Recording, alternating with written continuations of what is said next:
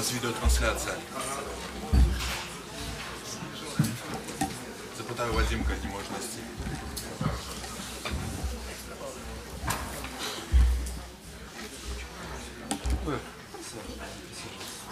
Коллеги, есть еще у нас вот свободные места. Мы вот так вот поступим. Добрый. Сергей Александрович, ближе к микрофону, тогда вас буду слышать. Да. Спасибо. Добрый. Так. Он работает? Работает. Добрый день, уважаемые коллеги. Очень приятно то, что вот если сейчас в Западной Европе рождественские каникулы, то нашу конференцию можно назвать, наверное, рождественская работа. Но так как тематика у нас вообще-то уникальная, реформа юридичної едукації у Білорусі і Великобританії, обмен опытом и погляд у будущего. И несмотря на то, что сейчас идут рождественские каникулы, с нами в этой аудитории для обсуждения этих проблем присутствует Британский институт международного и сравнительного права, Европейский государственный гуманитарный университет, Лондонская школа экономики, информационный пункт Совета Европы, Европейский колледж, Центр Острогорского, университет Ливерпуля, Брестский государственный университет имени Пушкина, Витебский государственный университет, Гомельский государственный университет, Международный университет МИЦО, юридический колледж Белорусского государственного университета, Белорусский государственный университет, адвокатское бюро Сысуев, Бондарь и Храпутский. И в целом вот такое вот очень знаковое мероприятие и для Белоруссии, и для, я думаю, что и для наших коллег из Великобритании, проходит по инициативе посольства Великобритании. И здесь присутствует второй секретарь посольства Великобритании Майкл Фен. Здесь. По инициативе Ярослава Кривого, который, конечно же, заканчивал университет в Беларуси, и сейчас он работает в Британском институте международного и сравнительного права, и он также выступил с инициативой вот в эти предпраздничные или праздничные дни провести такое вот обсуждение таких проблем. И наши, мы можем сказать, не гости, но у нас присутствует здесь на открытии нашей конференции Сергей Антонович Каспирович, начальник Главного управления профессионального образования Министерства образования Республики Беларусь, и Сергей Николаевич Ходин, проректор Белорусского государственного университета, доктор исторических наук. Я думаю, что у нас неформальное сегодня мероприятие, оно такое вот дружеское, которое позволяет обсудить самые серьезные проблемы. Кроме того, то, что касается юридического образования, если есть исследования Сколково, то некоторые профессии считают, что профессия юрисконсульта, профессия нотариуса должна в ближайшие 20-25 лет уже быть неактуальной, но мы вообще-то так не считаем, поэтому нужно обсудить перспективы нашего дальнейшего развития юридического образования. И я бы попросил вот для открытия нашей конференции такой выступить Сергея Антоновича Каспировича, начальника Главного управления профессионального образования. Спасибо. Спасибо. Если позволите, уважаемые коллеги, дорогие друзья, от лица Министерства образования, от имени наших сотрудников, руководства, позвольте поздравить вас вот с началом такого важного мероприятия. Одновременно хотелось бы настроить вас несколько и наряду с рабочим ладом на праздничный лад, поздравить с предстоящим вот в канун Нового года праздником, Новым годом с наступающим. Ну и, конечно же, в связи с этим пожелать плодотворной, успешной работы сегодня, чтобы тот задел, те проблемы, которые будут обсуждены, конечно же, были положены в дальнейшее решение и в действия, связанные с совершенствованием системы юридического образования у нас в стране. Конечно, отрадно, что сегодня удастся обменяться опытом с представителями системы юридического образования Великобритании. Это очень отрадно, это очень интересно. Мы все понимаем, что развитие системы высшего образования у нас в стране и в целом образование ориентировано на то, чтобы наряду с соблюдением национальных интересов мы очень эффективно, очень конструктивно впитывали бы зарубежный опыт. Недаром Беларусь, в общем-то, реализует дорожную карту болонских реформ, и здесь мы планомерно движемся. И, конечно же, изучение лучшего мирового опыта, изучение тех традиций, которые сложились, ну, я не побоюсь этого слова, у законодателей моды в части международного права, конечно, это очень похвально и интересно, я думаю, и будет проведено с пользой для нашей системы юридического образования. Мы все прекрасно понимаем, что в стенах юридического факультета БГУ куются наши основные кадры в части юриспруденции, в части права. И отрадно, что и сотрудники факультета, руководство факультета сможет вот этот лучший опыт уже в ближайшее время реализовать. Мы с вами прекрасно понимаем, что у нас, в общем-то, работает и существует достаточно гибкая система образования, то есть внести изменения в соответствующие учебные программы, скорректировать траекторию образовательную, в общем-то, труда не составляет, и в университете имеются все необходимые полномочия, академические свободы для этого. Могу сказать, что одновременно с тем, что у нас, в общем-то, увеличивается академическая мобильность, обмен преподавателями, студентами, магистрантами, аспирантами, это также позволяет очень эффективно и результативно получать новые компетенции, получать новый опыт в части, в том числе и развития юридического образования. Ну и могу отметить, что вот ряд поручений, которые имеет наша значит, система высшего образования, которые в том числе и были озвучены главой государства на Республиканском педагогическом совете, который проходил в августе, связаны в первую очередь с развитием практикоориентированного обучения. И здесь у нас есть очень позитивный опыт и на юридическом факультете БГУ, и в целом в системе юридического образования нашей страны. Но я думаю, что здесь процесс совершенствования, он в общем-то, бесконечен.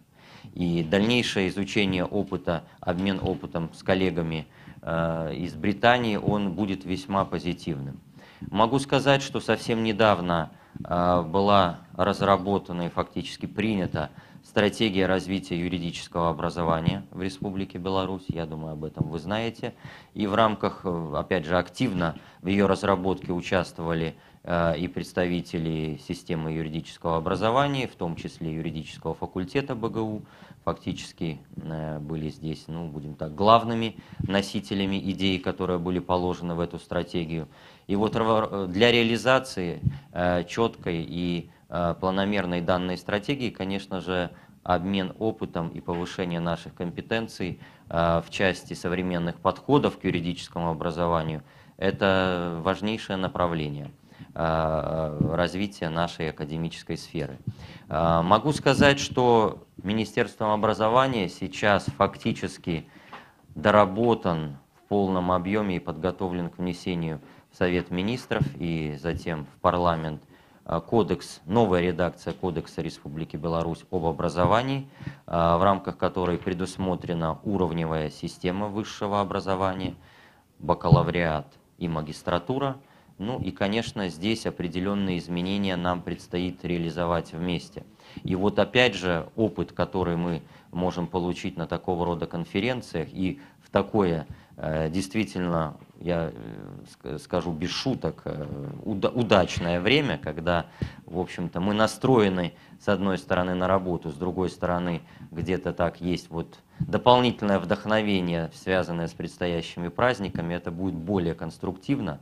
Поэтому позвольте еще раз от лица Министерства образования пожелать вам успешной плодотворной работы, получения новых компетенций, которые мы с вами с гордостью и с пользой понесем нашим молодым людям, студенчеству нашему в процессе организации образовательной нашей деятельности.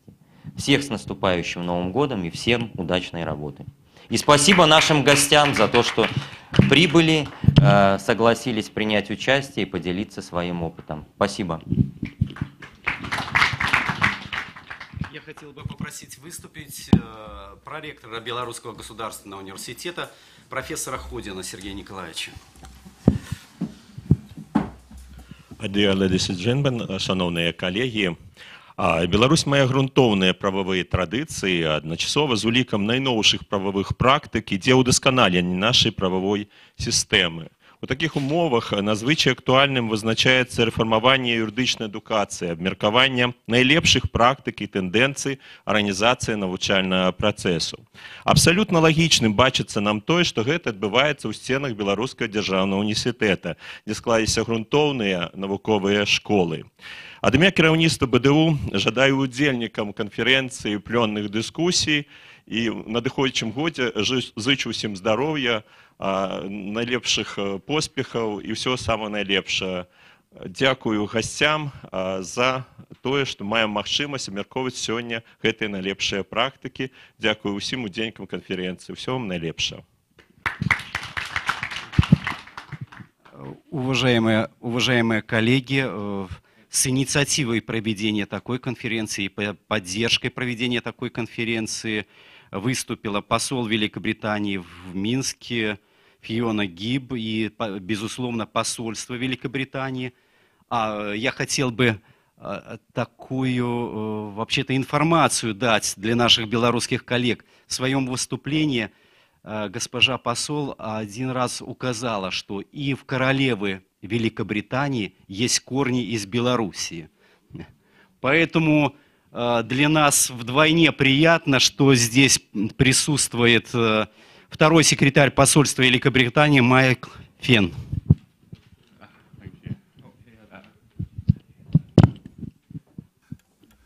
Good morning, all. I didn't realise that the Queen had roots in Belarus, so that's an interesting fact. This is my second day in Belarus, and I've already learned something new. Доброе утро всем. Я, правда, не знал, что у королевы есть белорусские корни, поэтому только мой второй день прошел моего пребывания в Беларуси, я уже что-то новое для себя узнал.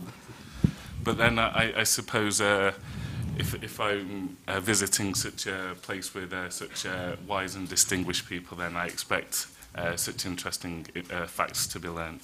Но, конечно, этого стоило ждать, потому что я сейчас посещаю такое место, где собрались очень разумные, мудрые и достойные люди. В общем-то, это ожидаемо, что я что-то новое тут узнаю. Firstly, I'd like to pass on my apologies for the ambassador being unable to attend today. This was an event that she was very keen to attend, and also one that she's very interested in, and one that the British Embassy is proud to support. Я, во-первых, хотел бы принести извинения от имени госпожи посла Фионы Гиб. Она, к сожалению, не смогла по семейным причинам приехать в Беларусь, вернуться и принять участие в этом мероприятии. Это было мероприятие, которым она очень гордится, очень хотела его поддержать, и мы, все посольство очень рады его поддержать, поэтому примите наши извинения. We're very grateful to the law faculty of the Belarusian State University for hosting the event today, and also to the Ostrogovsky Center for arranging it. Мы очень благодарны, что юридический факультет Белорусского государственного университета согласился принять у себя это мероприятие, и также благодарим Центр Острогорского за то, что они его организовали.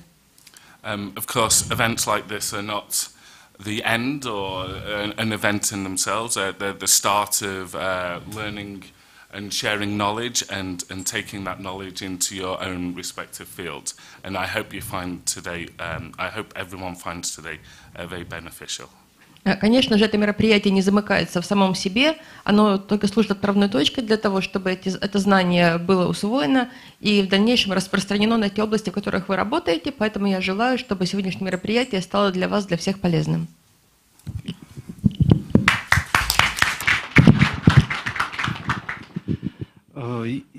И, конечно же, основной организатор нашей конференции – это профессор Ярислав Кривой, Британский институт международного и сравнительного права. Пожалуйста.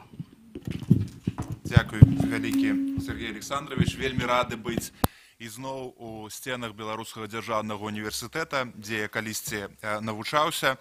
І цяпер, як ужо сказалі, я працую ў Брытанскім інстытуце міжнароднага і параўнальнага права, дзе ў асноўным займаюся міжнародным інвестыцыйным правам, міжнародным арбітражом. Чаму мы вырашылі зрабіць гэтую канферэнцыю і чаму менавіта ў гэты час, пра гэта я скажу некалькі словаў, а потым пра фармат самой падзеі. Гэтую канферэнцыю мы вырашылі зрабіць, таму што наш цэнтр, у прынцыпе, адной са сваіх асноўных мэтаў бачыць тое, каб прывозіць ці нейкім чынам далучаць людзей, якія жывуць па-за межамі Беларусі, але якія паходзяць з Беларусі, да таго, што адбываецца ў Беларусі, да рэформаў у Беларусі, да стварэння публікацыяў, канферэнцыяў і так далей. У мінулым годзе мы рабілі канферэнцыю сумесна з амбасадай Нідерландаў і Польшчы, і там мы разглядалі права чалавека на адукацыю. Мы глядзелі на прававыя аспекты, на гуманітарныя аспекты. І ў гэтым годзе мы вырашылі спыніцца на рэформе юрыдычнай адукацыі, таму што і у Беларусі ёсць свае праблемы, з якімі яна спраўляецца, таксама ў Великабрытаніі ёсць. І мы падумалі, што калі людзі беларускага паходжання, якія выкладаюць і працуюць у Великабрытаніі, прыедуць сюды, сустрануцца са сваімі калегамі, абмяркуюць праблемы, то з гэтага можа выйсці даволі канструктыўны дыялог, і таксама, магчыма, гэта можа паўплываць на рэгуляванне юрыдычнай адукацыі ў Беларусі, і таму мы вельмі ўдзячныя прадстаўніку Міністэрства адукацыі і прадстаўніку рэктарата за тое, што вы сёння прыйшлі. Спадзяемся, што гэта канферэнцыя будзе мець не толькі такі прыемны аспект, што мы ўсе сабраліся і паразмаўлялі і абмеркавалі цікавае пытанне, але таксама і практычны аспект з пункту гледжання ўплыву на таго, што адбываецца з юрыдычнай адукацыяй у Беларусі. Хто такі Маісей Астрагорскі, у гонар якога мы назвалі цэнтр, магчыма, шмат хто з вас не ведае. Таксама шмат хто не ведае іншых людзей, якія нарадзіліся ў Беларусі, працавалі ў Беларусі, а потым выехалі ў іншыя краіны. І там дасягнулі даволі вялікага поспеху. Маісей Астрагорскі гэта ён юрыст па адукацыі, але ён стаў вядомым у свеце праз тое, што стаў заснавальнікам так званай палітычнай сацыялогіі, як Вебер і шэраг іншых выбітных навукоўцаў, якіх шырока ведаюць у свеце. Ён лічыцца адным з заснавальнікаў сацыялогіі, палітычнай сацыялогіі. І цікава тое, што ён нарадзіўся у Гродненскай губерніі, потым навучаўся ў Петербургскім універсітэце, потым паехаў працаваць у Великабрытанію, у Злучаныя Штаты Амерыкі, дзе ён вывучаў палітычныя сістэмы гэтых краінаў. Пасля гэтага ён вярнуўся ў Беларусь і быў дэпутатам першай дзяржаўнай думы ад Гродненскай губерніі. Таму ён прадстаўляў інтарэсы аднаго з беларускіх рэгіёнаў у дзяржаўнай думе і быў даволі актыўным у гэтым сваім палітычным ракурсе сваёй дзейнасці. То есть ён не толькі быў навуковец, але таксама быў палітык. І цікава тое, што ён, дасягнуўшы поспеху на захадзе, ён усё ж таки вярнуўся назад у сваю краіну і працаваў далей на народнай ніве, каб выкладаючы і спрабуючы нейкім чынам уплываць на палітычныя працэсы. Ну і гэта было даволі складана на пачатку 20-го стагоддзя пасля рэвалюцыі. Так ці інакш, ён толькі адзін з тых людзей, якія паходзяць з Беларусі і якіх шырока ведаюць за мяжой, але мала ведаюць у Беларусі. Іншы чалавек, якога хацеў згадаць сёння, гэта Леў Выгодскі, напрыклад. Ён з'яўляецца адным з заснавальнікаў важнага накірунку ў педагогіцы, і цяпер я раблю даследаванне пра онлайн юрыдычную адукацыю, і там амаль усе цытуюць Льва Выгодскага, які нарадзіўся ў Гомелі, выкладаў нейкі час у Гомелі і стаў адным з заснавальнікаў вялікага накірунку у педагогіцы. Таксама Рафаэль Лемкін, гэта апошні чалавек, якога я ўзгадаю, нарадзіўся ён пад Ваўкавыскам, і гэта чалавек, які фактычна амаль што сваімі рукамі стварыў канвенцыю пра генацыд і ўвёў само паняцце генацыд у міжнароднае права. Ён працаваў у Беларусі, працаваў у Польшчы, і потым пасля сканчэння Другой сусветнай вайны займаўся як бы лабіраваннем гэтага паняцця генацыд, і зараз ён стаў шырока вядомы у Брытаніі, таму што адзін з вядомых прафесараў Філіп Санс напісаў кніжку пра тое, як пісалася канвенцыя пра генацыд, як стваралася сучаснае міжнароднае права. І мы спрабавалі прыцягнуць прафесара Санса таксама да гэтай канферэнцыі і іншых людзей, не толькі беларусаў з паходжання, але брытанцаў, але гэта было даволі цяжка з-за таго перыяду, калі мы вырашылі арганізоўваць канферэнцыю.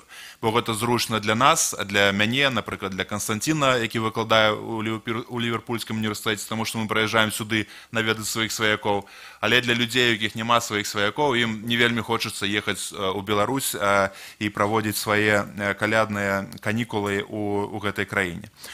Таму я спынюсь з такімі гістарычнымі аспектамі, хацеў таксама расказаць пра статут ВКЛ, пра Канстытуцыю 1791 года, якая хоць лічыцца, што Канстытуцыя Польшчы, але большасць тэрыторыі Беларусі таксама была у складзе той дзяржавы, таму мы таксама можам ганарыцца першай Канстытуцыяй у Еўропе.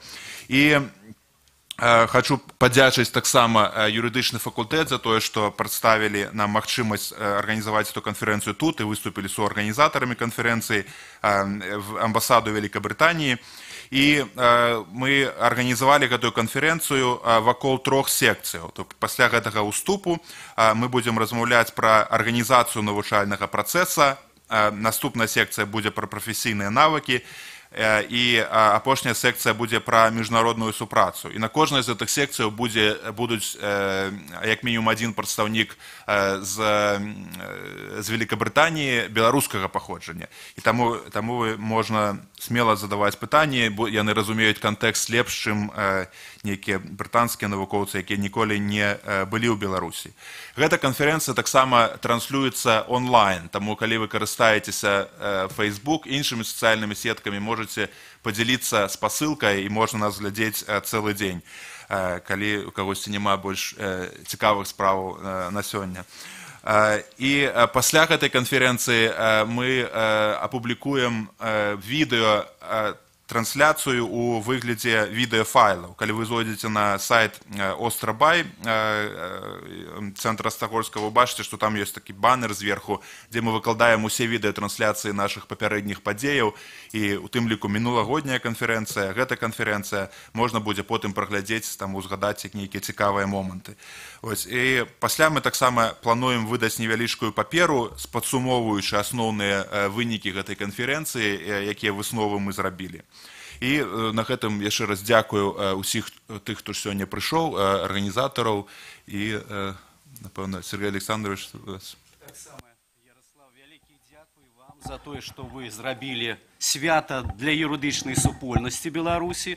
Ну што ж, калегі, мы працягваем нашу працу. Тут по программе конференции у нас есть несколько панелей. Ну, панель у нас раньше вообще-то такой вот первая конференция, в которой мы разделились на панели, была эта конференция Вадима Самарина под руководством профессора, доцента Самарина. Но у нас мы понимаем, что это новая форма, которая не соответствует той старой форме панели. Поэтому поступим, я думаю, что будет правильно, если поступим следующим образом. Панель первая, организация навучального процесса. И тут пропонуются выступовцы. Алёны Ліпы, яна сёння, яе тут нема. Константин Дегтяров, старший выкладчик университета Ливерпуля. Алена Григорович, декан юридичного факультета Брестского державного университета. И модератор Виктор Камянков, доктор юридичных наук, профессор загадча кафедры финансового права и правового регулирования господарчей деятельности юридичного факультета БДУ. Ну, теперь власть меняется, поэтому...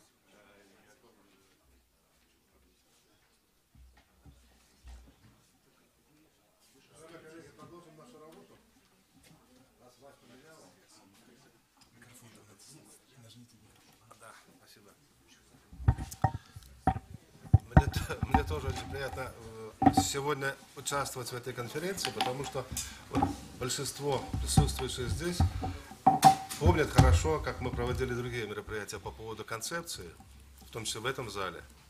И как известный персонаж сказал, ждали, наконец дождались. То есть концепция утверждена, концепция принята, согласована со многими нашими коллегами, заказчиками кадров, и поэтому сегодня у нас имеется документ, который можно уже не только обсуждать, как мы это делали раньше, но и принимать меры к ее реализации. Что еще характерно? Вот даже из первой части торжественно можно сделать какой вывод, на мой взгляд. Мы можем торжествовать, мы можем ожидать праздника в виде Нового года, но расслабляться сильно нельзя, потому что через 3 дня 18-й год начинается. А в концепции указано 18-25 год. Так что все, уже будем думать, как реализовать. Я полагаю, что нам на самом деле будет полезно послушать не только самих себя, не только услышать наши проблемы, не только те шаги, которые мы наметили в этой концепции, но и поделиться с нашими коллегами с Великобритании, чтобы сравнить. Я бы просил наших и уважаемых коллег из Великобритании, чтобы это все выглядело на самом деле вот в таком ракурсе сравнительного анализа, чтобы мы не выглядели всегда только в качестве учеников.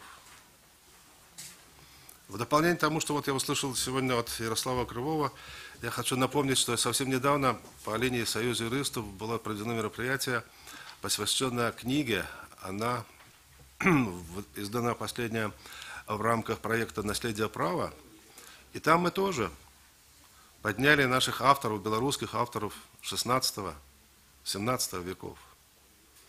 И помимо тех фамилий, которые сегодня мы услышали, там есть и другие фамилии известные. Поэтому мы этим занимаемся, мы это помним, мы хорошо это помним. И всегда будем стараться, чтобы наша школа, белорусская школа права, в том числе развивалась, и наша молодежь не забывала об этом. Поэтому сегодняшнее мероприятие, на мой взгляд, полезно и интересно с многих ракурсов. И мне тем более приятно предоставить слово Константину Дегтяреву, старшему преподавателю университета Ливерпуля, чтобы вот в этой теме и дальше продолжить обсуждение. Спасибо. Дякую великий організаторам. Увогуле, сёння так 3 дні засталося до Нового года, і ось ми собралися тут, каб абмеркаваць правовую адукацыю Рэспублікі Беларусь. Я таксама, як Ярык правильно адзначыў, я таксама запрашаў некалькі сваіх калегаў, каб яны прыехалі вось у Беларусь. Ось усе казалі так, добра, зразумела, вельмі цікава паглядзець на гэту краіну вельмі хочацца, але потым яны там вось мой калега, ён паразмаўляў сваёй жонкай, і яна зразумела, што гэта трэба ехаць пасля Раства адразу ў Беларусь, і вось ніхто не згадзіўся прыехаць у канцы канцоў. Але ж я лічу, што яны памыліліся, і спадзяюся, што ў нас будзе сёння вельмі добрая і цікавая дыскусія пра тое, што нас усіх хвалюе ўзровень і прававой адукацыі ў Беларусі і ў свеце. Увогуле я вельмі згодны з нашым паважаным мадэратарам о тым, што вось гэтая дыскусія, гэта абмеркаванне, а не тое, што хтосьці там, я не ведаю, прафесар, студэнт, ці ў Англіі ўсё так добра і ідэальна, а ў Беларусі ўсё дрэнна і нічога зрабіць нельзя. Можна, і я ўпэўнены, што гэта абмен вопытам, а не нейкае там насаджэнне нейкіх стандартаў, якія ў Англіі. Я насамрэч, мне пашчасціла вучыцца ў многіх краінах. У Беларусі я скончыў Гомельскі дзяржаўны універсітэт. Вот у Беларускім дзяржаўным універсітэце ніколі не вучыўся, а вось у Гомелі першую сваю адукацыю скончыў. Я таксама вучыўся ў Англіі, у Ірландыі, у Галандыі, у Швецыі, у Францыі, у Італіі, у Венгрыі і ў іншых краінах. І нягледзячы на тое, што я ведаю добра толькі англійскую, ірландскую і беларускую сістэму, я, напэўна, смагу штосьці параўнаць, і можа штосьці, што я скажу, будзе вам, можа, цікава, і мы зможам параўнаць падыходы да прававой адукацыі ў гэтых усіх краінах. І, напэўна, вось я спадзяюся, што у нас будзе цікавая дыскусія з таго, што я скажу. Вось. Ярык меня прасіў расказаць пра тое, як пабудованы працэс прававой адукацыі ў Англіі, у Ірландыі, і параўнаць яго з працэсам прававой адукацыі ў Беларусі.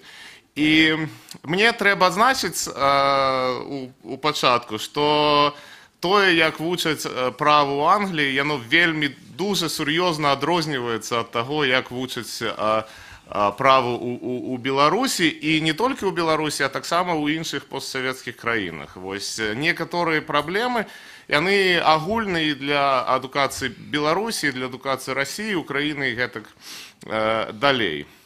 Вось і наступныя 15 хвілін, можа 10, я не ведаю, колькі там мне засталося, 15, добра, так?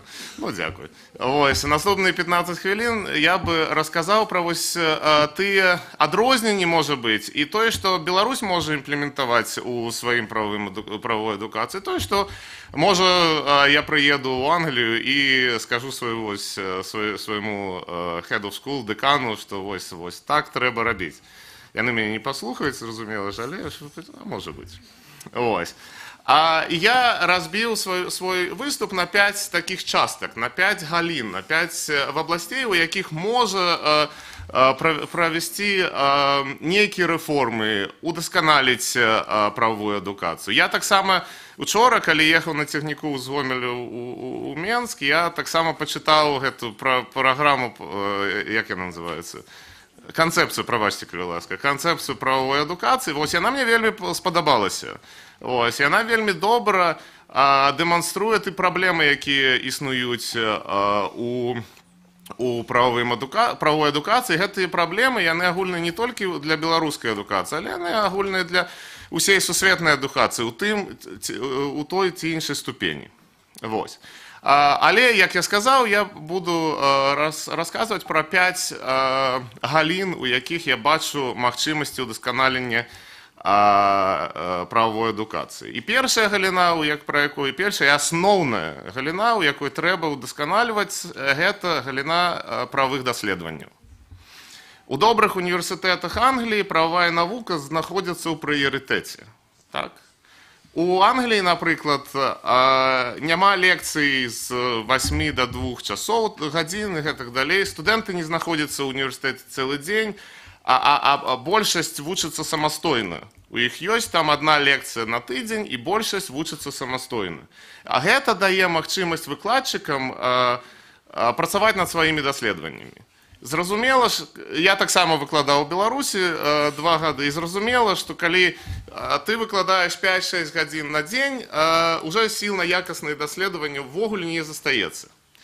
лепей, каб выкладчык, напэўна, прыйшоў і абмеркаваў са студэнтамі праблемныя в обласці права. Тыя праблемы, якія існуюць у той ці іншай галіне, чым проста чытаў услух тое, што напісана ў падручніку. Я вучыўся ў Беларусі і ведаю, што такое можа здарыцца. Зразумела, гэта не ўсе і нават не большасць, але такое падчас бывае.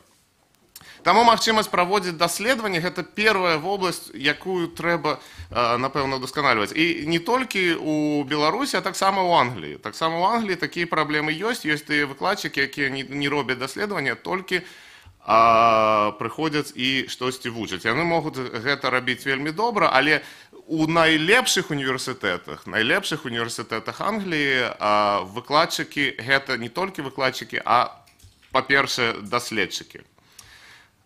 І вызваленне часу выкладчыкаў – гэта першы крок для паляпшэння якасці адукацыі.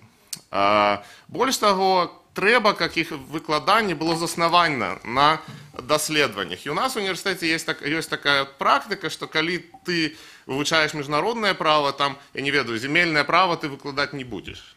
І гэта лагічна.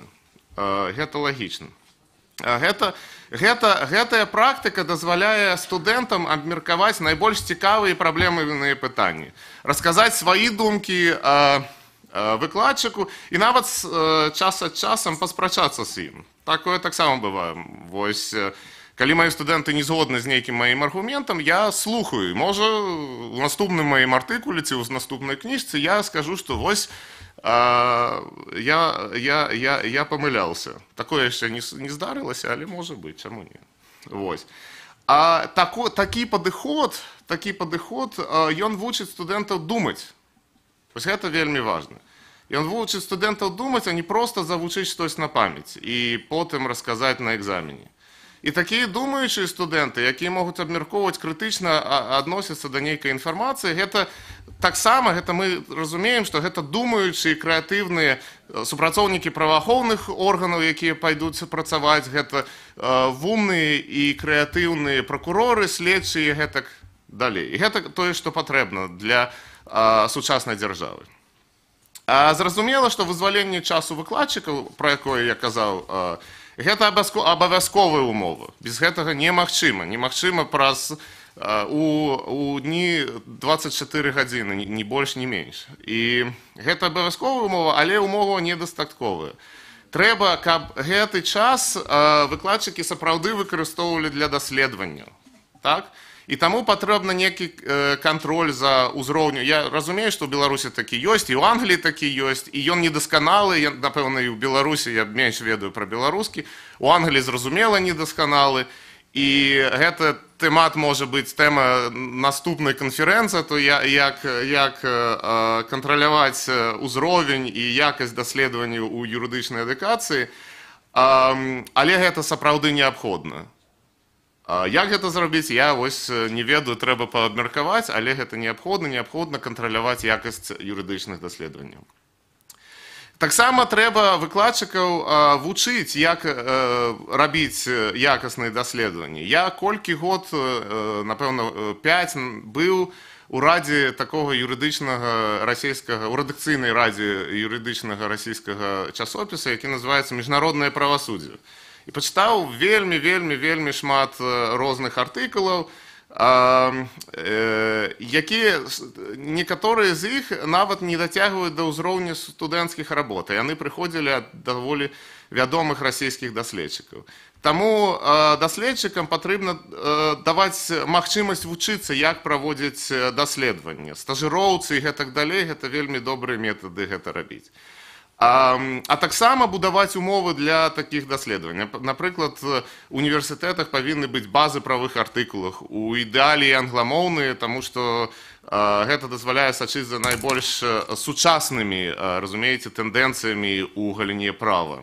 І у некаторых галінах даследаванні ўвогуле немагчыма без таго, каб чытаць англамоўныя крыніцы. Я, напрыклад, кажу пра міжнароднае права. У міжнародным праве ўвогуле вы не можаце даследаванне рабіць, калі вы не разумееце там не ўсе нават рашэнні міжнародных судоў яны перакладаюцца на беларускую ці расійскую мову, а без гэтага немагчыма рабіць добрыя даследаванні.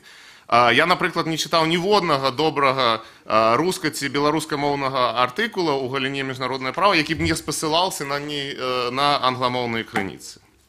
Вось, таму гэта першая моя адзнака, это для якаснай адукацыі патрэбны добрыя прафесара, выкладчыкі. А добрыя прафесара – гэта тыя прафесара, якія займаюцца добрымі даследаваннямі ў галіне права. У адваротным выпадку адукацыя ў універсітэце нічым не адрозніваецца ад такіх прафесійных прававых курсаў.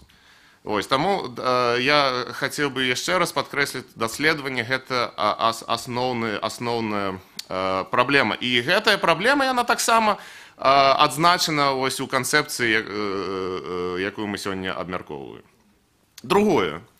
Так, гэта больш-менш практычнае, колькасць прадметаў, якія вывучаюцца ў юрыдычных вузах, і колькасць год, якія трэба парабыць у універсітэце, каб стаць праўнікам. Вось, калі я вучыўся, трэба было вучыцца 5 гадоў. Зараз, напэўна, 4 гады, так?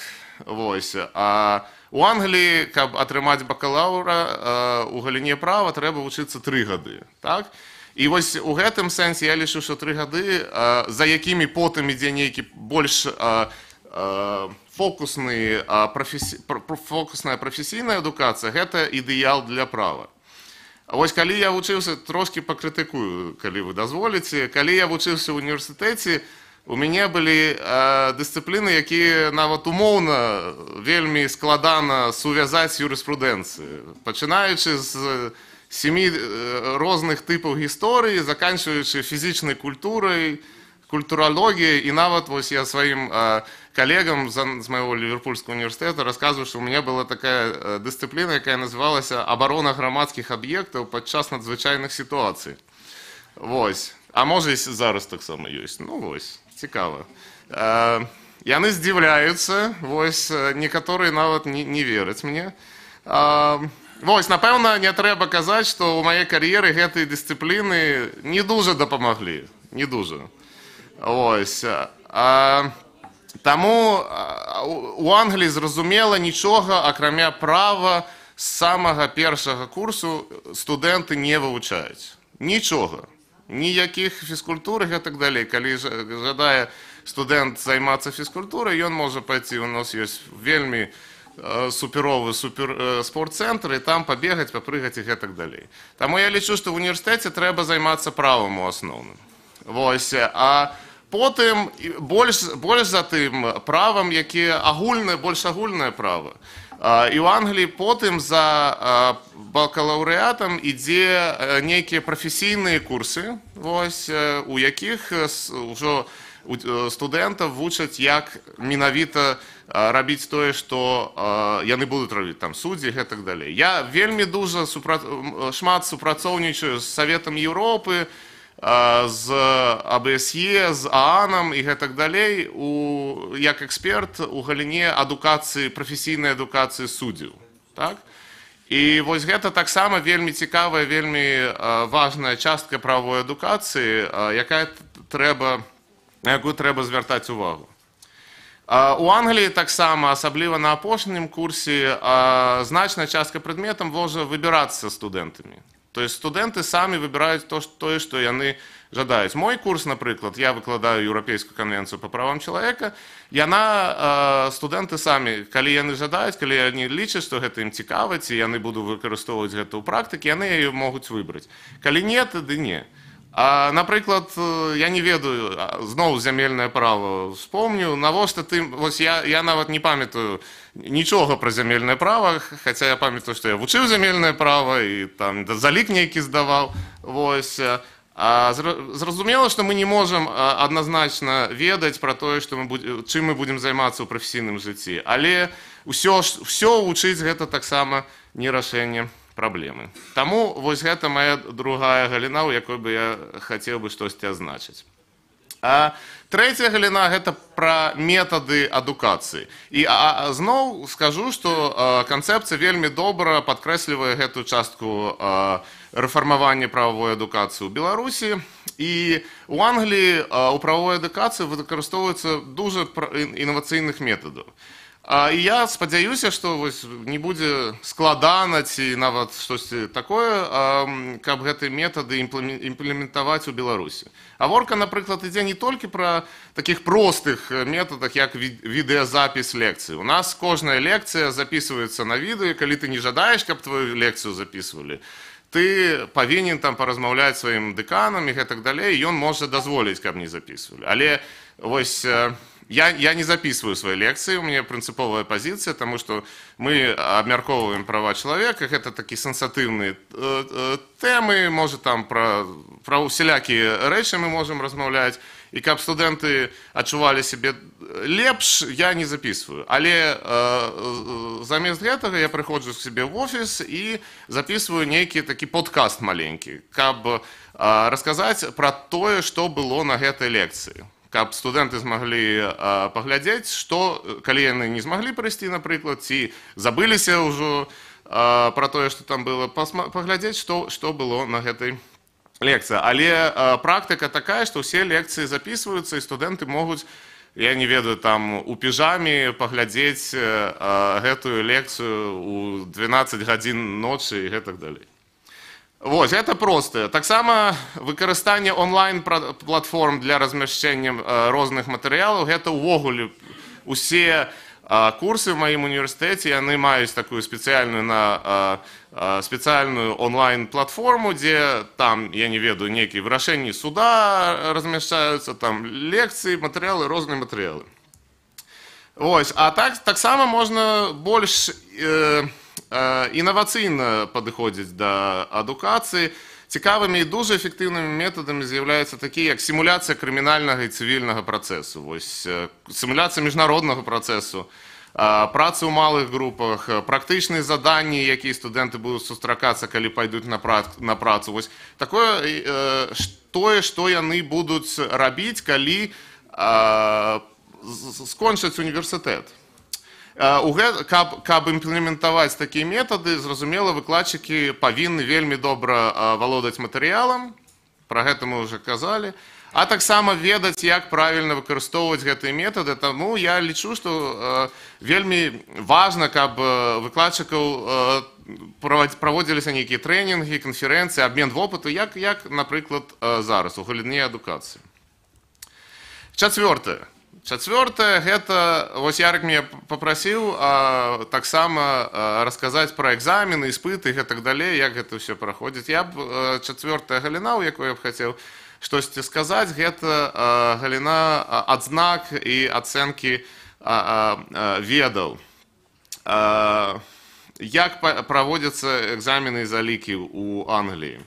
І хаця я не лічу, што англійская сістэма ў гэтым сэнсе яна ідэальная, тут таксама ёсць некаторыя метады, якія можна запазычыць пры жаданні.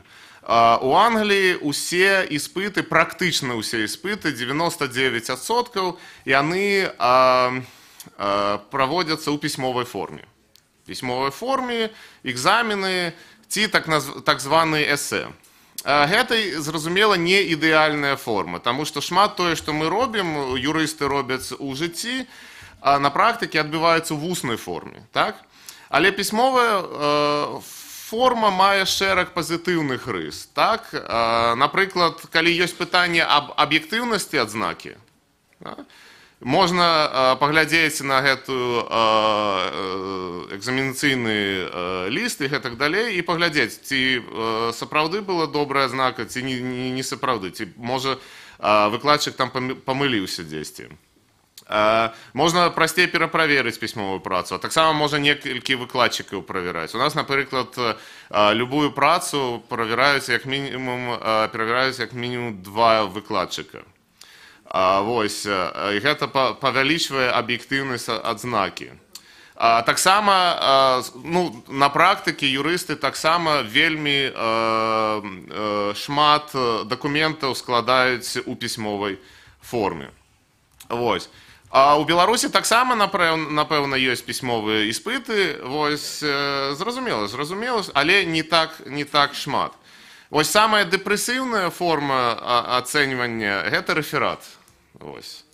Я лічу, што яна ўвогуле не мае ніякага сэнсу, таму што гэта звычайна гэта не рэферат, а штосьці спампаванае з інтэрнэта, нейкае даданае і гэтак далей. Гэта фактычна плагіят. І адносіны да плагіяту ў Беларусі і ўвогуле ў постсавецкім прасторы гэта дуже просты. І такую практыку трэба мяняць. Трэба, што плагіят, адносіны да плагіята былі як да злачынства. Гэта злачынства, гэта вы скрадзваеце чысці ідэі. І гэта можна зрабіць двумя шляхамі. Перш за ўсё, это больш суровыя санкцыі за плагіат. У нас нават адлічаюць з універсітэту за плагіат. Не за першы плагіат, а за некаторы там праз некаторы час могуць студэнты адлічыць з універсітэту. Таксама пакупка... Сканчаю, все, мне одну хвилинку. Вось. Таксама можна набыць спецыяльны софт, інтэрнэт-праграмы, якія паказвае плагіат. У нас ёсць такая праграма, і можна паглядзець, колькі адсоткаў там было у таго ці іншага студэнта. Вось. Ну і апошняя галіна, якую бы я хацеў сказаць. І гэта, напэўна, таксама раўнае для ўсіх, для Беларусі, для Англіі. Выкладчыкі павінны быць фінансавана забяспечаны. Каб яны свой працоўны час выкарыстоўвалі на даследаванні, а не на тое, каб думаць аб тым, як зарабіць грошы. Каб яны, добрыя выкладчыкі, заставаліся ў універсітэце, а не пераходзілі ў практыку. І для таго, каб гэта было, трэба усім добрым выкладчыкам плаціць добрыя грошы. Гэта вельмі раўна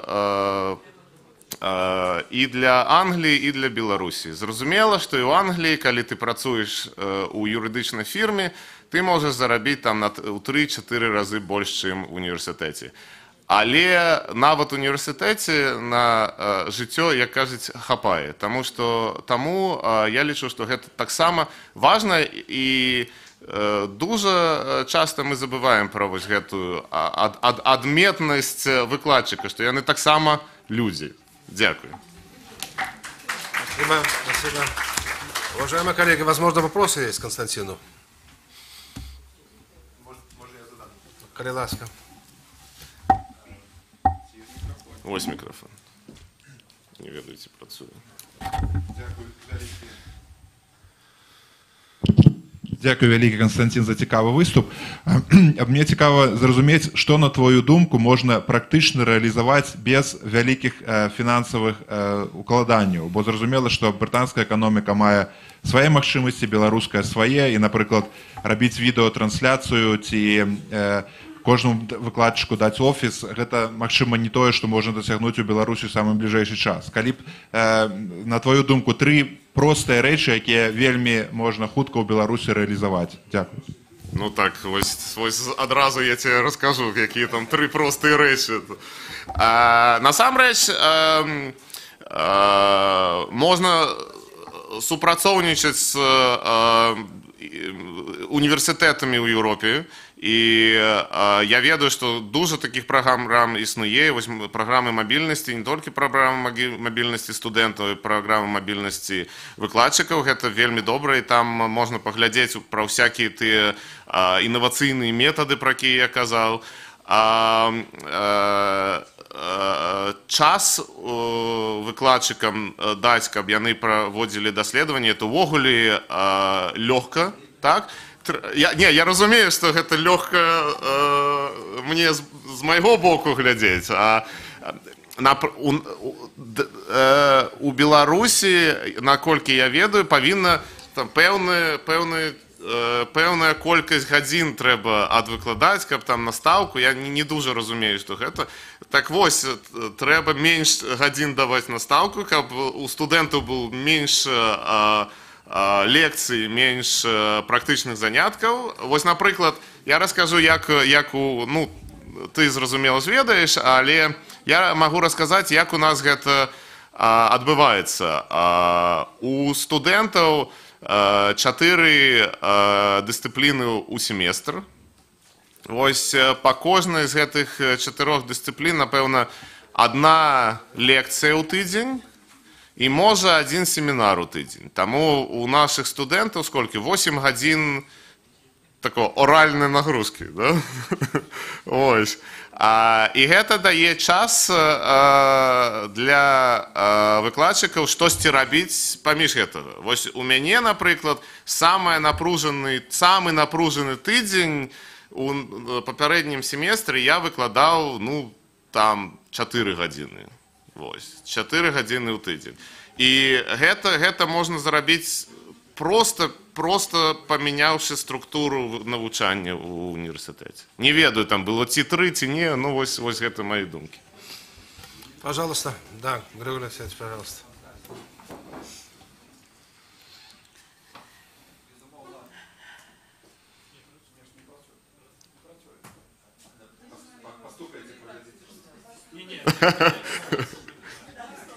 Но я вас чую. Дякую велике, безумовно, за вашу презентацію. У мене конкретне питання. Ось приведіть приклад некої лекції. Так. Тема така-то. Дякую велике. Я вже... Конкретна тема. І які питання задавали студенти у межах гэтай теми? От узровень гэтых питань. І може неякі адкази. Ось хвилинки 2-3, калі ласка. Так, з задоволенням. Вельмі цікаве питання. Насамрэч, студенты задаюць розныя. Ёсць вельмі банальныя пытанні, якія думаеш, ну, Jesus Christ, що ж гэта такое? А некоторые реально можно подумать. Вось я выкладаю Еўрапейскую конвенцию по правам человека, и вось мы дуже размаўляем по проблемах, там, я не ведаю, там, забарона катаванняў. Так? І вось дуже мы размаўлялі наконт таго, у якой сітуацыі можна катаваць. І ці можна, вось міжнароднае права кажа, што ні ў якім выпадку катавання немагчымы. Так? Студэнты кажуць, а вось калі чалавек там збіраецца, я не знаю, тэрарыстычны акт нейкі зрабіць, і гэтак далей. Вось такі, і рэальна думаеш пра гэта, як права можа гэтае пытанне вырашыць. Ці праблемы рэлігіі. Вось праблемы рэлігіі у нас дуже, вось артыкул 9 Еўрапейскай канвенцыі па правам чалавека, вось гэта вельмі заўсёды такія жаркія споры у нас. Напрыклад, нават, што ж такое рэлігія? Як рэлігію можна вось сказаць, што гэта рэлігія? Вось калі я у штосьці веру, гэта моя рэлігія, і дзяржава павінна штосьці рабіць, каб уладкаваць мою гэтую рэлігію, ці не? Вось, і студэнты таксама прапануюць нейкія вырашэнні ў гэтым. Ну, прабачце, калі ласка, але можа спецыяльныя нейкія спецыфічныя пытанні, бо гэта можа задаць і не юрыст, гэтыя пытанні, на якія вы звярнулі ўвагу. Ага, ну, калі пойдзем ужо ў канкрэтны дзебры, моя непасрэдная спецыялізацыя — гэта праблемы еўрапейскага кансэнсусу ў прэцэдэнтным праве Еўрапейскага суду па правам чалавека. І еўрапейскі кансэнсус — гэта такі аргумент, калі няма нейкай канкрэтнай інтэрпрэтацыі еўрапейскай канвенцыі, суд глядзіць на параўнальны аналіз, праводзіць усіх краін Еўропы, і калі ёсць кансэнсус, калі ёсць адзіны падыход, тады суд забяспечвае гэты падыход і ў сваім рашэнні адлюстроўвае яго. Вось мае студэнты кажуць, а вось, напрыклад, не ведаю, як гэта будзе прафесійна для вас ці не, напрыклад, кажуць, а вось калі у дзяржавы ёсць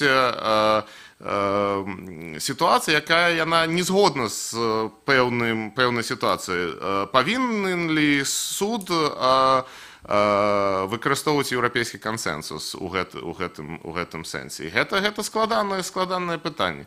Зноў, я не ведаю, можа просты чалавек таксама можа задаваць такое пытанне, але за дужа абмеркаванне ў гэтым сэнсе происходит. Пожалуйста, еще. Да.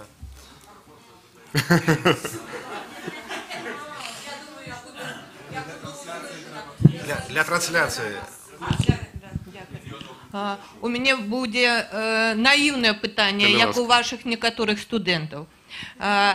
А чаму вы некалькі раз у якасці прыклада дысцыпліны, якую можа і не трэба вывучаць ва ўніверсітэце, назвалі зямельнае права? Маё пытанне, таму што я загадчык кафедры экалагічнага і аграрнага права.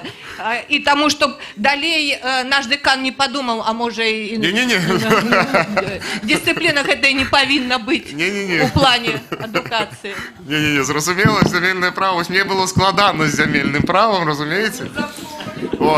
Насамрэч, зямельнае право это вельмі дрэнны прыклад, таму што ў Англіі зямельнае право гэта абавязковы. Land law гэта адзін з абавязковых.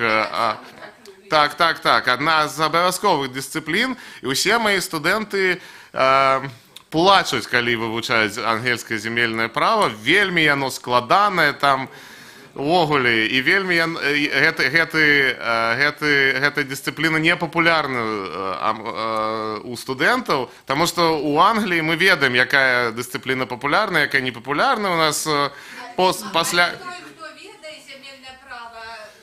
зарабляе дужа грошай, так. Гэта правда. Насамрэч, зямельнае права вельмі важнае. Нічога, это толькі моя персональная проблема и жаль такие.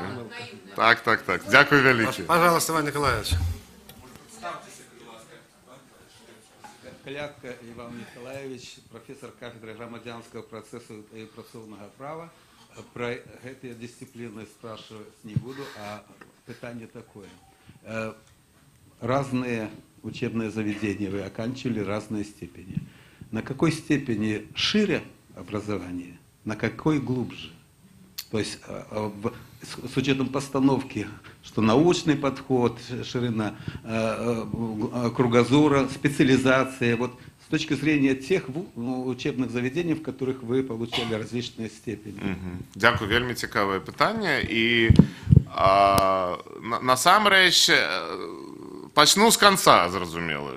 Вось калі я пісаў докторскую дысертацыю, там ужо вельмі такая узкая спецыялізацыя. Я спецыяліст у вельмі вузкім пытанні еўрапейскага кансэнсуса, но спадзяюся, што про кансэнсус ужо ведаю больш, чым іншыя, напрыклад.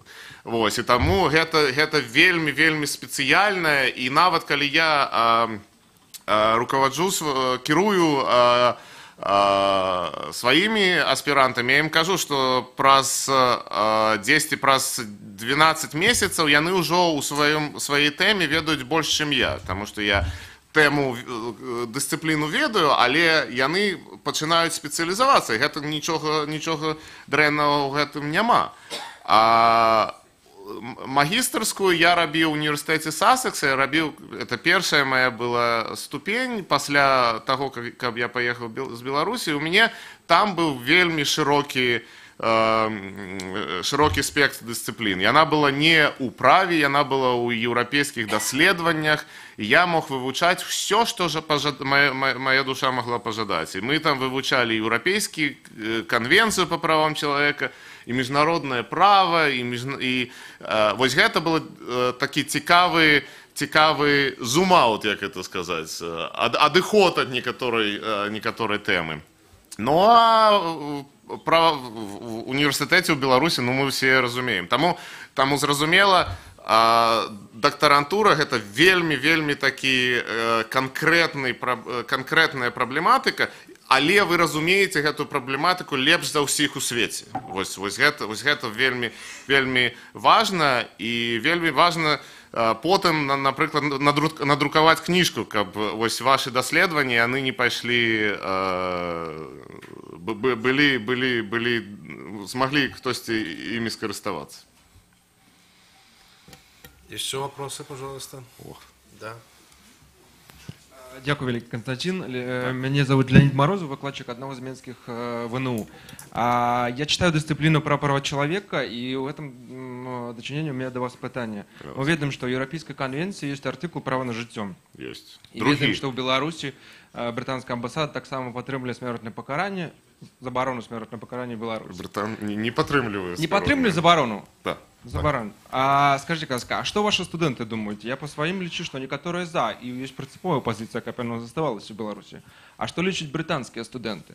Як они ставятся до этого? Бачите, вельмі хочется сказать, что яны усе за заборону смяротнага пакарання і ўвогуле, каб яго ніколі не было. Але гэта будзе неправда.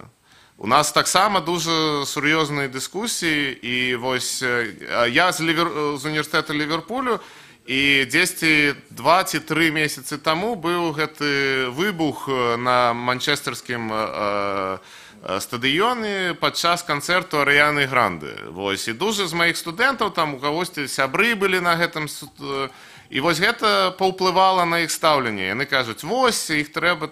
Але гэта эмоцыі. Зразумела, што большасць, я хочу сказать, что большасць моих студентов, яны все ж таки не падтрымліваюць смяротнае пакаранне.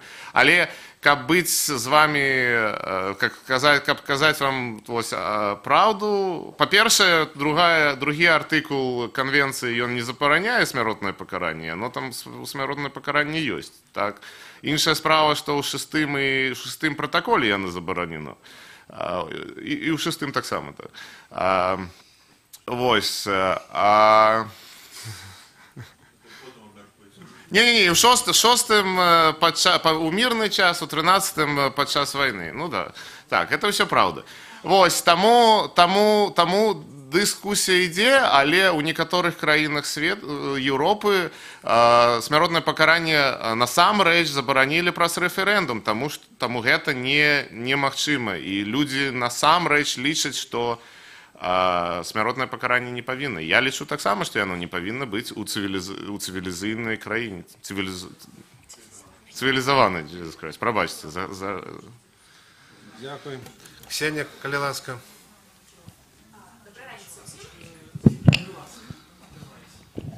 Дякую. Як чоловік, який рихтує студентів до Джесопу, мені питання, яке кранається... По сутності відказувати не буду. Добре. А який уділ приймає університет, ці спробує він готовить шмат студентів до гэтых конкурсів, і більш того, як ставиться до студентів, які участвують? Бо ми ведаємо з вами, колькі часу займає підготовка до того ж Джесопа, Вісмуту, Піхте і так далі. Дякую. У нас дуже усяких... Насамрэч, вось Джесоп такі вельмі папулярны ў гэтай часткі Еўропы. У Англіі ён не дуже папулярны. То есть мой універсітэт у Англіі ў Джесопу не удзельнічае.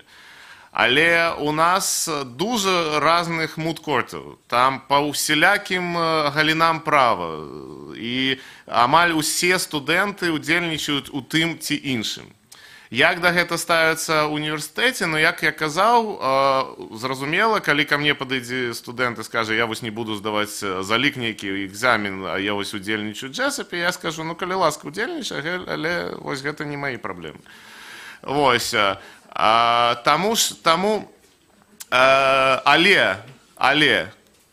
мои студенты не працуюць, як я сказаў, з 8 до 12 гадзін. У іх дуже вольнага часу. Дуже. Яны могуць там нават 2-3 дні прысвеціць падрыхтаванню да Джесопа.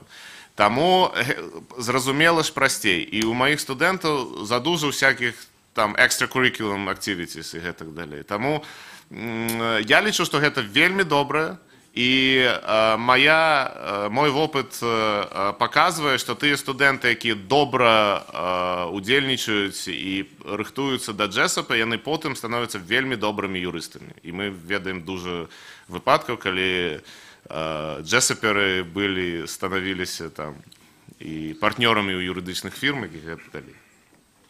Дякую. Калі ласка. Символ улады. А я запытаюся по вашем докладе. Вы казали, все так легко, просто зменшить колькасць лекцый. Вадим Саман, кафедра крымінальнага працэсу і прокурорскага нагляду. Але на самой справе трэба змяніць менталітэт студэнтаў. Мы можем змяніць у планах, чытаць одну лекцыю на тыдзень, але самастойнай працы іх трэба прывучыць у школе. Мы не можем зрабіць в універсітэце з імі штосьці іншае, калі не пачаць гэтую адукацыю яшчэ ў школе і закласці ім веды. Таму, як вы казалі, просто змяніць лекцыі, мне здаецца, не дапаможа. Колькасць лекцый не дапаможа гэта. Змяніць усю адукацыю. Так. Я згодны з вами, што менталітэт трэба мяняць, але не заўсёды гэта ад школы залежыць. Таму у Англіі, напрыклад, таксама школы вельмі падобныя на беларускія. Яны нават, я не ведаю, там, як гэты ўступны экзамен называецца ў Беларусі, A-levels, як ён называецца. Калі в універсітэт поступаеш? Тэстыраванне, так. Вось гэтае тэстыраванне у Англіі яны мэтанакіравана рыхтуюць людзей на гэтае тэстыраванне і іншае нічога не вучаць. Вось у них таксама так. І маі студэнты, калі на першы курс прыходзяць, яны там плачуцца, яны не ведаюць, што рабіць, яны не ведаюць вось столькі дужа чытаць, там мне задалі 5 рашэнняў суду прачытаць, вось я не ведаю, як я нічога не разумею. Я говорю, ты ж ангелец, ты все разумееш. Я говорю, не, нічога не разумею.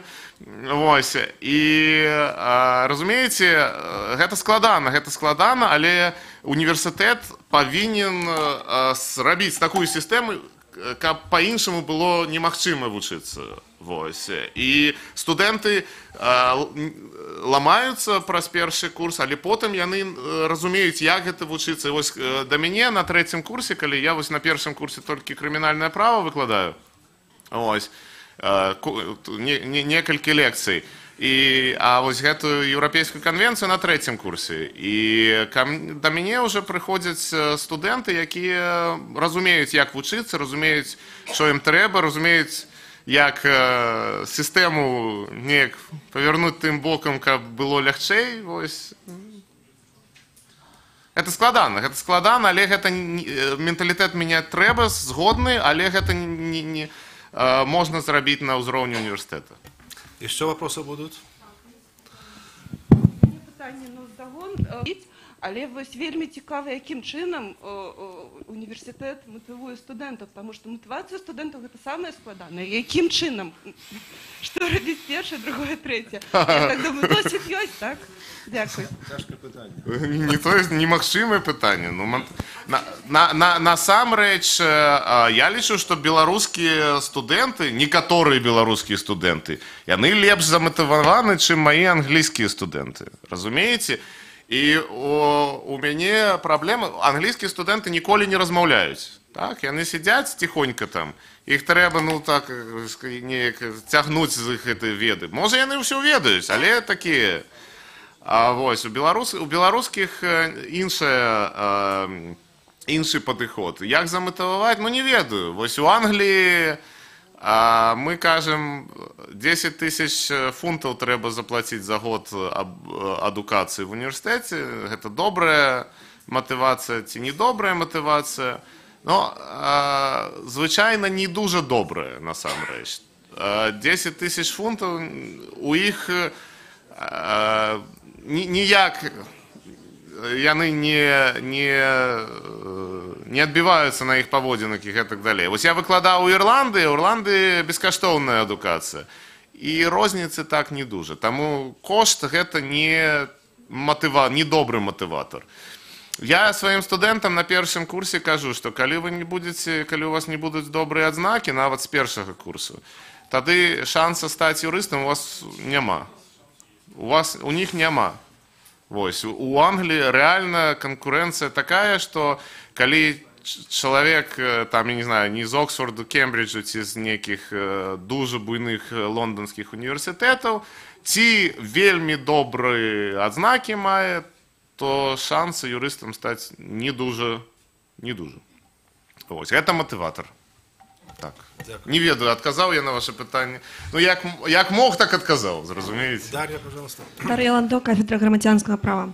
Скажите, калі ласка, а вось гэтыя 10 000 фунтаў, гэта матывацыя студэнта ці бацькоў, якія плацяць за свайго дзіцяці? Доброе питание. Па-першае, і другое, які працэнт адлічэння студэнтаў на першым курсе, калі яны трапілі са школы на першы курс, вось у такія умовы, як вы нам кажаце? Ну, бачите, у нас таксама камерцыяналізацыя гэтага навучальнага працэсу ідзе. І не, адлічваем, зразумела ж, калі чалавек не здае, адлічваем, нічога зрабіць немагчыма, але ёсць метады, каб вось гэта ўсё абысці. Напрыклад, ёсць такое extenuating circumstances, я не ведаю, як это перакласці. Вось, калі хтосьці захварэў, напрыклад, вось, там горло баліць, вось, не змог прыйти на экзамен, вось, ён можа пераздаць, там, яшчэ, і 4, і некаторыя нашы студэнты па 6-7 гадоў робяць гэты 3-гадовы бакалаўрыят, і цягнуцца. Я таксама лічу, што гэта недобра. У маім папярэднім універсітэце, я выкладаў у універсітэце Сарі, гэта пад Лонданам, вось, і у маім папярэднім універсітэце было так, адзін раз не здаў, другі раз не здаў, ўсё, да пабачэння. А тут у Ліверпулі у нас 4 магчымасці ёсць здаць, ну і потым ужо з адной калісьці яны здаюць, і не дужа вось, якія веды, што мяне радуе, што чалавек, які здаваў 4 разы крымінальнае права, ён юрыстам ніколі не будзе, гэта добра. Дякуем. Калі ласка. Добрый день. Вы казали, что с дрэнными адзнакамі цяжка стаць юрыстам. Тогда такие пытанні, сколькі адсоткаў беспрацоўных сярод юрыстаў Англіі? Ну, я не ведаю такой статыстыкі, але я дзесьці 2 тыдні таму быў у банке, і вось я гаварыў з банк-асістэнтам, там, з дзяўчынай, якая там выдае грошы і гэтак далей. Яна сказала, што яна скончыла юрыдычны факультэт аднаго з буйных лонданскіх універсітэтаў. Вось зараз працуе касірам, да, просто проще кажучи. Так.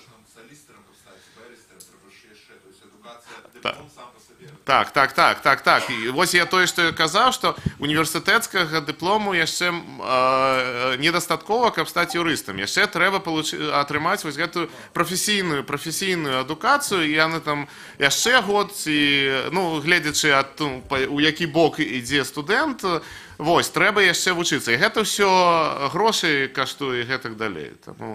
У любым выпадку юрыст не прападзе. Ну нет, зразумела ж. Вось калі к нам прыходзяць выпускнікі школ апошніх гадоў, мы таксама ім кажам, што прыходзіце, вось, вы метады навучыцесь, як вось думаць пра права, як выкарыстоўваць права, вось, і гэта увогуле вам у жыцці спадабаецца, нават калі касірам будзеце працаваць. Вось, таму вось прыходзіць. Але ў нас адна з найбуйнейшых школ права у Англіі.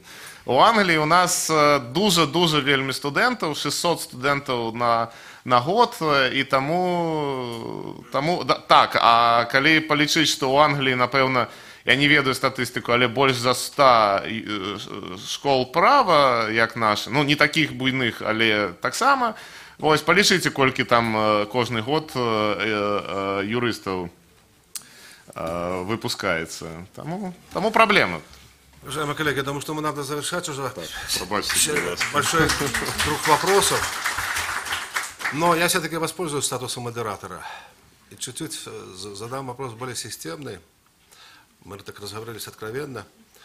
Из общения с нашими коллегами из других государств мы хорошо знаем, что не у всех стран Европы одинаковое отношение к Болонскому процессу. И не только в страну, и конкретных коллег наших, преподавателей и так далее. Вот ваше личное отношение вашего университета к этому процессу. И под флагом Brexit. Если он начнется, и когда закончится, Какие прогнозы здесь? Как Англия и Великобритания к этому относятся? Я могу только свой погляд на гэты так. А з пункту гледжання балонскага працэсу я не ведаю, напэўна балонскі працэс і Брexit яны ніякага долучэння, это два асобных пытання. Ну добра. Балонскі працэс, ну што, напэўна англійскія універсітэты з большасці яны у балонскім працэсе удзельнічаюць, але размовы пра балонскі працэс у Англіі ўвогуле няма. Я не ведаю, як Ярык, можа у цябе ёсць іншая інфармацыя, але мы ніколі не размаўлялі пра балонскі працэс. Ну, я ведаю, што ён ёсць, але больш там з навін беларускіх, чым з навін англійскіх насамрэч.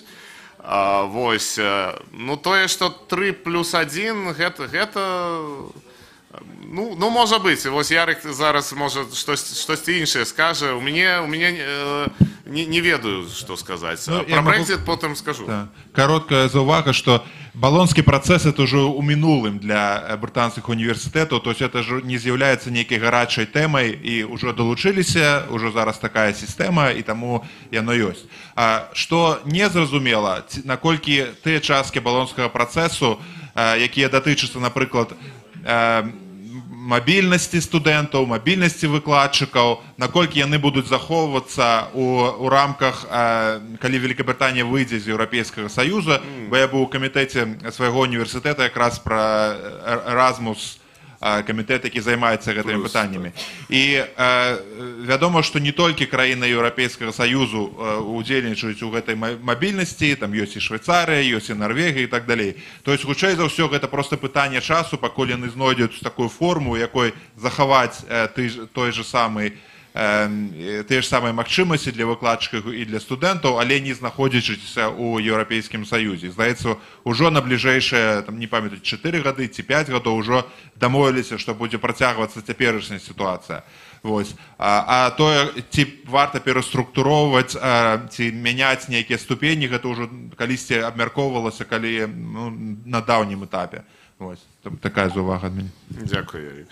А што датычыцца Брекзіта, то ну, вось, мне так мяркуецца, што 90% выкладчыкаў, калі не больш, яны ўсе былі супраць Брекзіта, таму што дужа фінансаванне ідзе з Еўрапейскага Саюзу, і англійскія універсітэты былі вельмі паспяховыя у забеспячэнні фінансавання на гранты і гэтак далей з Еўрапейскага Саюзу. І ўвогуле мы нават не ведаем, што ж вось зараз толькі быў першы крок перамоў у Брекзіта, і мы не ведаем, што вось Брекзіт будзе адзначаць. Так, што гэта будзе? Гэта будзе рэальны Брекзіт ці проста я не ведаю, там 26+1. Гэта вельмі складанае пытанне, ніхто на гэтае пытанне адказа не будзе, але універсітэты дужа дрэнна ставяцца да Брекзіта, і я, вось калі быў рэферэндум, я лічыў, што ён ніколі, кола маіх сяброў, з іх ніхто не быў за Брекзіт. Ну я лічыў, ну зразумела ж, гэтага Брекзіта ніколі не будзе. Ось, і гэта показала, як мало людзей я ведаю. Ось, і што іншыя людзі, напэўна, былі за Брекзіт. Добра, дзякуй. Дзякуй, прабачце. Цяпер чарга Брэсцкага дзяржаўнага універсітэта. Алена Григорович, дэкан юридичного факультета, коли ласка. Спасибо большое за возможность высказаться. Я остановлюсь на проблемах, которые, ну, скажу так, мне хотелось озвучить с тех самых пор, когда мы, вот, наверное, уважаемый председательствующий лучше помнит, как мы начали реформу юридического образования. Если помнят мои коллеги-деканы, многие здесь присутствующих были тогда, когда мы сидели в Министерстве образования, что называется, по обе стороны баррикад. С одной стороны, специалисты, которые готовят юридические кадры, деканы, с другой стороны, представители заказчиков кадров. И вот в том противостоянии, достаточно таком суровом, надо признать, в том противостоянии высказывались достаточно широкий спектр претензий к нам, что мы не так делаем, почему наши кадры недостаточно хороши, что еще нужно сделать. И вот я очень хорошо помню, когда сидящая рядом со мной, вот здесь присутствует коллега-декан Гомельского университета, с другой стороны сидела коллега-декан Светлана Егоровна Гродненского университета, и просто подпрыгивая, мы говорили, что неправда, у нас очень хорошо налажены контакты, у нас очень много делается для того, чтобы подготовить высококвалифицированные, профессиональные юридические кадры. Конечно, ни для кого не секрет, что подготовка высококвалифицированных юридических кадров – это важное условие качества правовой системы любого государства. В нашей стране, мы знаем, в последние годы делается достаточно много, предпринят целый ряд очень серьезных мер для того, чтобы, мер правового, мер организационного характера, для того, чтобы совершенствовать профессиональную подготовку специалистов с высшим юридическим образованием. Ну и вот концепция, принятая буквально недавно, я думаю, такой в этом же ряду факт, и надеюсь, что эта мера будет самой результативной. Я думаю, что все здесь присутствующие представители Республики Беларусь считают именно так. И, в общем-то, наверное, этим же должна содействовать и сегодняшняя конференция, уважаемые коллеги. Я хочу рассказать о некотором опыте, который накоплен на юридическом факультете Брестского университета. Опыт взаимодействия с организациями, заказчиками кадров, направленным на практикоориентированности процесса обучения.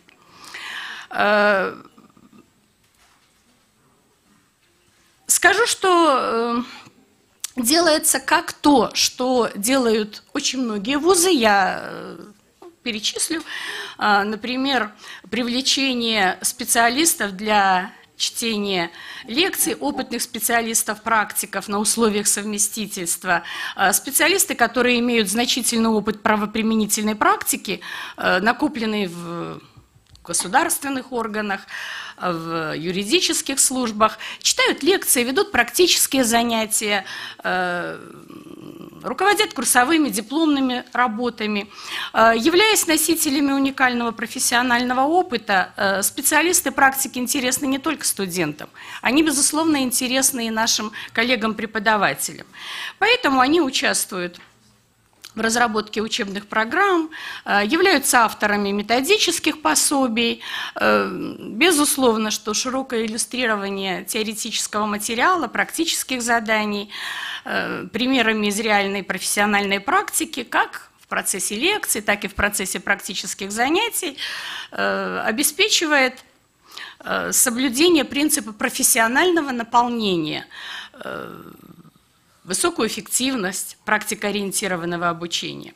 Но мы стараемся, так скажем, расширить вот эту, в общем-то, уже ставшую привычной форму взаимодействия с организациями, заказчиками кадров. Специалисты считают, что ядром вот такого профессионального становления является максимальное взаимодействие личности и профессий. Вот как это достичь в подготовке юридических кадров для того, чтобы будущий специалист действительно вышел подготовленным, для того, чтобы он уже на младших курсах почувствовал, что он пошел туда, куда ему хотелось прийти. Я думаю, что многие из моих коллег, руководителей факультетов, подтвердят, что когда к нам приходят студенты на первый курс, достаточно большое количество из них подвержены той мифологизации, романтизации будущей юридической профессии, поскольку все они, вот не знаю, думаю, что это не только у нас на факультете. На первом курсе они все хотят выбрать из наших 3 специализаций судебно-прокурорско-следственную деятельность. Ну, абсолютно все. На выпускном курсе, когда нужно идти на преддипломную практику, они начинают с точностью да наоборот как-то попасть на организацию и деятельность государственных органов, например. То есть им уже в большей степени туда хочется. Вот мне кажется, что необходимо, чтобы во время практик студенты получили вот ту необходимую информацию о будущей профессии, которая им поможет впоследствии легко к ней адаптироваться. На факультете заключено достаточно большое количество, их больше 4 десятков, постоянных договоров с организациями, заказчиками кадров. Это и органы прокуратуры, Следственный комитет, суды, органы принудительного исполнения, управление внутренних дел, таможня и другие. Высокую эффективность практикоориентированных методов обучения нам помогает достичь за счет воссоздания реальных условий профессиональной деятельности, более активного личностного включения студентов в профессиональную среду, интенсивного межличностного общения, а также более ярких эмоциональных переживаний. На мой взгляд, вот эти составляющие наши студенты уже со 2 курса получают в учебной лаборатории юридическая клиника. Здесь уже на одном из наших семинаров упоминалось, что у нас немножечко расширен опыт использования юридической клиники. Наряду с теми курсами, которые у нас в ней преподаются, это для 2-4 курсов это юридический практикум, это школа правового просвещения, это практические навыки в профессиональной деятельности юриста. Студенты наши проходят там непрерывную практику, желающие проходить, осуществляют прием с участием адвокатов Брестской коллегии адвокатов, прием граждан, ведут работу в качестве общественного помощника, это в Следственном комитете, в прокуратуре, в органах адвокатуры. В настоящее время, да, в инспекции по делам несовершеннолетних еще есть. В настоящее время у нас в учебной лаборатории юридическая клиника обучается 91 студент. Не все из них, но те, кто пройдет вот эти все годы обучения, получат по окончанию получат сертификат закончившего обучение в юридической клинике. И вот в этом году, в 2017-м, на вручение этих сертификатов один из выпускников, хороший студент, капитан факультетской команды КВН, получая сертификат об окончании учебной лаборатории юридическая клиника, сказал следующее: «Спасибо юридической клинике за то, что уже на 2 курсе я понял, что юриспруденция – это не мое».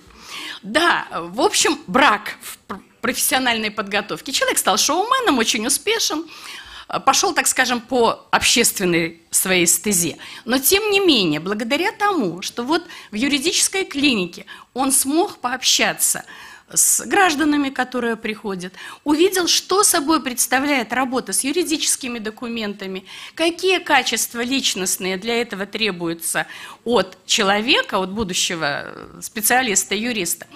Это помогло ему определиться, что называется, с кем он. Занимаясь в учебной лаборатории, студенты закрепляют знания законодательных актов на практике, учатся грамотно квалифицировать факты и события, составлять документы правового характера, давать правовые заключения и консультации.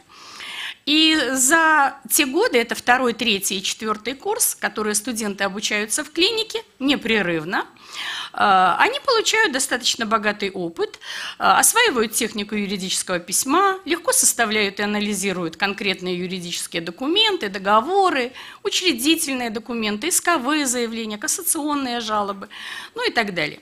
То есть полноценная самостоятельная работа в качестве юриста, не понарошку, а настоящая. Бабушки, которые заранее записываются на прием, так скажем, из категории малообеспеченных граждан, приходят и впоследствии, ну, так скажем, достаточно часто говорят благодарности за то, что студенты оказали такую квалифицированную юридическую помощь.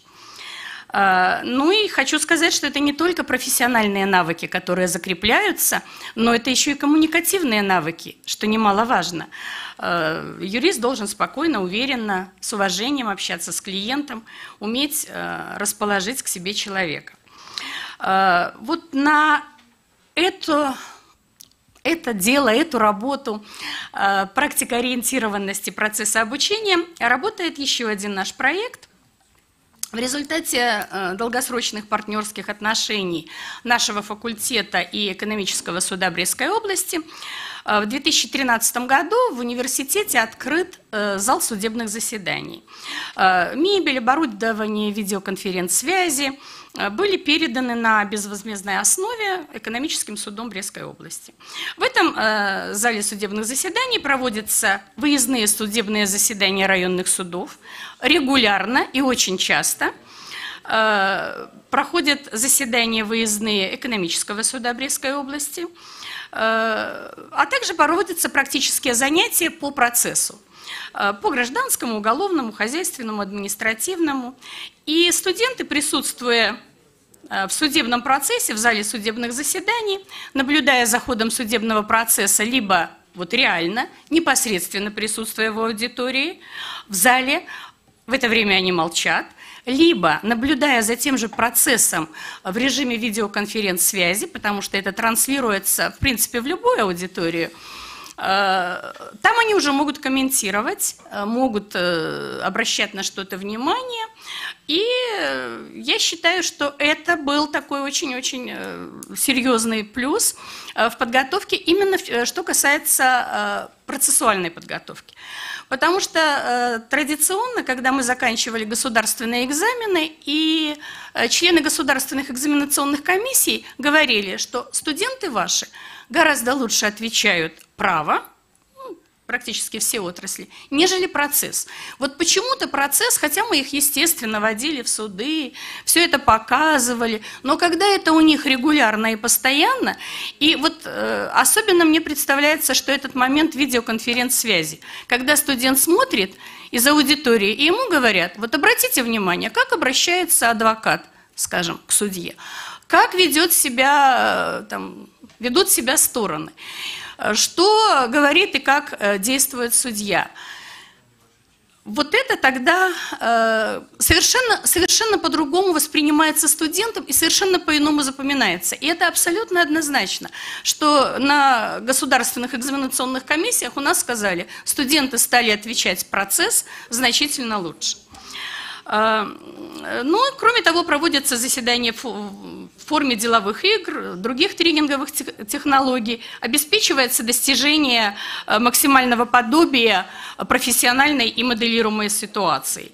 Ну, наглядность преподносимой информации, как я уже сказала, играет в данном случае такую очень положительную роль.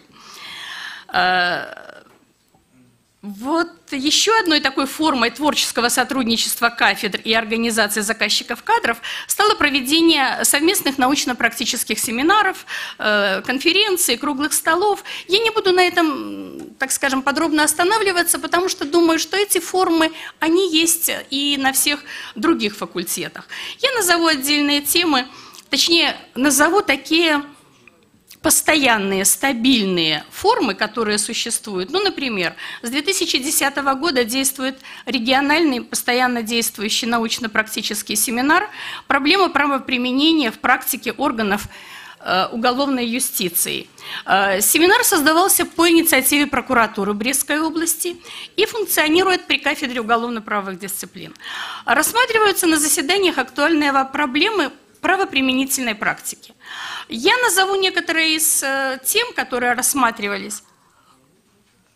Ну, например, актуальные проблемы квалификации коррупционных преступлений, прикосновенность к преступлению, законодательство, теория, практика, борьба с незаконным оборотом наркотических средств и психотропных веществ, опыт Брестской области, Актуальные вопросы поддержания государственного обвинения с учетом введения апелляционного производства и другие.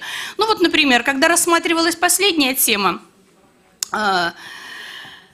актуальные вопросы поддержания государственного обвинения, то в том числе использовалось, это был республиканский семинар на базе Бреста, и в том числе использовался и наш зал судебных заседаний, в который студенты вот разыграли постановочный процесс, в котором были изначально заложены ошибки процессуальные.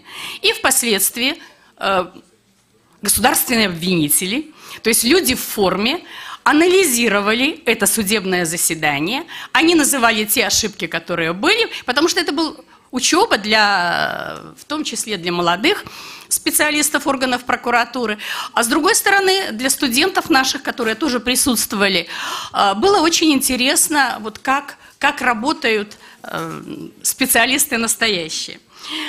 Систему подготовки кадров в высшем учебном заведении можно считать эффективной лишь при условии личной заинтересованности студента в изучении преподаваемого материала, то есть его ориентации на профессиональную компетентность и на самообразование. О чем здесь много говорили? Да, это, скажем, наша задача будущего.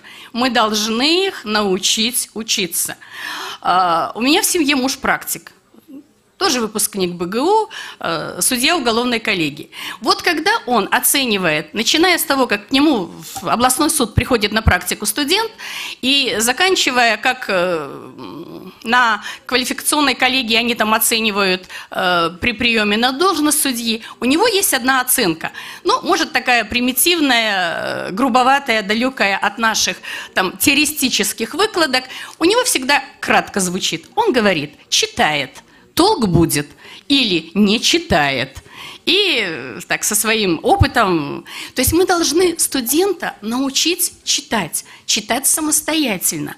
Самостоятельно искать ответы на поставленные вопросы. О чем здесь говорили? Да, самостоятельная работа должна быть поставлена во главу угла при подготовке квалифицированных юридических кадров. И в этой связи, мне кажется, очень важную роль играет научно-исследовательская работа. Она у нас на факультете, вот, не побоюсь здесь похвастаться, поставлена на очень хороший уровень, она системно организована. Об этом можно было почитать и в республиканских изданиях, поскольку подводятся такие итоги участия студентов в научно-исследовательской работе, их публикационная активность. Она достаточно высокая у университета, и у нашего факультета особенно высокая. Так вот, проводятся наряду с конференциями, я уже сказала, я на них там обращать особого внимания не буду, наряду с семинарами, конференциями проводятся мероприятия, которые именно ориентированы на сотрудничество с специалистами-практиками. Например, действует научно-практический совет экономического суда совместно юридического факультета и экономического суда Брестской области по актуальным правовым проблемам региона. Преподаватели совместно с судьями экономического суда участвуют в анализе судебной практики, в обобщении, вносят предложения по проектам постановления Пленума Верховного суда.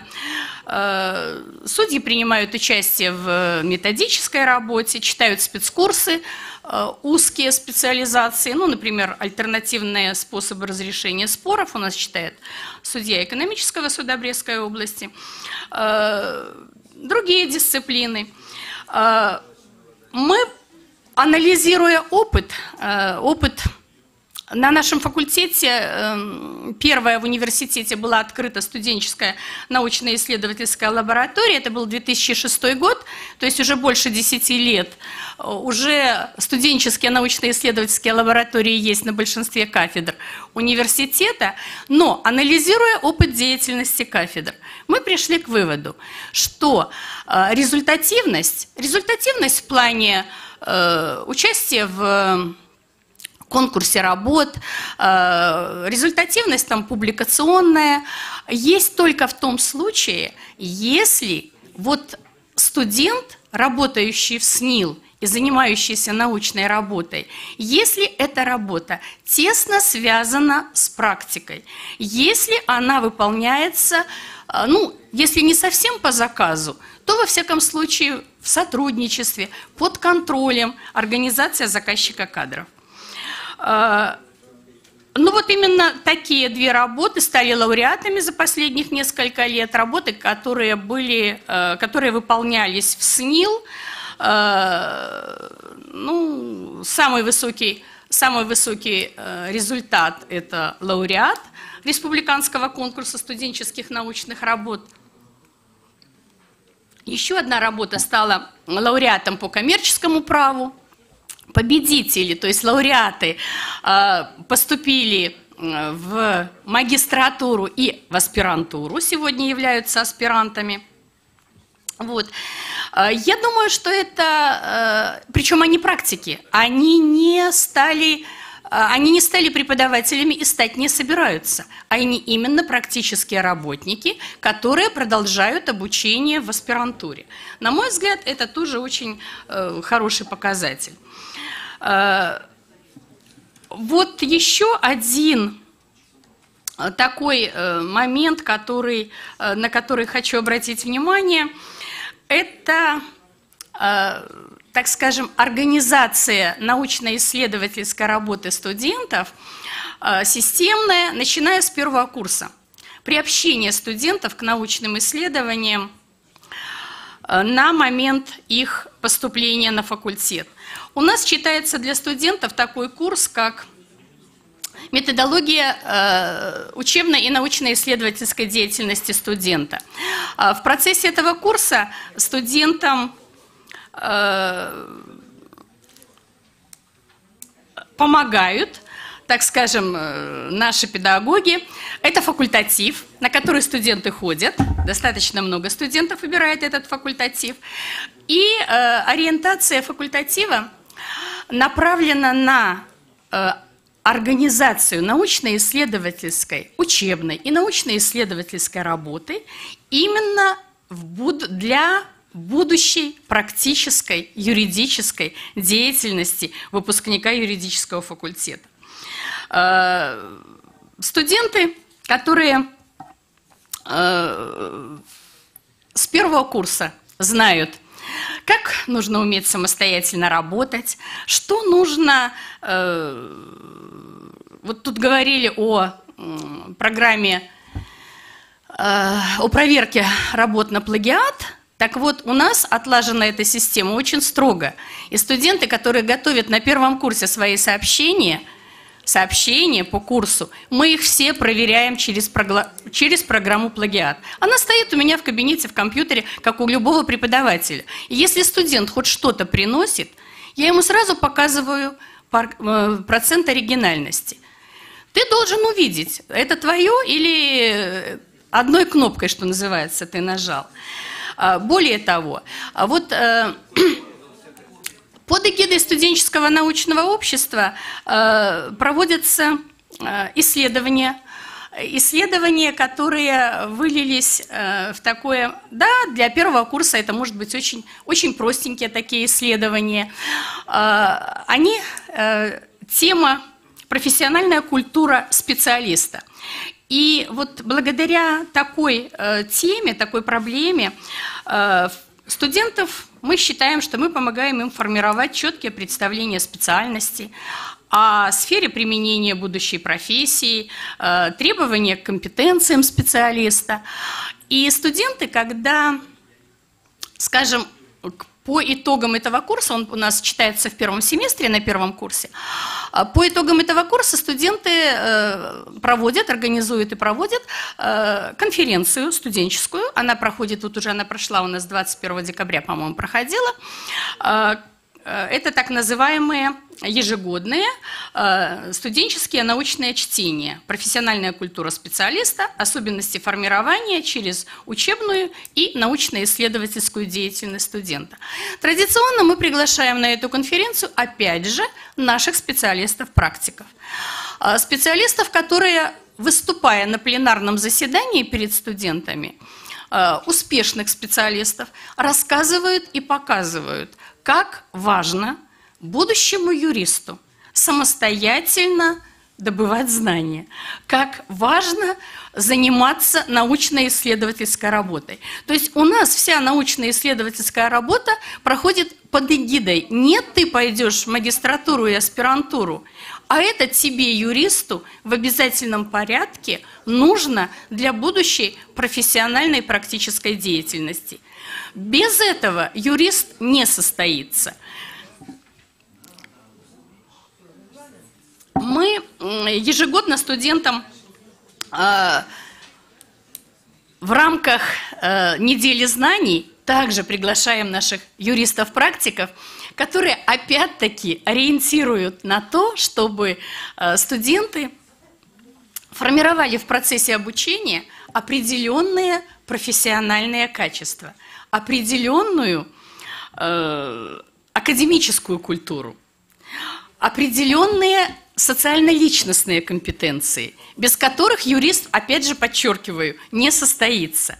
И когда они видят, что вот это такой успешный, авторитетный специалист перед ними выступает и рассказывает, это имеет гораздо больший эффект, нежели, ну, скажем так, наши факультетские доценты будут им рассказывать, насколько важно знать гражданское или уголовное право. Поэтому мне представляется, что вот такая связь теоретического обучения, практической деятельности значительно повышает уровень профессиональной подготовки будущих специалистов, усиливает их мотивацию, увеличивает шансы на трудоустройство, что немаловажно. И опять же мы вот просто по опыту видим, скажем, те же юридические бюро, которые помогают студентам в апробации. Кстати, достаточно большой процент вот, работ, которые ведутся через студенческие научно-исследовательские лаборатории, имеют акты внедрения. И потом этих студентов приглашают на работу. Более того, когда несколько лет назад учредитель юридического бюро сказал, что если студент не поступит на бюджет в аспирантуру, то он оплатит обучение в аспирантуре, чем сразил меня невероятно для адвокатского бюро. Ну, они умеют считать деньги. Так оно и оказалось.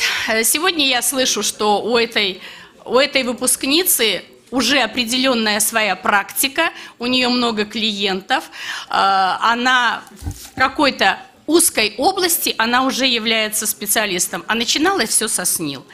Поэтому мне кажется, что мы делаем достаточно много. И это не только наш факультет, я уверена, что и другие факультеты наработали свой практический опыт взаимодействия с организациями заказчиками кадров.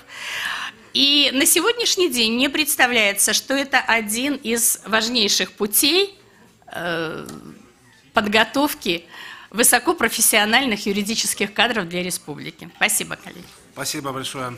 Будут ли вопросы? Да. Да, Григорий Алексеевич.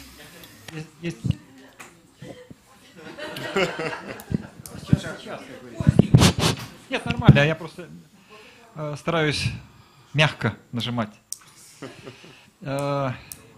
Спасибо огромное за ваше выступление. Очень интересно, полезно. И вот мы тут обменялись мнением, даже захотелось к вам на стажировку. С удовольствием, Григорий Алексеевич. На недельку, если декан наш отпустит, то на недельку, а то может... Мы будем счастливы. Да, на месяц. Но я, слушая вас, подумал вот о чем. Мобильность, все, так сказать, обмен там с зарубежными вузами. Вот она мобильность.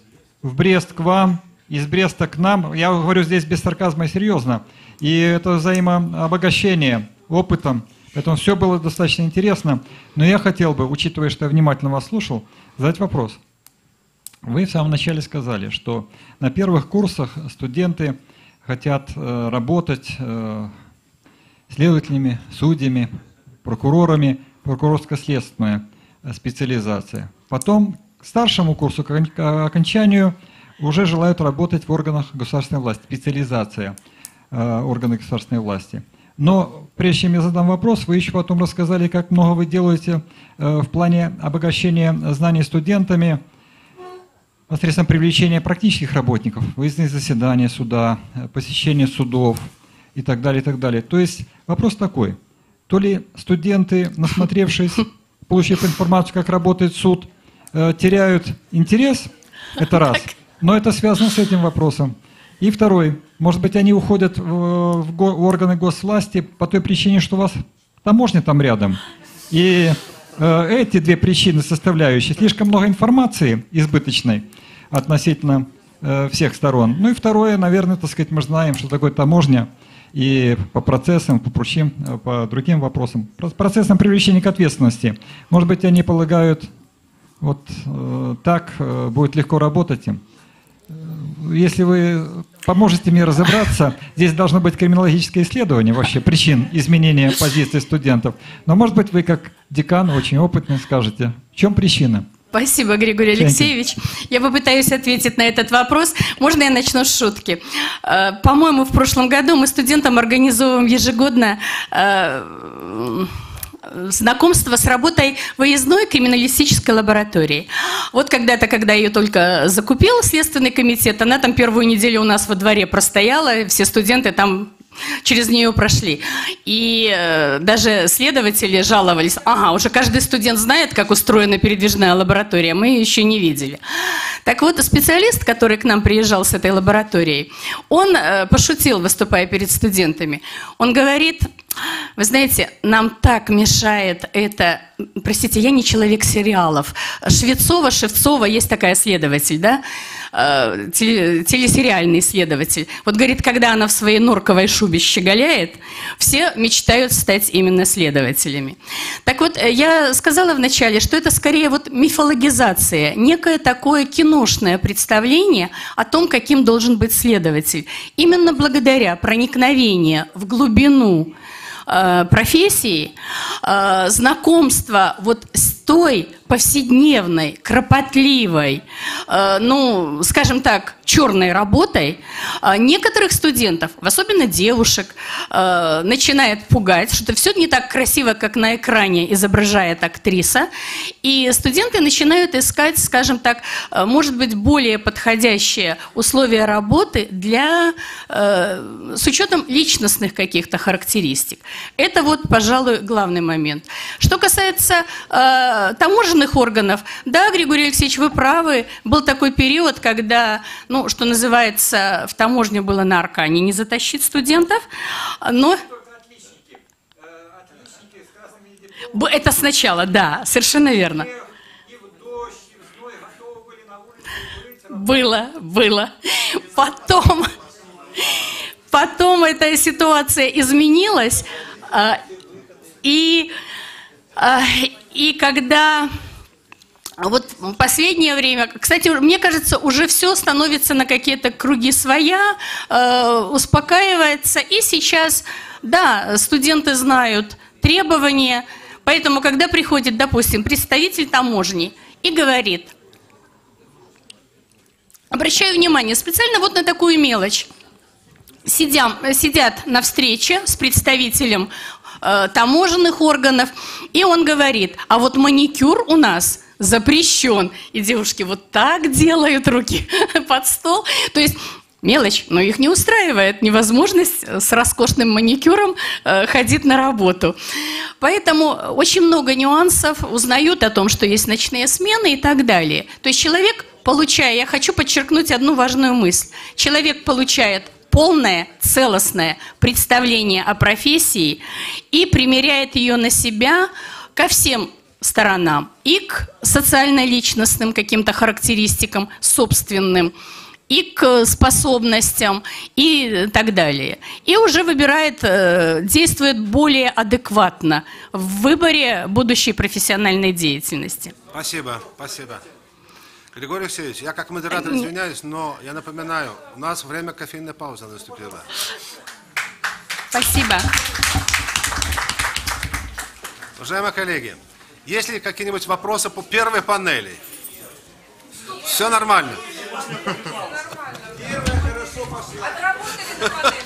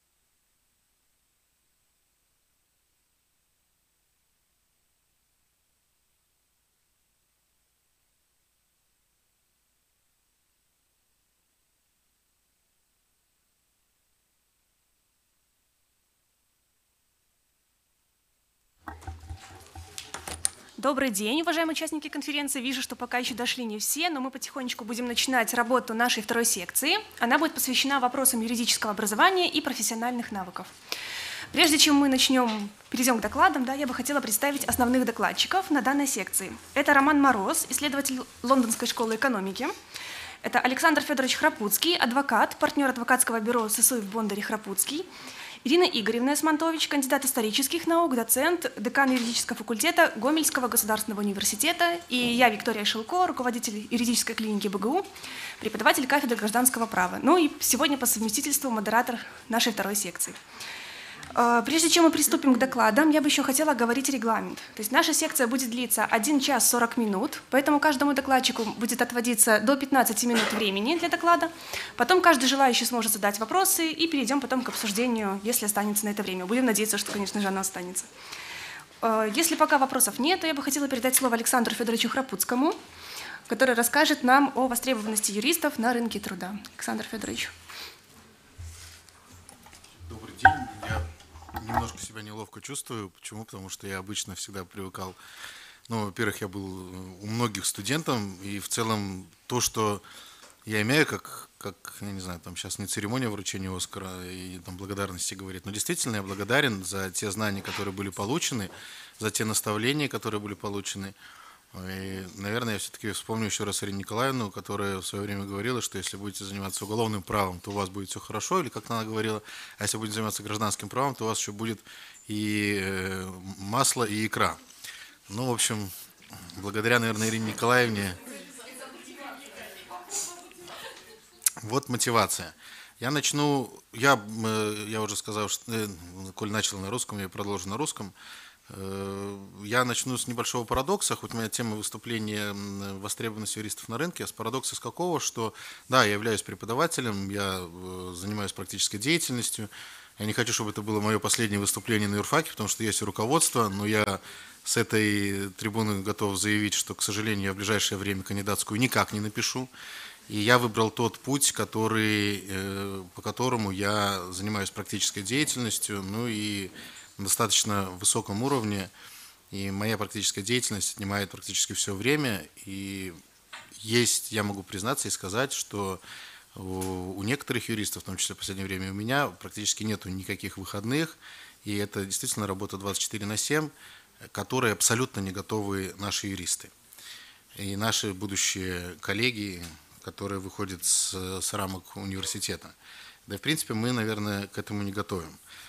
Парадокс, который я хотел сказать, это парадокс в том, что вот я являюсь преподавателем, Тимур Сысуев также является преподавателем, у нас есть адвокатское бюро, и за последние годы мы буквально нескольких выпускников взяли. Почему? Потому что нам не нужны выпускники, которые выходят из стен других вузов прежде всего, и это первое, это постулат, и мы берем выпускников только юрфака. Да, юрфак флагман. Лично для нас это и приоритет, и мы знаем, но парадокс в том, что мы не можем взять себе даже среди лучших. Нужны ли юристы на рынке? Два момента таких. Я посмотрел некоторую статистику, и, например, по статистике в России востребованность вообще юристов на рынке труда 1% от всех специальностей. Когда, будучи членом правления Российской арбитражной ассоциации, у нас стоял вопрос о найме очередного сотрудника в Москве, и мы начинали обсуждать, какие зарплаты выплачивать. И партнер лондонского офиса Baker White & Case, он сказал, что вы сильно не беспокойтесь, мы очень быстро найдем. Я даже со своих кандидатов, у меня больше 100 кандидатур, 100 резюме, которые лежат после Кембриджа и после всех других вузов, и они ищут себе работу. В Англии, будучи по работе, мы с этим сталкиваемся, в Англии многие специалисты готовы к тому, чтобы работать долгое время бесплатно. Да, вполне вероятно, можно сказать себе, что родители в Лондоне детей, родители в Минске детей – это совершенно другие родители, которые могут себе позволить. Но я лично вижу, что студенты на юридическом факультете, они живут по принципу от сессии до сессии прожить без агрессии, а бы только сдать. Я посмотрел тоже еще заместитель министра экономики в одном из выступлений сказал, что выпускники хотят просто трудоустроиться, а не стать профессионалами и построить карьеру. Я с этим полностью согласен. к сожалению, к большому сожалению, я не знаю, что здесь надо подправлять.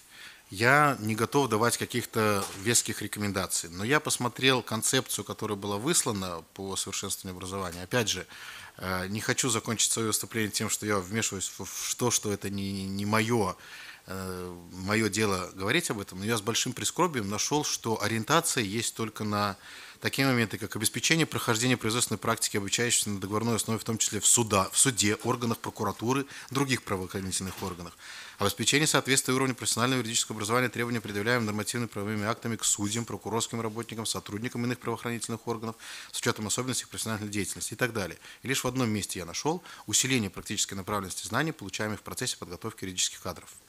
Я живу в Беларуси, и здесь ничего я такого не говорю с точки зрения там, лояльности или нелояльности. Я всегда призываю студентов и говорю, что если вам что-то не нравится, уезжайте из этой страны. Я из этой страны не уезжаю.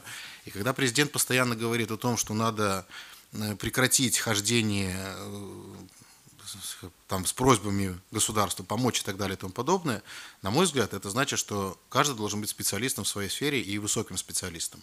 Почему даже в концепции не сказано о том, что мы готовим профессиональных работников банков, которые будут выдавать нормальные кредиты? Почему мы не готовим юристов, которые будут обеспечивать юридический бизнес?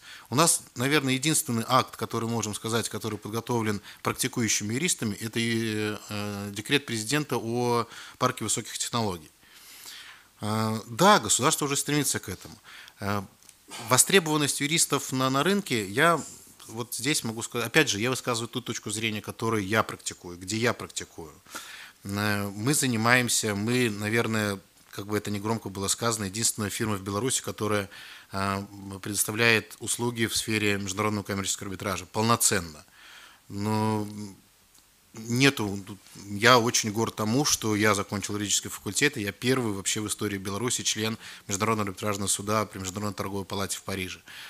Как вы думаете, сколько вообще у нас юристов или специалистов уже даже сегодняшних на рынке могут провести дело на сумму больше 100 миллиардов долларов? Есть такие дела. Их мало. Их, безусловно, мало. Но нужда рынка на сегодняшний день не в тех специалистах, которые знают все и ни о чем, а тех специалистах, которые знают конкретику. И конкретику по специальным областям. Опять же, не моя функция говорить о том, что надо менять кардинально какие-то программы. Но когда я веду спецкурс «Гражданское и торговое право зарубежных стран», он мне интересен. Во-первых, он мне интересен, потому что я с этим сталкиваюсь. Я живой пример того, что я работаю по праву Германии, я недавно вносил решение по праву Англии. Я занимаюсь этим. И мир, даже юрфак, должен готовить тех специалистов, которые будут востребованы. Что у нас получается? Я все-таки с прискорбием скажу о том, что мы, наверное, не до конца ценим своих выпускников и тех, которые добивались. Я общаюсь с огромным кругом наших коллег, которые закончили юрфак Белорусского государственного университета, и которые занимают достаточно большие, так скажем, это плохо сказать, имеют большое признание в юридической сфере. Тот же Владимир Хвалей, Бейкер Маккензи, партнер, White & Case, огромное количество компаний в Лондоне, в Москве, везде абсолютно. Но общаясь с ними, они осознанно говорят, мы уехали, потому что мы в юридической сфере мы не могли, может быть, реализоваться или осуществить. Это их выбор. Но мы в целом говорим, что они получили ту базу, которая им дала эту возможность. И реализовать эту возможность можно и здесь. Но, возвращаясь к тому, кто же нужен, не нужны специалисты всего, которые знают абсолютно все. Я давно говорю, что, я видел, Ольга Сергеевна здесь есть, я отслеживаю что-то по вопросам трудового законодательства, я могу контролировать клиента, который пришел и занимается, он хочет видеть, грубо говоря, партнера фирмы, которая все это курирует. Но я не занимаюсь вопросами трудового права. Я знаю, что есть нюансы, и мы даже где-то эти нюансы не улавливаем. Вторая составляющая, что нужно рынку? Рынку нужно понимание сравнительного анализа. Уже давно никому не интересно просто сказать, вот так написано в кодексе. Если так написано в кодексе, я и сам в кодексе почитаю. Огромное количество клиентов, я говорю за бизнес, они реально говорят, что нам юристы не нужны, потому что я сам почитаю. А совета я реального какого-то не могу получить. И еще одна составляющая, которая по по юристам – это вообще отсутствие желания самообразования. Это я также вижу по студентам. Что в этом плане исправлять, я не знаю, как это делать. Но я скажу честно, я лично, когда учился, да, и опять же вспомню Ирину Николаевну, она нас, я не знаю, как сказать, хорошо гоняла, да, она нас хорошо гоняла, и мне приходилось ходить в библиотеку. Я не уверен, что сейчас студенты бегут в библиотеку и что-то там сидят и читают. И я вернусь к курсу гражданского торгового права зарубежных стран, с чем я сталкиваюсь из года в год. А мы не читаем на иностранном языке. Ну, если вы не читаете на иностранном языке, во-первых, я говорю, пожалуйста, вот второй этаж, идите, пожалуйста, к руководству, говорите, что этот спецкурс абсолютно не нужен. А я призываю к тому, что это вообще не оправдание. Без языка вы вообще никому не нужны. И как это не прискорбно будет сказано, вы будете нужны в правоохранительных органах. Они должны быть качественны. И я наоборот призываю, чтобы туда шли качественные сотрудники, а не те сотрудники, которые первый вопрос задают, список ваших сотрудников и зарплаты, которые они получают. Чем больше будет количество сотрудников, и чем больше будут получать зарплаты, тем больше будет хорошо стране всей, а не задавать вопросы, в которых хочется там уличить в чем-то. Я еще набросал какие-то моменты, ну вот говорят, нет стимула, нет мотивации. Я совершенно с этим не согласен. Это из года в год я вижу, что студенты все хуже и хуже. Про языки я уже сказал. Востребованность юристов широкого профиля, нет, они не должны быть широкого профиля. И ну, вот пример, который сейчас уже обсуждается, огромное количество уже публикаций, мы вчера буквально затронули по поводу нового декрета президента. И у нас есть специалист, который занимается этими вопросами, и у нас уже есть огромное количество, ну, огромное, так не надо сказать, но есть ряд заказов по этой сфере, но их немного, у нас даже нет такого спецкурса. В целом еще проблематика, что нужно рынку, это признают и все юристы, которые практикующие, я к ним тоже отношусь, и было проведено ряд исследований, в том плане, что рынку не нужны чистые юристы. Рынку нужны те юристы, которые понимают определенную специфику отрасли бизнеса. Вы не можете заниматься машиностроением и одновременно там, консультировать в области, я не знаю, там, сельского хозяйства или еще что-то, потому что вы дадите не тот совет, который нужен бизнесу принципиально. Ну, по поводу готовности юристов, что нужно рынку работать 24/7 и прежде всего за небольшие деньги. Что такое небольшие деньги? Да, в Беларуси начинающему юристу никто не будет платить хорошие деньги, да и не за что платить. Я еще вспомню один такой для меня знаковый момент. Это когда мы получили документы от одного белорусского крупного производителя, одного завода, и мы нашли там 8 ошибок, которые влекут, ну, начиная от просто признания недействительным несоответствия законодательству, заканчивая вообще штрафами и взысканием в доход государства. Я получил от клиента добро связаться с юристами данного предприятия, и я услышал такой монолог приятного женского голоса. Александр Федорович, я только что закончила вуз, поэтому я ничего не знаю. Сделайте, пожалуйста, сами. И ну вот какие юристы востребованы на рынке. Мы, да, тратим время от сессии до сессии, это тоже сказал. Ну, в общем, краткий, я не хочу сказать, что все очень пессимистично, потому что мы и в других юридических фирмах Беларуси, и даже за рубежом у нас работает... Мы общаемся, и вот я сегодня тоже вчера встречался с коллегами, которые ехали в Москву, они все закончили юридический факультет. База есть, но образование должно чуть-чуть идти еще... Ну, да, я понимаю, все прекрасно, я понимаю, еще раз говорю, это не моя вотчина, и Министерство образования это свое понимание, и в целом системы, есть понятие этой системы, невозможно изменить. Но если, например, мы наказываем преподавателя за то, что он опаздывает на 5 минут, но, простите, ну...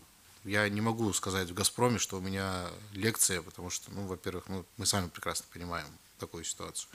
А студент просто-напросто, потому что он поспал плохо, он может прийти за 20 минут до окончания лекции и сказать: извините, можно я зайду. Начиная с культуры, наверное, эту культуру надо воспитывать и в наших будущих коллегах, которым прививать требовательность с самого начала, а нам помогать быть еще и с практической направленностью. Востребованность, я стараюсь, я вижу, что наши коллеги тоже это делают, веду еще тоже спецкурс «Практические навыки юриста». Если я вижу, что аудитория адекватная, то я иногда там могу пригласить кого-то даже из иностранных коллег, которые приезжают, чтобы они что-то рассказали по английскому праву. Я не думаю, что это будет им в ущерб. Я успею сделать тот материал, который нужен. Я дальше буду стараться работать на юрфаке, если отсутствие кандидатской диссертации не помешает члену суда ССС остаться в этих стенах. В общем-то так. Спасибо большое, Александр Федорович. Коллеги, у кого есть вопросы, можете их задать. Микрофон.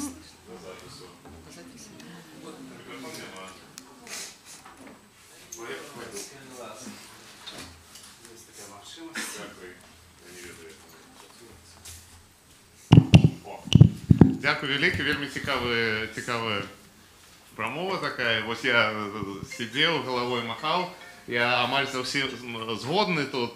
Зразумела, нейкая дыскрымінацыя рэгіянальных вузаў вось у вашай арганізацыі існуе. І вось мы зараз з Александром Евгеньевичем у кулуарах размаўлялі, колькі з Гомеля вось таких людзей выйшлі. Вось можа вы падумаеце наконт вашай палітыкі. Я не ведаю пра іншыя вузы, ось ВНУ, так, а вось Гомель гэта такі цікавы горад, але маё пытанне не пра гэта. Вось я абсалютна згодны з вами наконт таго, што патрэбны спецыяліст і юрыст павінен ведаць штосьці не толькі права. Вось у Злучаных Штатах Амерыцы існуе такая практыка, што юрыдычная адукацыя гэта паслядыпломная адукацыя. У них уже ёсць першая спецыяльнасць нейкая, там фізік ці гісторык ці палітолог, а юрыста они атрымліваюць SJD, они атрымліваюць толькі пасля таго, як ужо скончылі свой першы вуз ВНУ. Вось. Як вы ставіцеся да гэтай ідэі? Можна ли, як вы лічыце, можна ли такую практыку реализовать у Беларуси, и вот что вы про это думаете? Дякую. Да, перш за ўсё у нас няма дыскрымінацыі, і у нас ёсць тэсты, якія мы даём, якія мы прапануем кандыдатам. І я могу так сказаць, што толькі невялічкая такая колькасць студэнтаў з нашага вуза. Ну і чаму з нашага вуза, з юрфака? Таму што я выкладаю тут і выкладае таксама мой другі партнёр Тимур Сасуев. І мы можам назіраць, як студэнты працуюць, як яны гатовяцца, што яны робяць і так далей. Пра вопыт ЗША, Злучаных Штатаў Амерыцы, на мой погляд, гэта магчыма, але я ніяк не бачу магчымасці рэалізаваць гэта зараз ці ў хуткі час у Беларусі. Так. Таксама дзякую за выступ. Калі я атрымоўваў сваю першую юрыдычную адукацыю ў Петербургскім універсітэце, у нас было на 5-м курсе патрабаванне прайсці практыку. Не памятаю, ці паўгады было, ці цэлы год. Ці ў Беларусі такое ж самае ёсць, і калі ёсць, чаму нельга выкарыстоўваць, напрыклад, гэты год ці гэтыя паўгады для того, каб сапраўды навучыць студэнтаў таму, што яны павінны ведаць, і пасля гэтага, напрыклад, наняць. Кажучы пра амерыканскую сістэму, там, напрыклад, усе фірмы маюць так званыя летнія стажыроўкі. То есть яны наймаюць студэнтаў на летнюю стажыроўку, яны штосьці для сябе вывучаюць, яны дапамагаюць юрыстам, і атрымоўваюць грошы за гэта, і потым пасля гэтага яны таксама, магчыма, будуць наняты этой фірмай на нармальную працу, калі яны паспяхова здадуць свае экзамены, каб стаць юрыстамі. Ці можна выкарыстоўваць гэтую практыку і існуючую сістэму для того, каб сапраўды зрабіць юрыстаў больш практычна падрыхтаванымі? Гэта ёсць і ў Беларусі. Але зноў пытанне такое. Ярослав, таксама я спадзяюся, ведаеце, што не кожная фірма возьме абы каго. І зараз я таксама маю, можа, 3 ці 4 былых наших студэнтаў, якія зараз там вучацца ў ЗША, яны просяць мяне даць рэкамендацыі, каб яны папалі на гэтую летнюю практыку. І таксама і да гэтай практыкі для студэнтаў. Хто можа пайсці на такую практыку ў фірму? Лепшы з лепшых. І што з года ў год мы бачым? Тое, што факультэту патрабуецца шукаць, ці можа зараз уже не патрэбна, я не ведаю, але быў такі час, калі факультэт шукаў і даваў гэтае месца для студэнтаў. Студэнты самі не бегаюць і не просяцца на гэтую практыку. І зноў праблемы са студэнтамі, праблемы з тым, абы быў дыплом. Я таксама много раз я задаю пытанні, колькі з вас хочуць быць юрыстамі і практыкаваць. 20% гэта з аўдыторыі, я бачу 20%, да, мы хочам быць юрыстам. Навошта вы тут сядзіце? Навошта? Спасибо. У кого еще есть вопросы?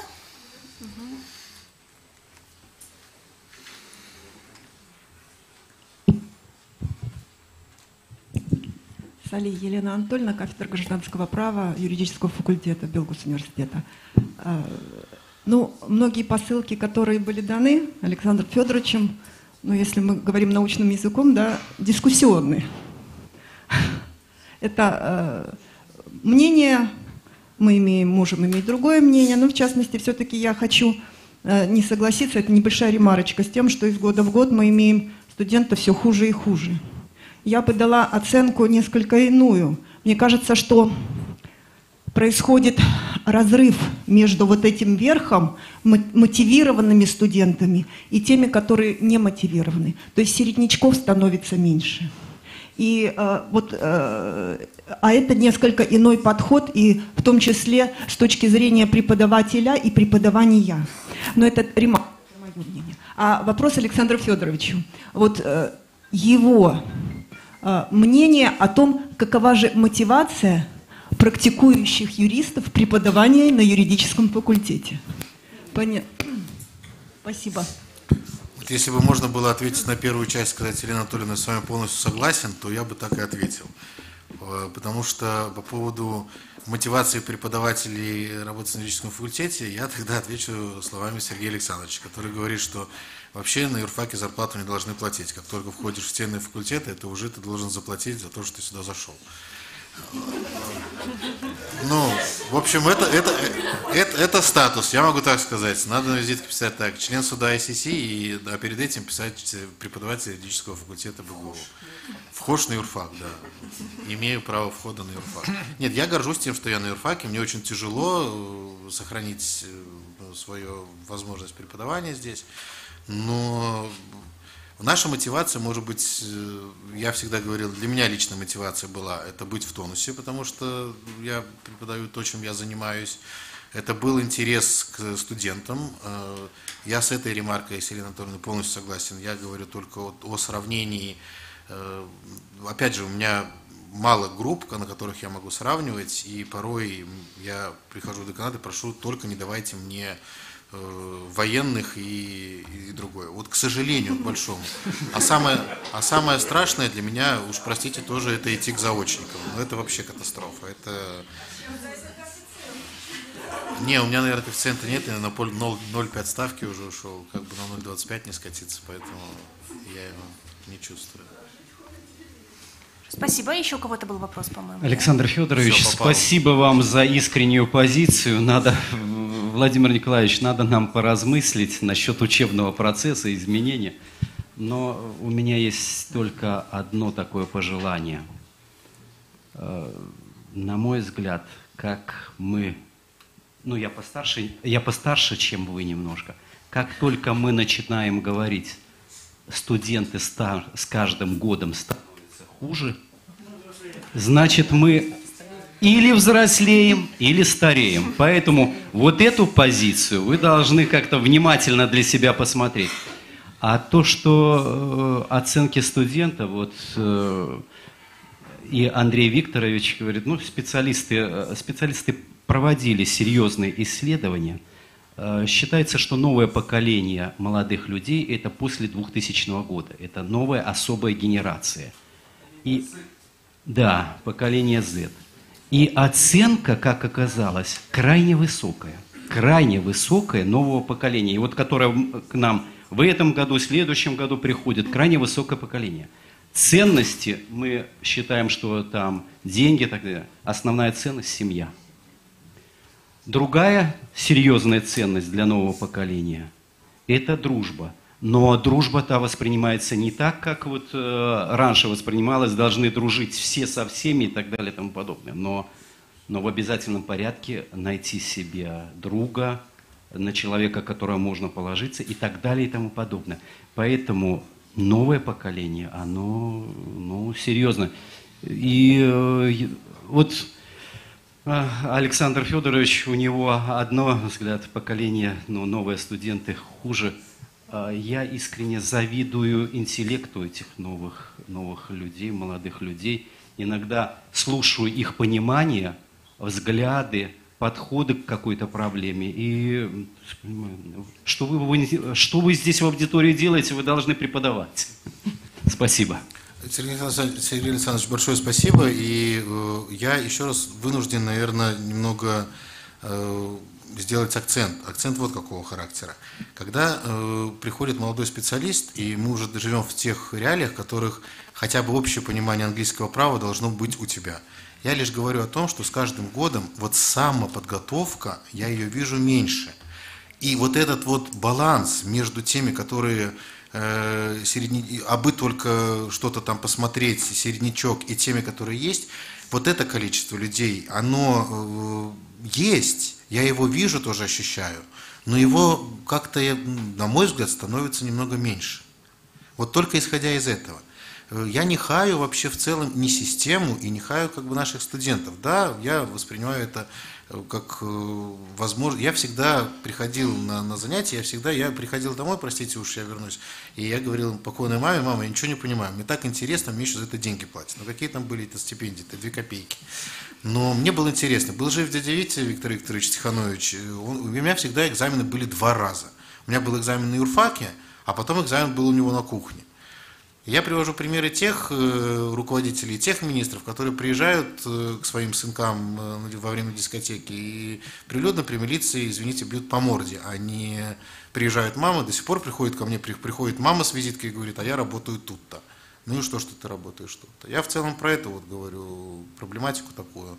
И проблематику о том, что молодой специалист, молодой человек об этом, о своем будущем, далеком будущем, он не беспокоится и не начинает себя готовить изначально. Ему факультет должен помогать, но он должен сам еще предпринимать эти все усилия. А вот этих усилий я, к сожалению, вижу мало.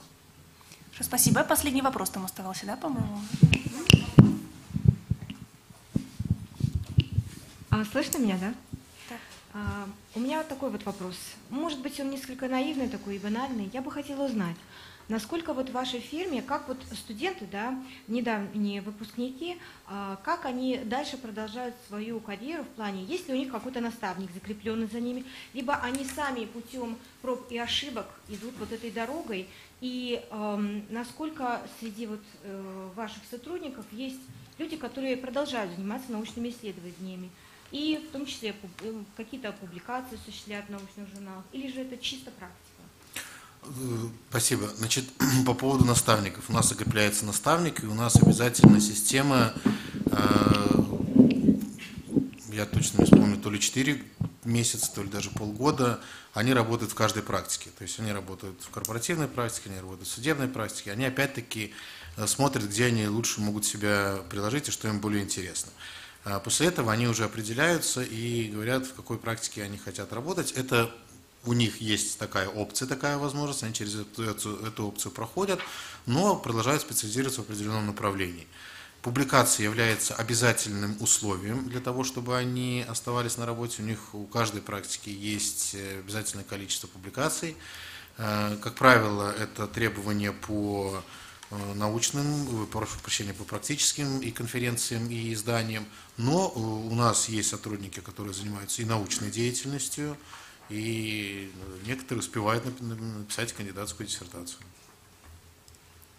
Спасибо большое за мнение, за ваши вопросы. Сейчас бы я хотела предоставить слово Ирине Игоревне Сманкович. Да. Ирина Игоревна.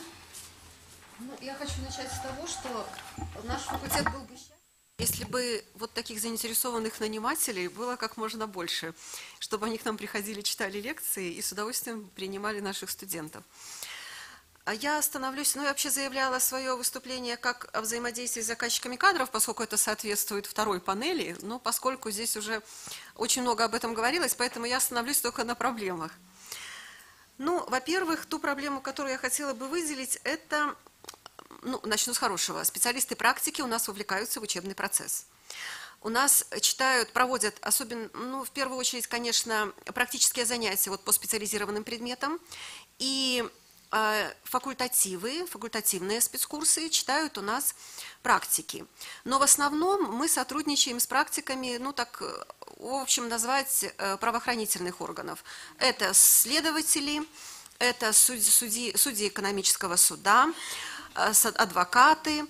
Что касается предприятий, не очень к нам идут с лекциями. Кроме того, как-то мы пытались пригласить просто прочитать лекцию, может быть, не знаю, может быть, на очень хорошего специалиста напали. Из налоговой инспекции женщина очень долго думала, а потом сказала: вы знаете, что я не приду к вашим студентам, потому что я специалист только в одном налоге, они же мне не будут говорить, что там я же им не скажу, что я других не знаю, они же спрашивают-то все подряд. И отказалось, то есть у нас не получилось такой связи, человек не захотел, наверное, вникать в другие вопросы, чтобы проводить занятия. Конечно, это очень сложно. Некоторые практики приходят, думают, что я приду, что там студентам рассказать, а потом оказывается, что это же надо подготовиться, это надо сформулировать проблему, ее надо изложить, а потом у студентов еще и спросить, чтобы они что-то там рассказали, не говоря уже о проблемном обучении, если мы здесь говорим о том, что надо не просто теоретические знания какие-то излагать. Поэтому в основном у нас работают наши выпускники. Те, которые поняли, какие есть сложности в преподавании на факультете, чему студентов надо научить. Поэтому у нас очень хорошее сочетание.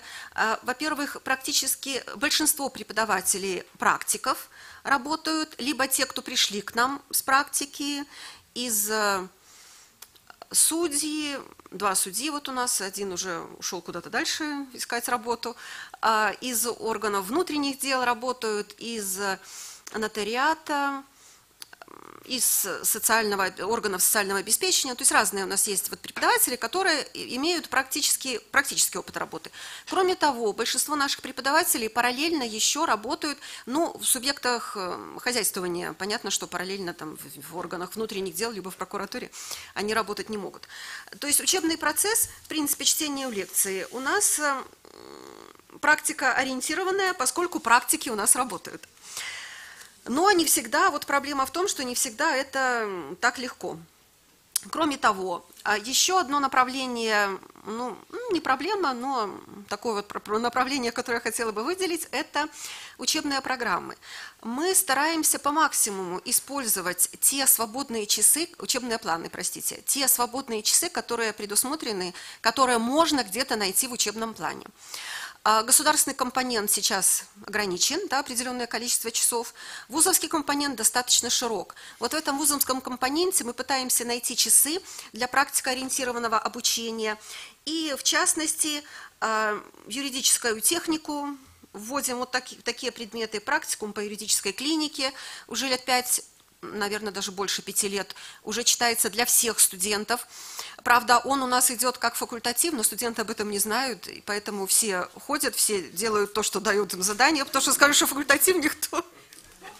Поэтому как минимум 34 часа всего на практикум, но тем не менее каждый студент 34 часа посвящает подготовке документов, хочет не хочет, и посвящает конкретно. За это время они несколько конкретных дел рассматривают, правда, не живых, а тех, которые уже были рассмотрены, потому что работать с клиентом все-таки нужно иметь определенные навыки, и там уже отдельно у нас идет работа в юридической клинике. Практикум по криминалистике, и другие предметы, практикоориентированные дисциплины, которые мы вводим за счет государственного компонента, за счет факультативов, там, где пытаемся найти хоть какие-то часы для этого преподавания. С заказчиками кадров сейчас у нас созданы филиалы. на базовых предприятиях, в базовых организациях. Но надо сказать, что от этого работа ничуть и взаимодействие с ними ничуть не улучшилось, потому что и до этого у нас все было нормально. Единственное, что мы просто формально закрепили, что да, у нас есть вот филиал. В частности, когда я в прокуратуру пришла, что давайте филиал кафедры откроем, тогда еще Аземшин Сергей Яковлевич там возглавлял нашу прокуратуру, он говорит, а зачем? И я пыталась долго найти вот как-то вот аргументы, что действительно зачем. Он говорит, у нас и так все хорошо. То есть, в принципе, но я потом объяснила, что нам надо вот все заформализовать, потому что так вот сейчас принято, так от нас требуют, мы должны отчитываться и так далее. Но план на бумаге, который вот изложен, он, в принципе, повторяет все то, что у нас и без бумаги осуществлялось, и никто нам ни в чем не препятствовал. Для студентов, наши студенты регулярно ходят на предприятия, в организации в рамках дисциплин, которые они изучают. В частности, еженедельно минимум, я спросила у нас вот на 2 кафедрах по гражданскому процессу, по уголовному процессу и по юридической клинике, еженедельно они ходят на судебные заседания. В свободное время договаривают, опять же, чаще всего к нашим выпускникам, которые стали судьями, с ними легче договориться. Хотя куда ни обращались, никто никогда не отказывал, ну, под них как-то легче вот подстроиться, с ними легче взаимодействовать. А если они читают спецкурс по нотариату, то они идут в нотариат. Если это спецкурсы по адвокатской деятельности, то они идут в адвокатуру. То есть практически все организации, которые есть у нас в Гомеле, вот они все принимают наших студентов, никогда не было никаких проблем, ну и заодно и преподаватели, которые тоже повышают параллельно свое знание в практической сфере. Что касается, да, вот интересный еще один вопрос, который я хотела бы поднять, это когда они ходят например, на судебное заседание, либо идут на практику, то не часто, но тем не менее есть еще такая фраза, которую не слышат: забудь все, чему тебя научили в ВУЗе, и будем тебя учить заново. Студенты приходят с судебного заседания, и не часто, но бывает, и говорят: а как же ж так? Мы учили по процессу, что должно быть вот так, а судья там что-то не сделал, пропустил, либо употребил нецензурное выражение, а вы нас учите, что они должны выражаться корректно там и так далее. Или, например, будучи на практике там в следствии, в Следственном комитете, приходит студент и говорит: так, все, чему тут меня учили, это все неправильно. На самом деле следователь делает то-то и то-то. И убедить Следственный комитет, да, и того же следователя, что это неправильно, практически невозможно. Он говорит: я лучше знаю, я пришел, и так тут всегда было принято. То есть вот здесь и должно быть взаимодействие теории и практики, преподавателя, который знает, как должно быть по закону, и учит этому студента, потому что и практики, потому что, ну, студент приходит на практику, понятно, он не переломит систему, если так сложилось. Вот в этом и сложность. Но, с другой стороны, сейчас у нас сменилось руководство управления Следственного комитета по Гомельской области, и с ними мы более тесно стали взаимодействовать. Наших студентов минимум раз в месяц, что бывает и чаще, что уже несколько их напрягает, но тем не менее они ходят на семинары, которые проводят для молодых следователей. И сейчас Управление Следственного комитета стало приглашать наших преподавателей, чтобы они читали какие-то аспекты уголовного права, процесса криминалистики с точки зрения теории, что, наверное, вот хорошо, заодно и молодым следователям напомнят вообще, как оно должно быть на самом деле по закону.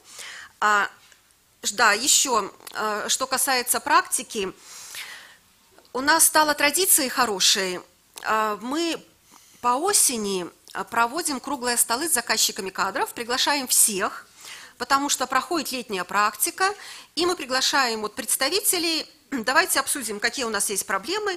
Вот я наших руководителей практики напрягаю, что давайте вы проанализируете там отчеты, студенты защищают практику, где там хорошо руководили, где не очень. Понятно, что ругаться ни с кем не хочется, потому что в следующем году опять на практику направлять. Но тем не менее, бывают все-таки ситуации, когда однобокие требования предъявляются. Они хотят практики, хотят хороших специалистов, но когда студенты идут на практику, то им не уделяется внимания на практике. Обычно тогда мы повторно стараемся как-то вот избегать уже либо этих руководителей, либо эти предприятия, на которые отправляем студентов. Ну, потому что студент пошел, 10 недель там побыл, а приходил в лучшем случае раз в неделю. Ну, есть такие студенты, которые, слава богу, не надо и не надо. Правда, есть студенты, которые приносят программу практики, говорят, извините, вы мне должны вот это, покажите ко мне. Вот, но здесь должна быть, опять же, мотивация у студента. Опять же наблюдение, если наши выпускники руководят практикой, то они руководят как положено. И опять же студенты жалуются, говорят, представляете, каждый день по 6 часов дают задания, мы их должны выполнять, отчитываться, и нас четко контролируют. То есть наш выпускник понимает, что от практики очень много зависит. Кстати, вот последний круглый стол, который у нас проходил, прокуратура, видимо, решила, несколько ущипнуть, что ли, юридический факультет, и пригласили выпускников, чтобы те рассказали, какие проблемы у них были, когда они пришли на работу в прокуратуру. Так вот, видимо, подготовка была слабая вот для этих выступлений, не сказали, о чем говорить, потому что часть студентов, выпускников, простите, сказала о том, что все, чего хотели, они всему научились. Если они идут на практику и хотят научиться, то они учатся. За один раз невозможно научиться составить документы, это нужно повторять каждый день, тогда наконец-то выработается уже практика составления. А один выпускник, сказал, что вот он пришел, ему не хватало практических навыков по составлению документов, на что заслуженные юристы у нас там присутствовали, и бывший прокурор нашей области Половинка Олег Павлович, он говорит, а у вас практика преддипломная была? Он говорит, да, 14 недель. Он говорит, я не понял тогда, что вы там делали. То есть как-то вот сочетание должно быть, к чему я веду, теории и практики. Преподаватели все, что могут, делают, на практику вводят, показывают, знакомят. На практических занятиях достаточно подробно разбирают составление документов, там решают ситуации и так далее. Но если на практике студентов не будут учить и поддерживать, а это сложно, как заинтересовать руководителя практики, чтобы он студента каждый день контролировал и обучал, я не знаю, потому что я думаю, что даже если им бы и больше платили, там мизер, конечно, им платят, но даже если бы больше платили, не каждый, во-первых, может это сделать, так, а потом это нужно оторвать свое время от своей работы, чтобы уделить студенту. Вот это, для этого должна быть желание, наверное, получить вот этого квалифицированного специалиста, и чтобы он уже какими-то профессиональными, практическими навыками обладал. Я просто перестраиваюсь сейчас. Да, юридическая клиника, здесь уже говорили о юридической клинике. Кстати, вот у нас в юридической клинике мотивированно студенты идут, мы всех туда, спецкурс у нас есть для всех, а уже в клинику мы отбираем. Они пишут заявление, потом из этих заявлений отбирают, максимум 30-50 человек. Правда, если кто-то придет и говорит, я всю жизнь мечтал там быть, его возьмут лишним. Но, как правило, когда отсекают студентов, никто не приходит и не говорит, что почему меня не взяли. Не взяли и не взяли. К выпуску у нас остается всего 14 человек, это был максимальный выпуск в нашей юридической клинике, потому что это свободное время, это очень сложно. Но тем не менее, опять же, я веду еще второй аспект, на чем я хотела акцентировать внимание. Если студент хочет научиться, созданы все возможности для того, чтобы он научился. Общественные помощники в прокуратуре, в Следственном комитете сейчас появились общественные помощники. 3 практики проходят студенты. У нас очень хорошее взаимодействие, например, с областной коллегией адвокатов, где новый председатель, новый он уже достаточно старый, в смысле давно, молодой, но давно возглавляет нашу коллегию адвокатов, он говорит, я с удовольствием возьму ваших студентов, которые прошли у нас практику, и которым даст рекомендацию адвокату, которого они ее проходили, чем неизвестного отличника, например, из другого какого-то вуза. Я знаю, на что он способен, мне дают ему характеристику, опять же, он уже прошел определенное обучение и делает заключение адвокат, что он вполне может стать хорошим адвокатом.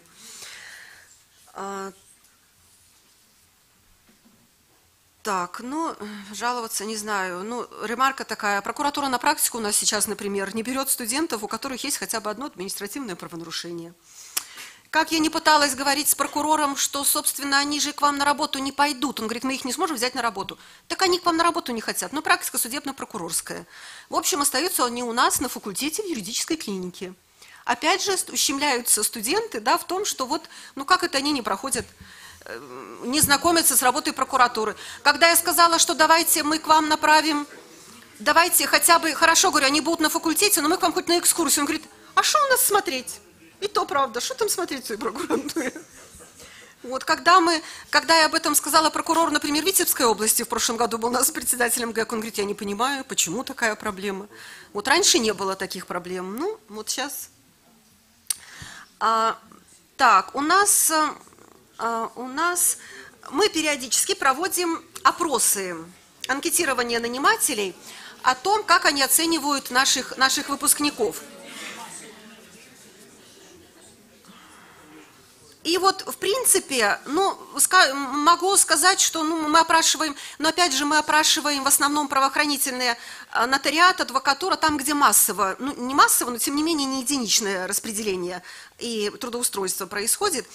Так вот, руководители достаточно высоко оценивают профессиональные компетенции выпускников. Знания в области профессиональной деятельности низкого уровня не отмечает никто. Новые приемы и технологии в области профессиональной деятельности 92% высокий средний уровень отмечают, я про нанимателей. Не очень высоко, ну так, отмечают они новый опыт в профессиональной деятельности, но опять же здесь недоработка, я не хочу снимать ответственность с преподавателей, но здесь недоработка общая, преподавателей и будущих нанимателей, потому что не учат на практике, значит, этому новому опыту. Наши преподаватели с удовольствием, опять же, сотрудничают с практиками и с удовольствием бы проходили стажировки. Но пока почему-то наше учебное заведение как-то не очень продумало вот эту программу стажировок именно по месту в организациях заказчиках кадров. Постоянно контакт идет с прокуратурой, со Следственным комитетом, с организациями. Я уже говорила, на многих предприятиях работают наши преподаватели по совместительству юрисконсультами. Но вот чтобы проходить там стажировку, как-то пока не сложилось, но мы над этим работаем. В основном сейчас университету, конечно, дешевле. Приглашают представителя РИВШ, и он читает по педагогике там что-то, вот это тоже надо, потому что мы не педагогическая специальность, юристы. Но тем не менее, все-таки углублять практические знания, конечно, тоже преподавателям надо, поэтому сейчас вот работаем над таким направлением, как стажировки. И что еще? И по поводу трудоустройства наболело. Я считаю, что, да, по поводу трудоустройства очень практически все говорят о том, что будет диплом, возьмем на работу. Молодого специалиста брать не хочет никто. Не знаю, как сказать вот слово, чтобы так вот, ну, хорошо прозвучало, но Следственный комитет мы с трудом убедили, что возьмите хотя бы несколько человек, потому что заявки есть. Но в прошлом году, например, сложность была в том, что оптимизация идет везде. И список, ректор считает, что во всем виноват всегда декан, все знают, да? Вот ректор мне говорит, ну как же ж так, 20 человек хотели взять, а взяли только 2. И то после сентября, когда мы их оставили себе на работу, а потом перераспределили.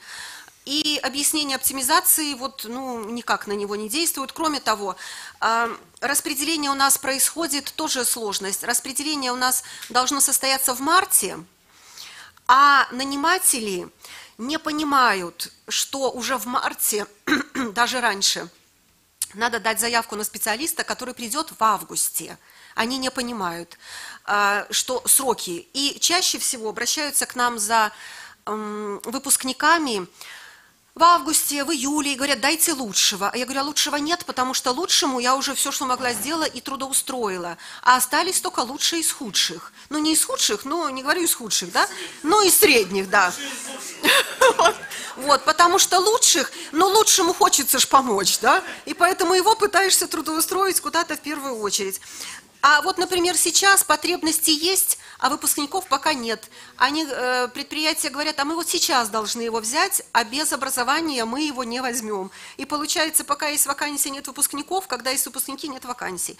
То, что мы давно говорили, что нужно создать базу, куда бы вся информация собиралась по потребности в кадрах, да, может быть, при Министерстве, не знаю, юстиции, может быть, при управлении юстиции, там и был сполкома. Но вот сейчас появилась эта программа «Заказ», или кадры, как она там называется, «Заказ», вот, но, не знаю, там как-то обезличено, получается, вот, и совсем мало, на самом деле, потребности есть в кадрах, потому что если звонишь, например, куда-то в район и говоришь, вам нужны, председатель райисполкома говорит нет, а если на конкретное предприятие, председатель не в курсе. Они говорят, да, нам юрист нужен.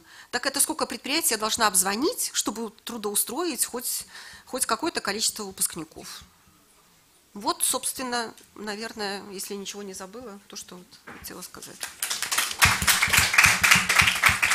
Спасибо, Ирина Игоревна. У кого-нибудь есть вопросы? Либо, может, мнение высказать по теме выступления? Ничего, да, соблюдаем регламент. Хорошо, идем дальше. Поскольку Александр Федорович и Ирина Игоревна рассказали нам о белорусском опыте, да, взаимодействии с заказчиками кадров, с востребованностью юристов на рынке труда, то сейчас я бы хотела предоставить слово Роману Морозу, который расскажет нам о британском опыте взаимодействия вузов и нанимателей. Роман? Дякую, Вікторія. Всім доброї раніці. Завсёды на таких мерапрыемствах усе любяць лаяць беларускіх студэнтаў, я звычайна іх абараняю.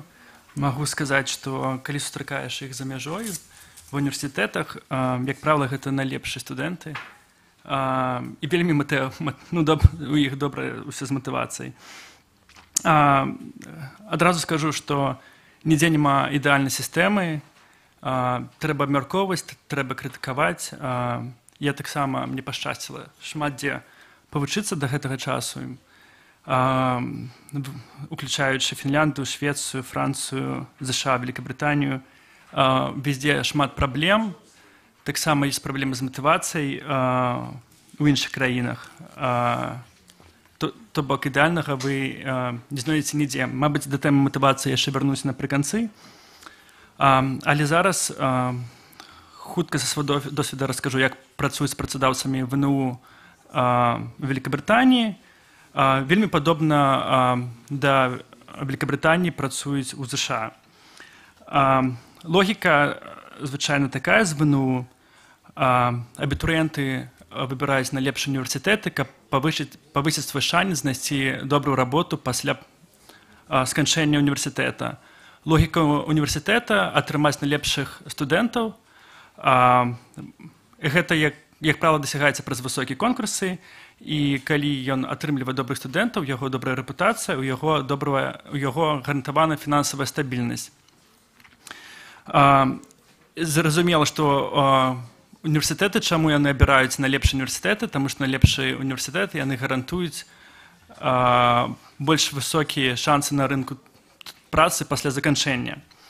Гэта ўжо даўно зразумелі, і як звычайна на захадзе паступаць гэтым ВНУ, пры універсітэтах ствараюцца так званыя аддзяленні пабудовы кар'еры, career service, які адказвае за гэту ролю. Ён робіць сувязь паміж працадаўцамі і паміж студэнтамі. Гэтыя аддзяленні пабудовы кар'еры звычайна ёсць адзін вялікі такой аддзел на ўвесь універсітэт, але такія універсітэты могуць існаваць на розных факультэтах. Напрыклад, калі гэта біялагічны універсітэт, у яго можа быць аддзельны аддзел пабудовы кар'еры.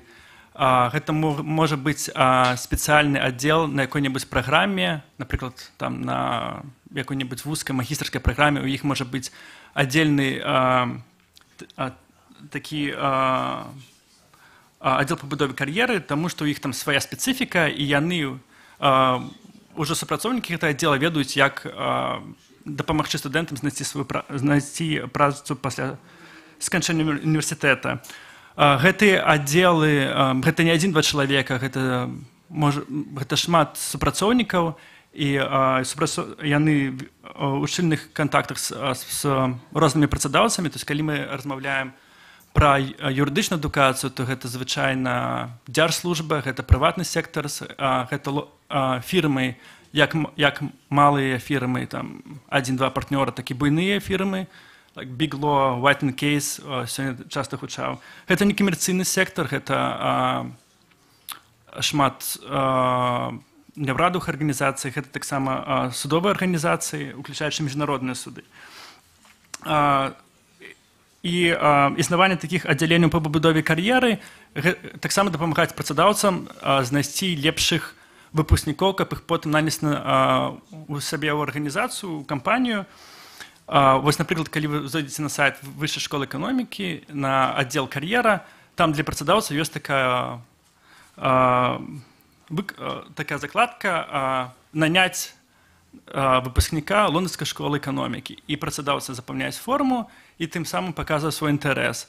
Конкуренция ідзе не только паміж студэнтаў, але і паміж працадаўцамі, бо звычайна усе жадаюць наняць самых лепшых. І такім чынам ідзе супрацоўніцтва, што сабе прадстаўляе гэтыя аддзяленні пабудовы кар'еры, як яны дапамагаюць студэнтам знайсці работу.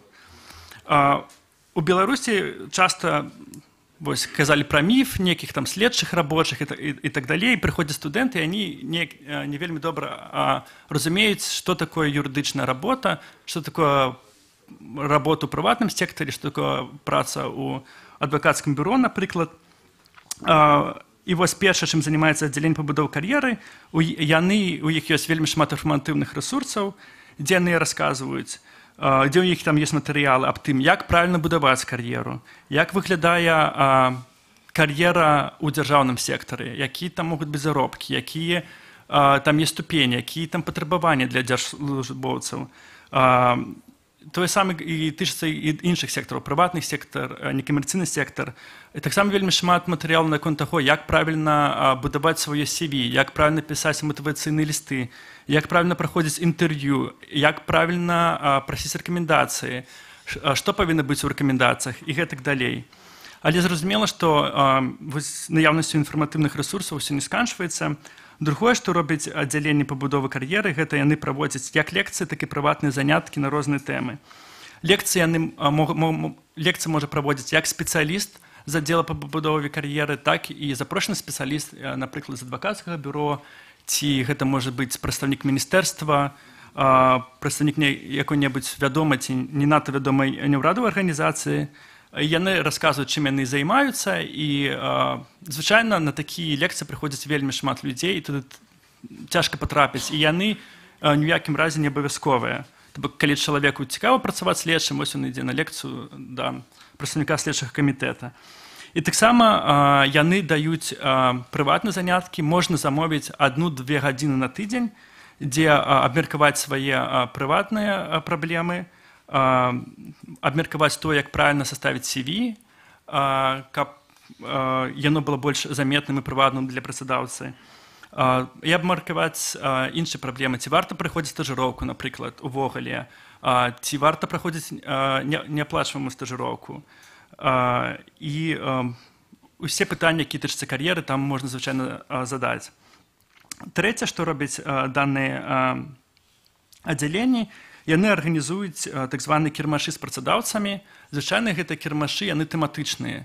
Напрыклад, аб'яўляецца тэма экалогія. І прыходзяць прадстаўнікі арганізацый, які працуюць з экалагічнымі праблемамі. І гэта цэлы дзень проста ва ўніверсітэце шмат лекцый, шмат нейкіх там воркшопаў, семінараў на тэму экалогіі. І звычайна зноў-такі запрашаюцца як дзяржсектар, так і прыватны сектар, неўрадавыя арганізацыі, і туды наогул вельмі цяжка патрапіць. Дзесьці за тыдзень уже сканчваецца падача заявак. Ці ўжо ўсё можа быць забраніравана да гэтага часу. Што адрознівае Великабрытанію у гэтым ракурсе, гэта тое, што універсітэты супрацоўнічаюць паміж сабой, то бок, калі гэты там ладзіць такі кірмаш, напрыклад, Кембридж, то могуць студэнты з іншых універсітэтаў таксама туды патрапіць, звычайна бясплатна, часта нейкі ўзнёсак трэба заплаціць. І наадварот, калі гэта Манчэстер ці універсітэт Ліверпуля, я ўпэўнены, такія кірмашы робяць, то студэнты з іншых універсітэтаў таксама могуць у ім прыняць удзел і атрымаць сапраўды фантастычны досвед і атрымаць, што называецца, інфармацыю з поля, то як на самой справе работае тая ці іншая фірма, ці, напрыклад, тая ці іншая арганізацыя, і як туды навогул патрапіць, бо часта ў некаторыя арганізацыі, зразумела, патрапіць вельмі цяжка, і да гадоў, напрыклад, 30 зусім нерэальна. То ж самае касаецца акадэмічнага сектара, як выглядае работа ў акадэміі, што гэта такое, які патрабаванні, як будзе выглядаць ваша жыццё як акадэміка, ці гэта 24/7, ці гэта 9, ці гэта 5 гадзін, 8 гадзін 5 дней на тыдзень і так далей. Таксама, што робяць гэта аддзяленне пабудовы кар'еры, яны арганізоўваюць сустрэчы з выпускнікамі. Выпускнікі, гэта ацэнка і гонар універсітэта, і на гэтых там сустрэчах з выпускнікамі яны могуць быць досыць прыватнымі. Студэнты атрымліваюць рэальны шанец абмеркаваць тое, што здараецца з табой пасля універсітэта. І такім чынам уже на першым курсе у студэнтаў ёсць магчымасць зразумець, ці туды ён патрапіў, ці, мабыць, калі не туды, можа змяніцца накірунак дзейнасці, і ўжо пачаць думаць аб сваёй кар'еры і пачаць думаць аб сваім сярэднім бале, напрыклад, бо і ў Великабрытаніі, і асабліва ў ЗША, сярэдні бал гэта адзін з галоўных крытэрыяў пры найме. Вельмі страшная канкурэнцыя можа здарацца. Я тут такі жывы прыклад дам. Калі я вучыўся ў Швецыі, там была дзяўчынка, яна вельмі хацела патрапіць у пракуратуру. І быў экзамен па крымінальнаму праву, і яна падахвоціла ўсіх сваіх сяброў, яны забралі кнігі ўсе з бібліятэкі па крымінальнаму праву. Іншыя студэнты не змаглі добра падрыхтавацца. Бо адзнака па крымінальнаму праву была галоўным крытэрыям. Ну, зразумела, яна падрыхтавалася добра.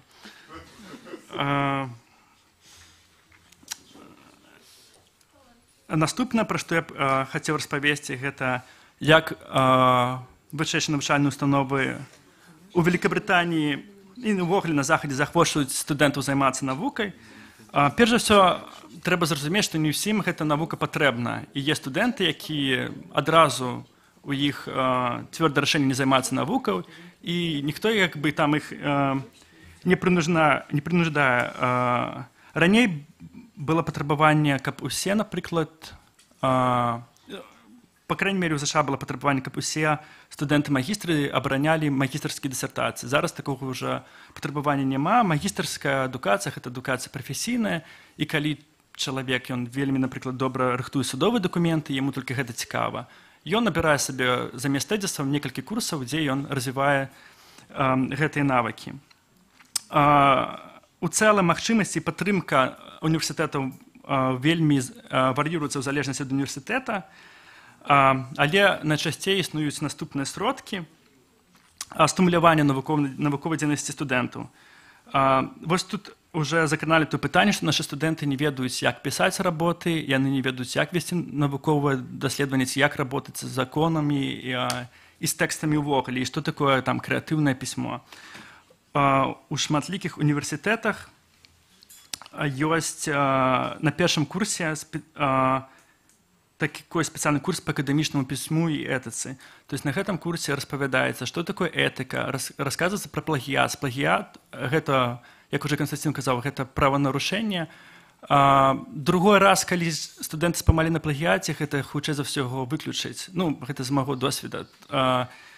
Аднак этыка – гэта не толькі плагіят, это як сабе паводзіць, і гэта і патрабаванне для тваіх тэкстаў, гэта і патрабаванне да цытавання, і гэтак далей. І акадэмічнае пісьмо, вось калі я навучаўся ў Францыі, цэлы год доўжылася гэты курс. Ён быў дужа складаны, але урэшце рэшт гэта вельмі дапамагло пасля. Ты ўжо добра пасля гэтага курса разумееш і пра ўводзіны, і пра структуру сваёй работы, дзе павінен быць твой тэзіс, як ён павінен выглядаць, што павінна быць у заключэнні, колькі ў цябе павінна быць спасылак, ці варта цытаваць Вікіпедыю, напрыклад, ці не, ці трэба з гэтым жартаваць, ці не, і гэтак далей. Таксама, зноў-такі, у залежнасці ад універсітэтаў ёсць розныя бюджэты на тое, каб студэнты прымалі ўдзел у навуковых канферэнцыях або moot courts. Звычайна гэтым больш карыстаюцца магістры, могуць кампенсаваць транспартныя выдаткі ці там выдаткі на хостел які-небудзь, або плаціць нейкі ўзнёсак, які патрабуецца, каб каманда ўзнесла для ўдзелу ў moot-court. Чаму я тут уключыў moot-court? Таму што moot-court для многіх стаў ці першым крокам у навуцы, ці першым крокам па пабудове кар'еры. Асабліва, калі студэнт не на апошнім курсе, гэта вельмі заахвочваецца. Мы гэту тэму тут уже крыху паднімалі наконт таго, колькі увагі ўдзяляецца moot-courtам. Гэта зноў-такі залежыць, але, напрыклад, в адным універсітэце, дзе там нейкі час вучыўся, можна было взяць курс па moot-court, можна было прымаць, па-моему, у венскім moot-courце па камерцыйнаму арбітражу, і гэта было 4 крэдыты, то есть гэта быў паўнапраўны курс. Таксама ідзе захвочванне на прыняцце ўдзелу ў хатніх канферэнцыях, гэта ёсць і БДУ, гэта ёсць і на захадзе. Заўсёды студэнтаў як мага больш захвоціць прынимаць удзел у хатніх канферэнцыях. І каб стварыць зноў такі высокі конкурс, і каб былі прадстаўлены найлепшыя работы. Далей, што я пазначыў, гэта ідзе развіццё бібліятэкі, навука без добрай бібліятэкі, яе цяжка уявіць. Сёння, напэўна, асабліва, калі мы кажам пра юрыдычную адукацыю, гэта тычыцца баз даных. Большасць гэтых баз даных, які там сёння карыстаюцца універсітэтамі, гэта яны зразумела на англійскай мове. Чаму? Таму што даследаванне, асабліва калі гэта параўнальнае права ці міжнароднае права, абсалютна большасць даследаванняў яны напісаны на англійскай мове і ў спецыяльных часопісах. Таму доступ да гэтых баз даных, ён як бы абавязковы. Без іх проста нельга будзе не спаслаць на каго не зразумець, якія праблемы зараз актуальныя. І таксама ёсць магчымасці, зразумела, ёсць звычайна добрыя калекцыі кніг і часопісаў у папяровым фармаце, але таксама ёсць магчымасць пазычаць кнігі з іншых бібліятэк. Гэта сістэма вельмі добра працуе ў Великабрытаніі, таму што можна пазычаць кнігі не толькі з іншых універсітэтаў, але і з бібліятэк, British Library, уключаючы. Далей, што ідзе, гэта існуюць дамоўленасці паміж рознымі універсітэтамі аб рэгулярных акадэмічных абменаў. Гэта можа быць, і звычайна такіх дамоўленасцей шмат. Гэта можа быць там, у Эразмусе амаль усе удзельнічаюць, напрыклад, Лондонская школа эканомікі, ёсць дамоўленасць з еўрапейскім інстытутам, европейский университет, я не ведаю, как это по-белорусски, з Европейский University Institute. Університетський інститут, Європейський університетський інститут, які знаходяцца ў Флоренцыі, і вось існуюць рэгулярныя абмены паміж Лондонскай школай эканомікі і гэтым інстытутам. Але гэта толькі такі асобны прыклад, такіх дамоўленасцей звычайна шмат. І паміж брытанскімі універсітэтамі, там, напрыклад, Кембридж, не ведаю, пускай, няхай гэта будзе Ноттингем, яшчэ што-небудзь, і ў межах Еўропы, і ў глобальных межах, дзе я вучыўся ў ЗША, у іх чамусьці было вельмі шмат дамоўленасцей з швейцарскімі універсітэтамі, у нас было вельмі шмат швейцарскіх студэнтаў. І таксама, што вельмі важна, каб гэтыя дамоўленасці яны былі разлічаны не толькі на студэнтаў, але і на выкладчыкаў. Вельмі добра, калі выкладчык мае шанец паехаць у іншы універсітэт, у іншую краіну і там пратэсціраваць свае веды, прыняць удзел у якой-небудзь канферэнцыі. Гэта вельмі карысна. Таксама ёсць такія сродкі захвочання, як, напрыклад, плаціць нейкія грошы за найлепшую публікацыю, напрыклад, ідзе конкурс, і там гэта звычайна невялікія сумы.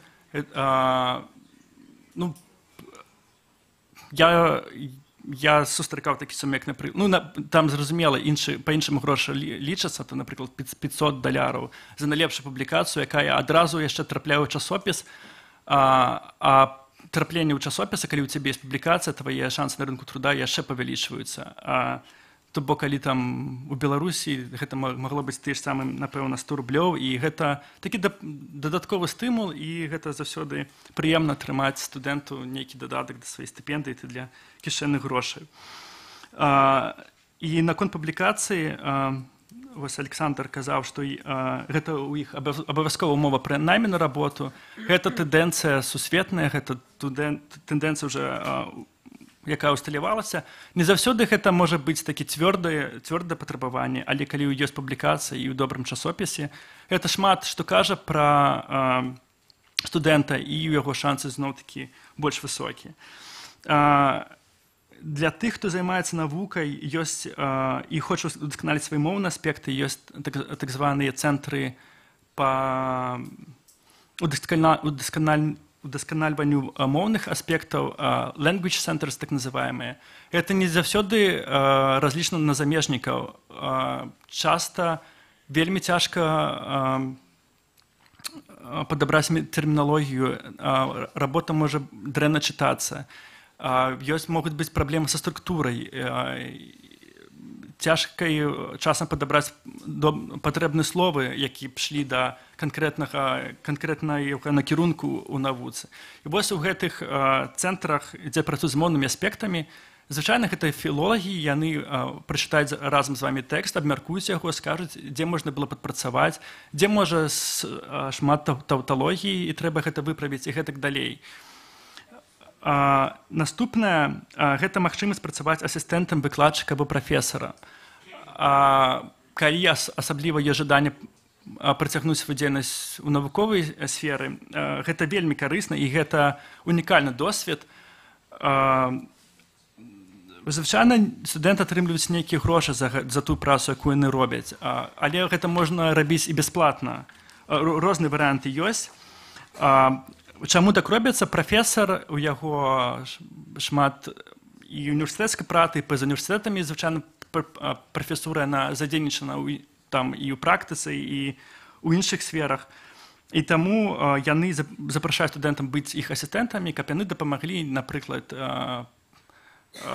з даследаваннем у нейкім накірунку вузкім, якім яны ўвогуле не цікавяцца, але які важна, каб быў у іх навуковым артыкуле ці там у кнізе. І вось студэнты, яны ідуць і робяць там некае даследаванне, падбіраюць спіс літаратуры, могуць нейкі тэкст прапанаваць, і потым гэта абмяркоўваецца з прафесарам, і гэта такі сур'ёзны ўжо крок у навуку. І, напрыклад, нават калі чалавек ужо не хоча працаваць у навуковай сферы, гэта вельмі моцная строка ў резюме, напрыклад, ну вот уявіць сабе, там быў асістэнтам прафесара Каменкова. І я думаю, што шмат дзе гэта бы дапамагло бы знайсці добрае месца і павялічыла б шансы. І таксама іншае, што варта было б сказаць, што студэнты таксама ацэньваюць навуковую работу універсітэта. І калі яны незадаволены тым, як універсітэт займаецца навукай, яны могуць пра гэта сказаць, і гэта, звычайна, робіцца ананімна. У студэнта універсітэта будзе там дрэнны рэйтынг па навуцы, і нікому гэтага не хочацца мець.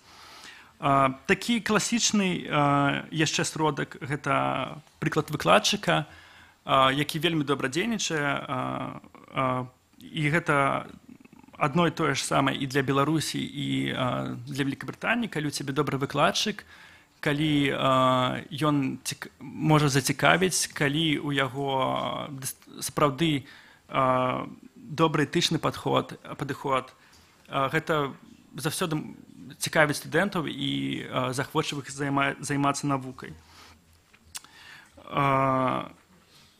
Вось гэтыя ці частка з гэтых сродкаў можна было б, на мой погляд, таксама пераняць і развіваць. Некаторыя з іх ужо ёсць. І вось там робіцца так. То бок, што мы павінны з гэтым рабіць, гэта вырашаць як бы там Беларусі, беларускім ВНУ. Але шмат што пазітыўнага, мне здаецца, з гэтага можна вынесці. Крыху, можа, дадам пра матывацыю. Мне падаецца, што праблема якая есть у беларускіх студэнтаў з матывацыяй, гэта таму, што яны дрэнна уяўляюць, што іх чакае пасля універсітэта. І вось трэба як мага больш з імі размаўляць, асабліва на першым курсе, а лепш яшчэ да паступлення в універсітэт. Калі я вучыўся, у нас амаль ніхто не ведаў, што такое работа у буйных юрыдычных кампаніях. Ну, Александр уже добра распавёў, што такое гэта работа звычайна 24/7. Многія да гэтага не гатовы ні пры якіх умовах. І трэба расказаць больш і пра ціск, аднак і ў той жа час і пра магчымасці. Работа ў буйных, асабліва юрыдычных кампаніях, добра кампенсуецца. І яшчэ задавалі пытанне, напэўна, мінулай панелі пра адлічэнне. Розныя універсітэты ставяцца па-рознаму. Где, напрыклад, у США, і гэта, як уже казалі, гэта паслядыпломная адукацыя, і там студэнты так добра ў іх з матывацыяй, і яны там у дадатак плацяць вельмі вялікі грош на тое, каб вучыцца, і таму там адлічэння вельмі мала. Але, напрыклад, дзе юрыдычная адукацыя пачынаецца з 18 лет, то есть гэта там першая ступень, адлічэнні могуць быць вельмі сур'ёзныя. Напрыклад, ва Францыі, у Бардо, калі я туды патрапіў, на першым курсе адлічэнне складала 50%. То бок, калі чалавеку не цікава гэта, і ён проста хоча атрымаць дыплом, каб недзе работаць, таму што дыплом юрфак, ён прэстыжны, і потым я хоць дзе-небудзь знайду работу, але ён правам не цікавіцца і не збіраецца ў гэтым накірунку працаваць, то, мабыць, не трэба марнаваць час і паспрабаваць у іншай сферы што-небудзь зрабіць і стаць запатрабаваным спецыялістам. Я, напэўна, спыніўся тут, калі ёсць пытанне, буду рады адказаць. Дзякую, Роман. Ці ёсць пытанне? Ёсць, Ярослав.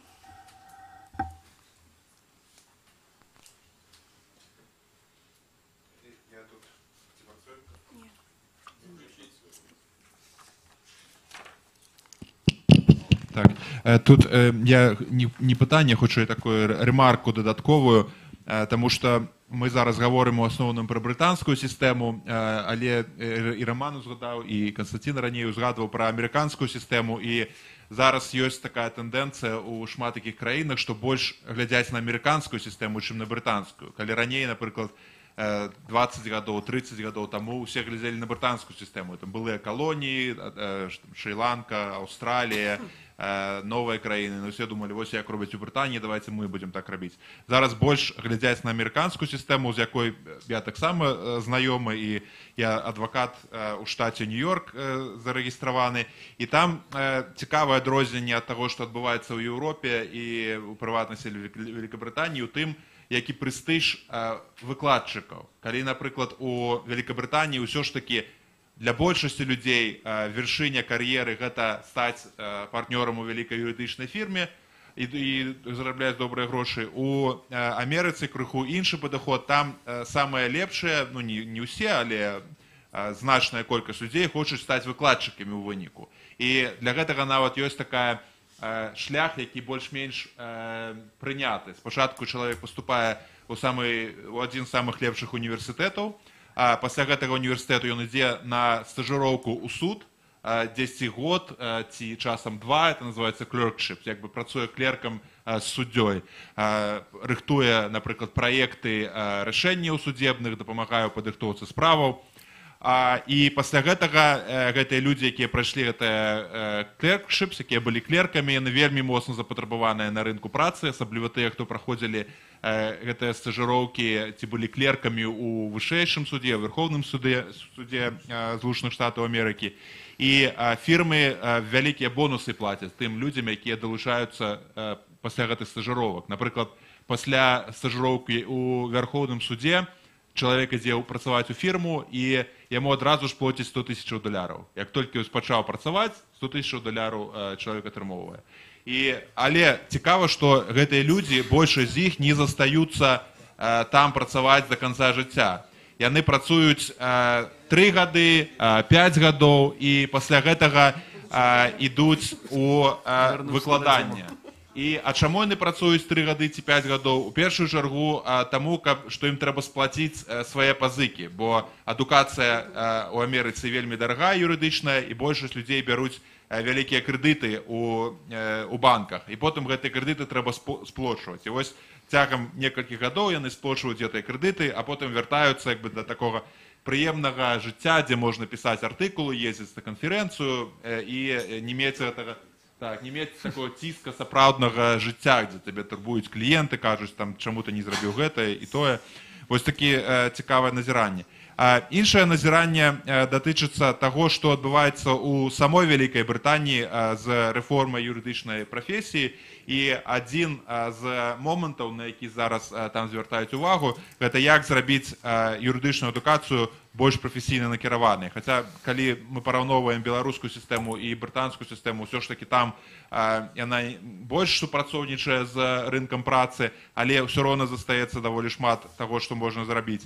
І цікава, што нават у 20-м стагоддзі, на пачатку 20-го стагоддзя, юрыдычная адукацыі амаль не было як такой. То есть большасць людзей станавіліся юрыстамі пасля таго, як яны былі падмастер'ямі, не ведаю, як это называюць, былі памочнікамі юрыстаў. То есть яны працавалі 10 гадоў ці колькі гадоў з юрыстам, і пасля гэтага іх прымалі ў гільдыю юрыстаў. То есть гэта не было тое, што выкладалася ва універсітэтах. І пасля таго, як пачалі стварацца універсітэты, пасля таго, як гэта стала больш камерцыялізаванай, ужо пачаўся такі расход таго, што паміж практыкай і тэарэтычным выкладаннем. І зараз яны думаюць таксама, як назад гэта вярнуць. Пры гэтым у Брытаніі, магчыма, хтосьці ведае, там недастаткова проста атрымаць дыплом. У дадатак да гэтага, калі хочаш практыкаваць, трэба стаць альбо салістарам, альбо барыстарам. Калі ты хочаш быць салістарам, то трэба яшчэ 1 год навучыцца практычныя курсы, пра якія казаў Канстанцін на першай секцыі. Але у дадатак да гэтага трэба знайсці так званы кантракт на стажыроўку з юрыдычнай фірмай. І гэты кантракт вельмі цяжка знайсці. Юрыдычная фірма бярэ гэтага чалавека на 2 гады і ўжо плоціць яму нармальны заробак, і пасля гэтых 2 гадоў чалавек толькі можа называцца юрыстам. Што датычыцца бэрыстараў ці адвакатаў, падобная сістэма, таксама 1 год такога практычнага навучання, і пасля гэтага яны становяцца вучнямі адваката, як памочнік адваката, таксама працуюць 2 гады, і толькі пасля гэтага здадуць дадатковы іспыт, яны становяцца сапраўднымі адвакатамі. І вось цікава, што зараз у брытанскай сістэме яны зараз 2 такія асноўныя тэмы, як я іх бачу. Першае, гэта стварыць такі агульны нейкі экзамен для ўсіх тых, хто хоча стаць кваліфікаваным юрыстам, каб ён быў больш падобным у нейкім сэнсе на нью-йоркскі экзамен, што людзі з усіх краінаў могуць прыязджаць, там дадатковыя нейкія зрабіць курс у Вялікай Брытаніі, і потым стаць юрыстамі, якія можа практыкаваць права ў Англіі і Уэльс. А другая частка – гэта больш ужываць вось гэтыя стажыровачныя, ці быць юрыстаў падмастер'яў, каб людзі, напрыклад, не вучыліся, потым ішлі на стажыроўку, потым здавалі экзамен, а просто, скажем, 6 гадоў працавалі памочнікам юрыста, потым здавалі нейкі экзамен, і пасля гэтага яны станавіліся юрыстамі. Вот такая дадатковая проста рэмарка, як гэта адбываецца, якія рэформы адбываюцца ў тых краінах. Дякую, Ярослав. Так, яшчэ пытанне? Я не ведаю, хто там быў, я быў першы. Вы былі першы, так, Константин. У мяне таксама, хутчэй, рэмарка нейкая, чым пытанне. Я вось слухаў Рамана і Ірыну Ігоровну, у мяне колькі ідэй з'явілася. Першае, наконт публікацый. У Англіі немагчыма знайсці працу ў акадэміі, за некаторымі вельмі маленькімі выключэннямі, калі у вас няма публікацый. І публікацыі ў добрых часопісах. У Англіі існуе такая штука, называецца REF. Это Research Excellence Framework. Гэта такі іспыт, які кожны 6 гадоў праходзяць усе універсітэты, і яны павінны, гэта справаздача такая, і кожны выкладчык павінен аддаць, складаная сістэма, 10 у сярэднім 4 такія фундаментальныя працы, гэтыя фундаментальныя працы чытаюцца там прафесарамі нейкімі і ацэньваюцца. Вось гэтая адзнака — это адзнака універсітэта. І там рэйтинги усялякія робяцца. Таму без публікацый, без кніг, без артыкулаў увогуле ні кар'еру пабудаваць немагчыма, ні нават першую сваю працоўнае месца знайсці. Вось. А студэнты ў універсітэтах вельмі хітрыя такія. Вось калі Роман рассказывал про гэту дзяўчыну, якая забрала ўсе кніжкі по крымінальнаму праву, наши студэнты хаваюць кніжкі ў бібліятэцы. То есть яны беруць з адного там палічкі гэтую кніжку і дзесьці там у прыбіральні хаваюць, потом на наступны дзень прыходзяць і беруць і вось так вучацца. Але зараз гэта амаль што не праблема, тому што дуже кніг, напрыклад, моя кніга, якую я таксама рэкамендую сваім студэнтам, яны ўсе ёсць у электроннай форме. І артыкулы ўвогуле гэта не праблема. Я, напэўна, артыкул у паперы не чытаў ужо гадоў 5. Вось. І яшчэ адна цікавая пра плагіат, тым, што казаў Роман. Плагіат — гэта не толькі копі-пейст. Так? Гэта не толькі тое, што вось, гэта таксама перафраз. Так? Вось мне здаваў мой студэнт яшчэ ў папярэднім універсітэце эсэ, і я гляджу цікавы аргумент, вось, такая добрая структура, я гляджу, а штосьці знаёмае. А ён недолго думаў, узяў мой артыкул, які я надрукаваў, вось усе словы памяняў, там дзе суд, трыбунал напісаў, і ўсё, і мне здаў. Так вось за гэта ён атрымаў 0 балаў. Яго не адлічылі, зразумела, за гэта, але вымушаны быў здаваць у жніўні.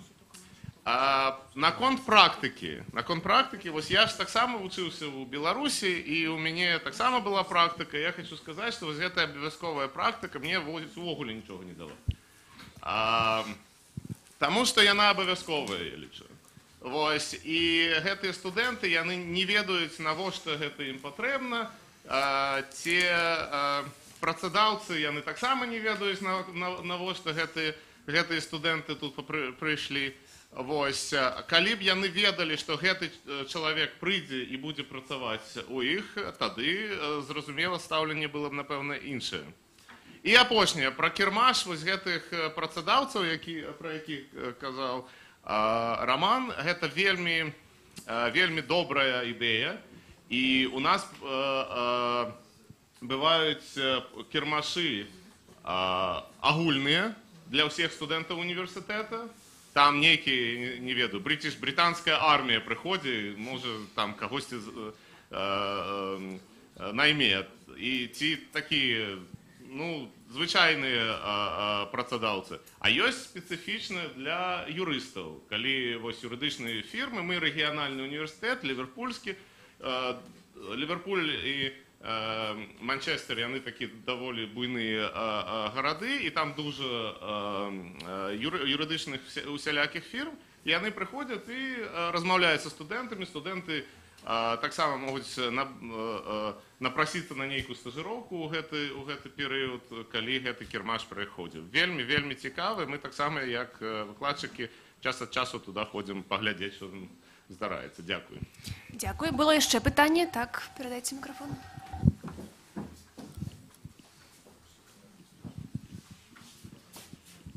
Недавно была публикация, что в Великобритании провели исследование, и человек-юрист ответил на 70% ответов, правильных дал, а робот-юрист 90%. Также известно выступление недавно Германа Грефа, это глава Сбербанка, который сказал, что многие профессии отомрут, в том числе, не хочу обидеть коллег, поскольку я политолог, да, в том числе и части юриспруденции. Вот два вопроса. Как обстоят дела в Великобритании именно с внедрением электронного юриста и мнение наших белорусов в Великобритании о том, насколько вы видите перспективы вот замены именно некоторого, так сказать, сферы юриспруденции электронными технологиями. Спасибо. Добре, дякую за питання. Я, напевно, не змогу сказати, ці ёсць які-небудзь тэхналогіі в Великобританії, які ўжо там выкраслілі некаторых юрыстаў з рынку працы, але гэта тэма часта абмяркоўваецца. Сутнасць справы ў тым, што яна базуецца на каштоўнасці, і як бы робат ён гэтай каштоўнасці наўрад ці зможа распазнаць. Гэтыя каштоўнасці мяняюцца з цягам часу і заўсёды абнаўляюцца. Мы робім нейкі крок наперад, потым крок назад. Тое, што за нас зможа рабіць робат, я вельмі скептычна стаўлюся да гэтага. Можа, некаторыя функцыі, нейкія там тыпавыя кантракты, так. Усё астатняе не, судовая работа дакладна не. Ну, гэта маё меркаванне, можа, што-небудзь мае калегі змогу дадаць. Дзякуй.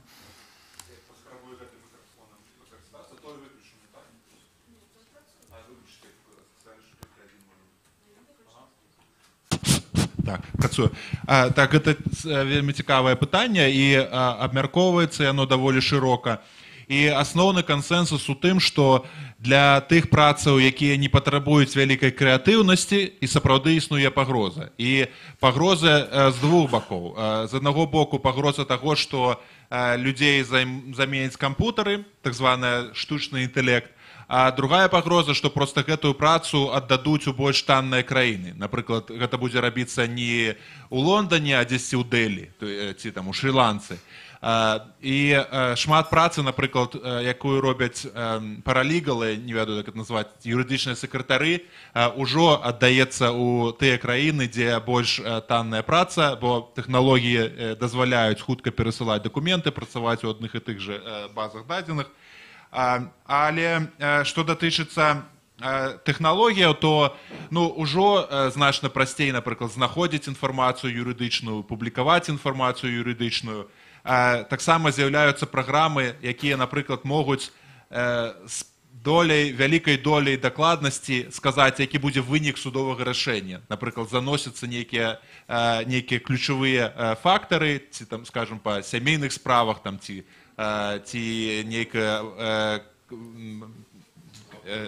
шкода там якая, і заносяцца гэты фактары, і выдаецца прыблізны, тыпавыя дакументы, напрыклад. То есть шмат што развіваецца. Але ў той жа час з-за таго, што прасцей стала, напрыклад, нейкую позву ў суд даслаць, там, ці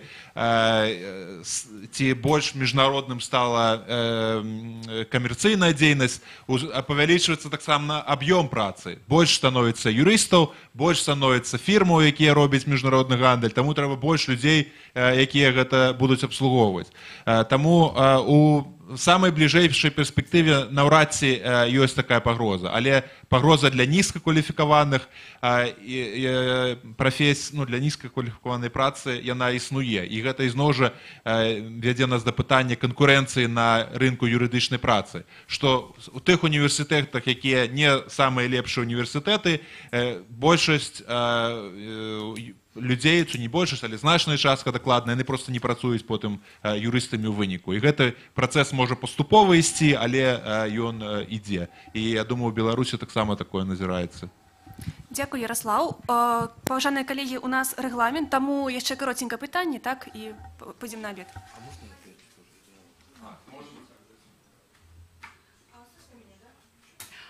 Вопрос у меня такой. Работает? Все, заработал. Роман, такой к вам вопрос, небольшой. Скажите, пожалуйста, вот вы учились в различных заведениях учебных, да? Профессии. І патрабаванні вар'іруюцца ў залежнасці ад краіны. У ЗША, напрыклад, гэта заўсёды яны выглядаюць вельмі афіцыйна. У іншых краінах, мабыць, не так. Але зноў-такі гэта залежыць ад арганізацыі таксама, дзе чалавек працуе. Яшчэ, 2 хвілінкі. Адказаць на пытанне. Насамрэч, напэўна, гэтыя праблемы абмяркоўваюцца на тых прафесійных курсах, пра якія гаварыў Ярик. А таксама, калі вы прыедзеце ў Лондон, дзесьці ў раёне Грейс Inn, і пройдзецеся па крамам, там вы пабачыце, што там ёсць спецыяльныя крамы для барыстэраў.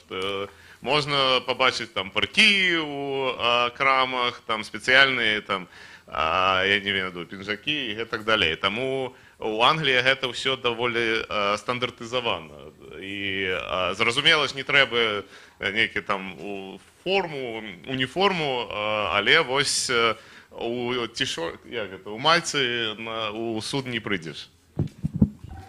Дякую, коллеги, вам великий за удел у нашей секции. Давайте подякуем нашим докладчикам еще раз. И запрошаем усіх на обед. Великий дякую.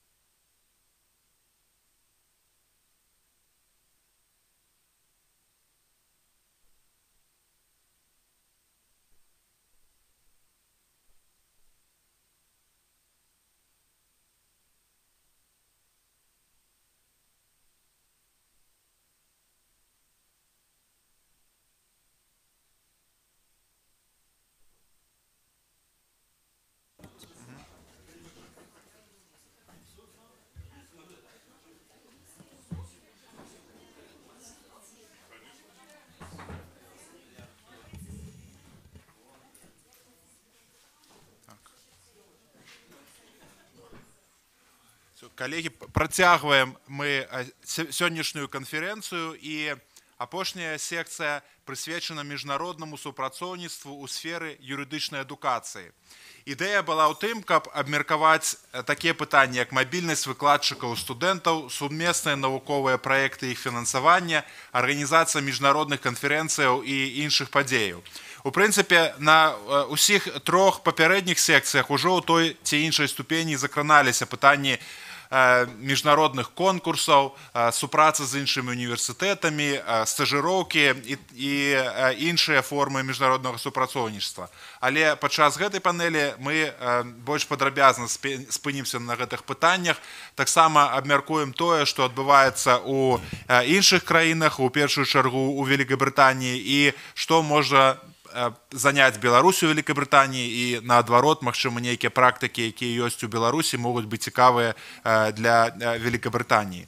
І мы маем сёння трох выступоўцаў, і кожнага з іх я буду прадстаўляць асобна перад тым, як яны будуць выступаць. Прыблізна 10-15 хвілінаў будуць выступы, і пасля будзе магчымасць задаць пытанні. І крыху іншы парадак выступаў будзе на гэтай секцыі, таму што у Андрэя Козіка недавно нарадзілася дачка, яму трэба забіраць жонку з радзільнага дому, з чым мы віншуем і прапануем Андрэю пачаць гэтую секцыю з яго выступу. Калі ласка, Андрэй. Да, што вы адчуваеце? Да, дзякуй вялікі. Ну, большое спасибо, во-первых, за приглашение на конференцию. И мне кажется, сама идея конференции прекрасная. Я очень рад быть здесь и очень рад, что конференция проходит в стенах юридического факультета Белгосуниверситета, на мой взгляд, лучшей юридической школы в Беларуси. И действительно, я, хотя не все время был на конференции сегодня, но я смотрел внимательно за трансляцией в YouTube. Она высокого качества и, надо сказать, дает полное представление о том, насколько интересно прошли предыдущие две секции. Я бы хотел затронуть несколько аспектов. Первый аспект, который бы мне хотелось адресовать, это вопросы, связанные с возможностью или невозможностью реформирования белорусской системы образования и, в частности, юридического образования. Довольно, с теми коллегами, с которыми мы лично знакомы, они знают, что достаточно продолжительное время я работал в качестве администратора одного из университетов в Беларуси, и в этом плане в качестве уже администратора довольно подробно и досконально знаю нормативно-правовую базу, созданную в Беларуси, и в частности реформированную в том числе с принятием Кодекса об образовании. С одной стороны. С другой стороны, последние 3 года так сложилось, что последние 3 года я работаю за рубежом, я не преподаю в Беларуси, я сконцентрировал свою деятельность на педагогической деятельности в иностранных вузах, англоязычных, и на участии в исследовательских проектах, о которых сегодня тоже очень много говорили. Из больших проектов, важных, в которых я участвовал, это 2. Один – это комментарий к Женевским конвенциям, который закончился изданием книжки в Cambridge University Press в 2016 году. И 2 – это книга, с автором которой я выступил, она называется «Stalin Manual to Zero». Это книга, посвященная международному публичному праву, применимому к кибероперациям. Она вышла в 2017 году, в январе 2017 года в Cambridge University Press. И поэтому есть возможность у меня такой вот интересный опыт из белорусской системы образования перейти в систему образования иностранную и в этой части сравнить. Кроме того, и в Беларуси я руковожу Ассоциацией международного права и арбитража. Это организация, которая в некоторой степени взяла на себя роль объединения практиков, юридических фирм и студентов в целях поддержки, в первую очередь, студенческих интересных инициатив и мероприятий, которые как раз-таки восполняют в некоторой степени дополняют образовательную систему Беларуси. В частности, это проведение мудкортов, о которых говорили в предыдущей секции, это проведение конференций, возможности публикации и подготовки публикаций на иностранных языках, поддержка белорусских студентов, которые желают учиться за рубежом, путем консультирования их о том, как и что необходимо для поступления за рубежом, и, собственно говоря, не только студентов, но и преподавателей, поддержка их applications, их заявок на получение исследовательских грантов, это для преподавателей, и грантов на обучение за рубежом. И вот первая цель, с которой я бы хотел начать, это реформирование. О реформировании образования действительно говорят очень давно в Беларуси, наверное, с момента, собственно говоря, обретения независимости. О юридическом образовании тоже говорят, и о реформировании юридического образования, и концепция, о которой вы наверняка в курсе, концепция развития юридического образования в Беларуси, это далеко не первая концепция подобного рода в Беларуси, именно посвященная юридическому образованию. Но в этот раз она довольно на длительный промежуток времени принята. Некоторые цели заявлены до 2025 года. И мне кажется, какие-то вещи, конечно, в этой концепции замечательные. В частности, я бы хотел выделить, впервые, наверное, настолько явно сделан упор в концепции на возможность привлечения профессионального сообщества к оценке качества образовательных программ, к оценке качества выпускников. Мне кажется, это, безусловно, очень важный шаг вперед. Однако, как мне кажется, документ, конечно, не вбирает в себя все те практики, о которых говорили вот в предыдущих секциях, и которые очень важны. И в первую очередь различие, которое, как мне кажется, очень существенным, это принципиальные, знаете, очень общая вещь, но она в менеджменте кажется очень важной. Это постановка целей и постановка четких стратегических целей. Если посмотреть программу, то мы увидим перечень целей, который зашкаливает там, за 15 штук, то есть, это слишком много. Если мой первый опыт оценки образовательных систем иностранных был очень интересным.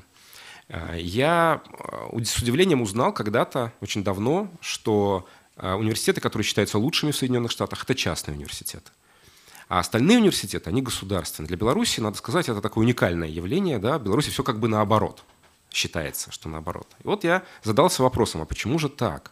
Почему частные университеты стоят 50-60 тысяч долларов в год, а государственные от 3 тысяч долларов в год в Соединенных Штатах? И я нашел ответ на свой вопрос.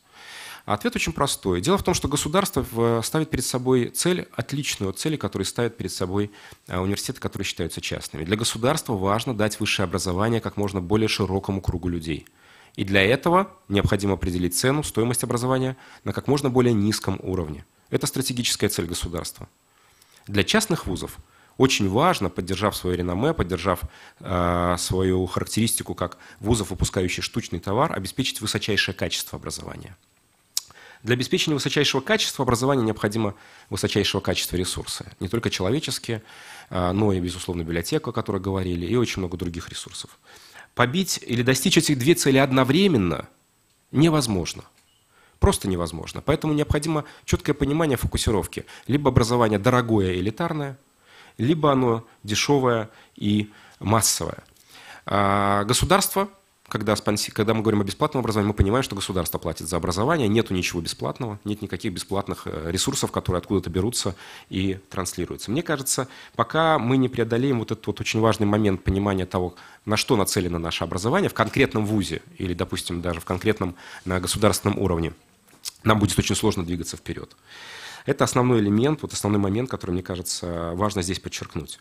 И когда так сложилось, что я сместил свой акцент на работу за рубежом, у меня, тем не менее, осталось очень много потенциальных проектов, которые мне очень хотелось реализовать в Беларуси, но так по тем или иным причинам это не удалось во время работы в качестве администратора университета Беларуси. И вот была создана ассоциация при поддержке юридического сообщества, и мы стали реализовывать очень интересные проекты в Беларуси. Во-первых, мы создали библиотеку англоязычной литературы юридической. Эта библиотека доступна, каталог есть в интернете. Туда пожертвовали книги довольно большое количество юристов.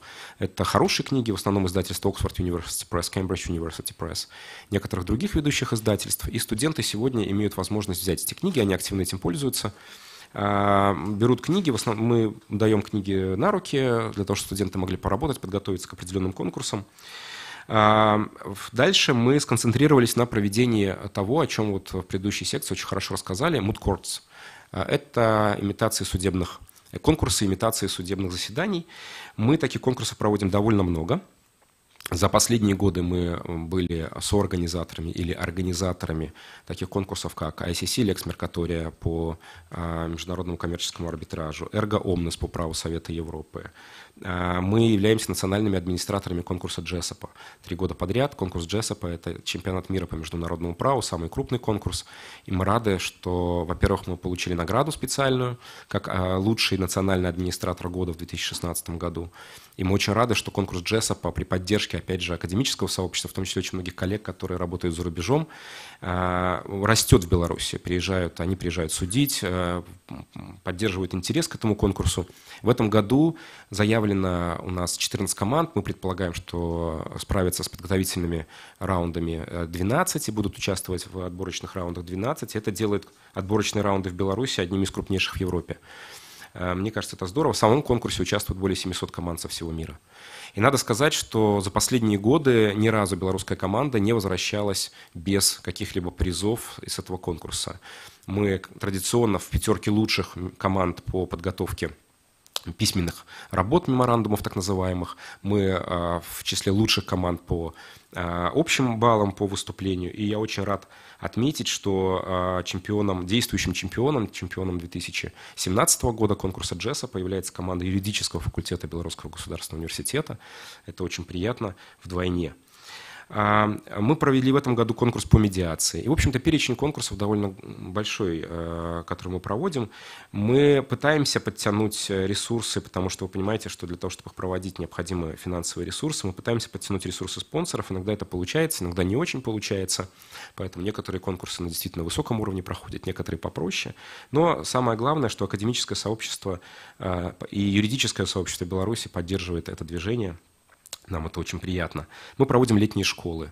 Мы проводим крупнейшую в Беларуси летнюю школу по международному праву. Она называется Summer International Law Camp. Она уже 3 года подряд проходит в Беларуси. Проходит она летом традиционно. На нее съезжаются студенты не только из Беларуси, но и из других стран. В этом году было около 40 человек из более чем 15 стран мира. Белорусов мы традиционно приглашаем, белорусских студентов, которые участвуют, проходят отборочные раунды, приглашаем либо на бесплатной основе, либо находим спонсоров. Если говорить про JESOP, опять же, возвращаться к нему, то в прошлом году мы отправили из Беларуси 3 команды. 3 команды – это около 15 человек. Мы нашли спонсоров для них, чтобы они поехали в Вашингтон, выступили на чемпионатах мира, потому что традиционно университеты не очень поддерживают команды финансово, и команды вынуждены искать спонсорскую поддержку, обращаться за ней. Мы также за ней обращаемся и, в общем, находим для этих студентов. Мы выпустили Belarusian Yearbook of International Law и продолжаем эту практику. Это англоязычное, издание, которое позволяет белорусским исследователям подготовить статьи, пройти рецензирование, как это положено, по стандартам иностранных издательств и иметь возможность опубликоваться. Мы нацелены на попадание в Scopus в 2018-2019 году, что, на мой взгляд, повысит статус этого издания. Мы издаем типографическим способом guidelines, так называемые гиды, которые нацеливают студентов, как получить образование за рубежом, какие существуют грантовые программы, и, соответственно, предоставляем всю эту информацию студентам. Делаем очень много другой работы интересной. Вся эта работа делается на энтузиазме, конечно. В ассоциации нету какой-то на сегодняшний день институциональной финансовой базы. Мы работаем над этим с нашими юридическими партнерами, юридическими компаниями, чтобы перейти на новый принципиальный уровень. Но, тем не менее, если вам будет интересно развить этой темы, я есть в Фейсбуке, пожалуйста, давайте дружить, и я буду очень рад ответить на ваши вопросы. И завершая свое выступление, я бы хотел сказать еще о 2 вещах. Во-первых, еще раз подчеркнуть важность вовлечения в процесс обучения и, самое главное, оценки качества обучения профессиональное сообщество. Для этого существует в мире огромное количество методик, огромное количество систем. В Беларуси, мне кажется, нам недостает понимания того, что юрист, который выпускается, во-первых, неважно, выпускается он из частного или государственного вуза, он выпускается для экономики Беларуси, это очень важно. И второй момент, то есть не надо делить ничего здесь. И второй момент, он выпускается не для государственного сектора, он выпускается для вообще экономики Беларуси, опять же. И поэтому привлечение профессионального юридического сообщества, которое, как правило, это частные компании, здесь было бы очень полезно. Английский язык, о котором много говорили, о котором я хочу опять сказать. И опять же, здесь в этом смысле я критикую программу юридического образования, потому что на английский язык там отведено, знаете, акцент сделан только на магистратуре, а вроде как бакалавриату или первой ступени образования английский язык не нужен, ну или как-то факультативно, но мне кажется, это большая ошибка. И закончить хочу вопросом, который адресовали предыдущие секции, о том, заменят ли компьютеры юристов. Знаете, я преподаю киберправо, это моя специальность, IT-ло, и я считаю, что заменят, друзья мои, и заменят очень скоро. И почему это произойдет? Не потому что компьютер такой вот он умный, он, знаете, творческие идеи, творческие задачи начнет решать, хотя искусственный интеллект и это уже может. Дело в том, что появляются новые методики, такие как смарт-контракты, например. Смарт-контракт – это контракт, в котором расписан любой вариант отклонения от нормы. Любое нарушение расписано с четкой санкцией. Смарт-контракт исполняется автоматически. Не нужна оценка человеком для того, чтобы ту или иную санкцию включить. И это очень важный момент. И поэтому, собственно говоря, это челлендж, это угроза арбитражу, угроза судебной системе, потому что на самом деле количество споров, прогнозируется, что количество споров будет просто уменьшаться. Поэтому вопрос не в том, что компьютер заменит, физически вытеснит. Вопрос в том, что судебная юридическая система будет работать намного более эффективно благодаря этим новым технологиям. Но для этого, чтобы их тоже внедрять, что удивительно, нам тоже нужны юристы. И декрет номер 8 про ПВТ, о котором сейчас очень много говорят в интернете, это единственный на сегодняшний день яркий пример того, как академическое сообщество может создать такого уровня юридический документ, и этот документ, я уверен, будет довольно успешен. Еще раз, этот документ родился не в недрах государственного аппарата. Он прошел там серьезное согласование, это да, но не в недрах аппарата он родился, а родился путем работы, интенсивной работы профессионального юридического сообщества Беларуси. Мне кажется, это очень важно. Я с удовольствием отвечу на вопросы. Большое спасибо за приглашение на эту конференцию. Спасибо. Дякую вялікі, Андрей. І я паабяцаў прадставіць усіх удзельнікаў, але Андрей не прадставіў. Яго біяграфія ёсць у праграме, як і біяграфія ўсіх выступоўцаў. Андрей кандыдат юрыдычных навук, дацэнт, старшыня асацыяцыі міжнароднага права і арбітражу. Таксама ён кіраваў юрыдычным факультэтам МІЦО некалькі гадоў. І ён, напэўна, можа, адзін з нешматлікіх людзей, якія могуць зразумець гэты дэкрэт пра лічбавую эканоміку, блокчейнс і крыптавалюты. То есть усё гэта якраз сфера прафесійных інтарэсаў Андрэя.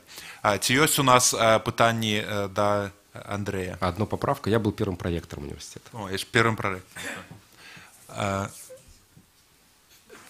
А с микрофоном, потому что нам треба для... Да, вы знаете, как человек, который смотрел на YouTube, микрофон нужен, иначе не слышно. Там уже есть, кстати, один...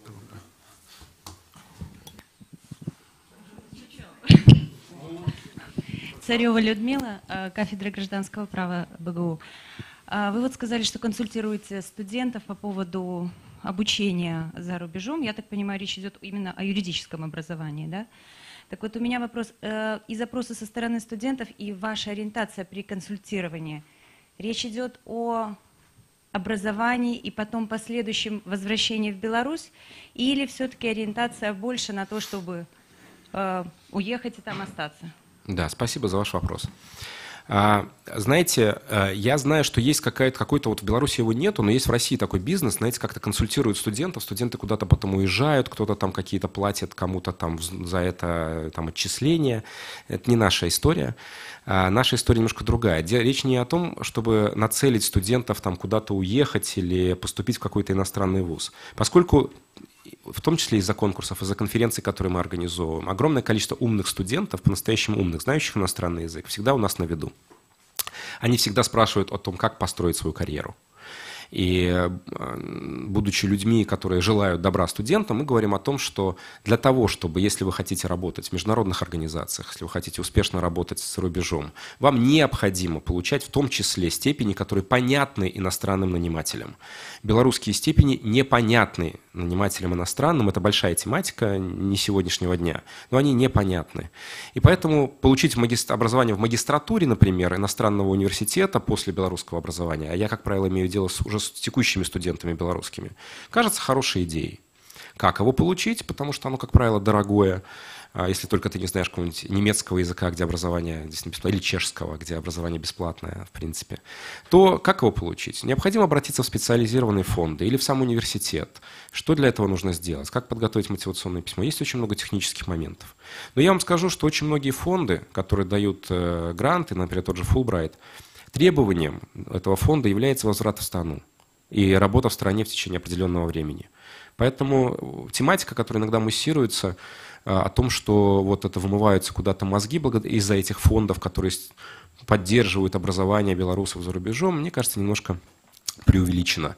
Конечно, все нацелены на то, чтобы, знаете, создать хорошую жизнь, успешную для себя. Если эта успешная жизнь возможна в стране, а мы все верим, что в той или иной степени это возможно, но это же чудесно. Если кто-то этого пути себе не находит, то это не только его вина, наверное, это значит, так вот не сложилось. Значит, надо, чтобы сложилось так. Вот, поэтому мне кажется, что здесь вот такой путь очень интересный, но приоритет должен быть отдан интересам личности в первую очередь. Человек, его жизнь ограничена временем, и если он идет к успеху своим тернистым путем, ну, значит, так и надо, чтобы он к этому успеху шел. Если этот успех пролегает через свою родину, это чудесно. Если нет, осуждать его за это я не берусь. Спасибо. Пожалуйста.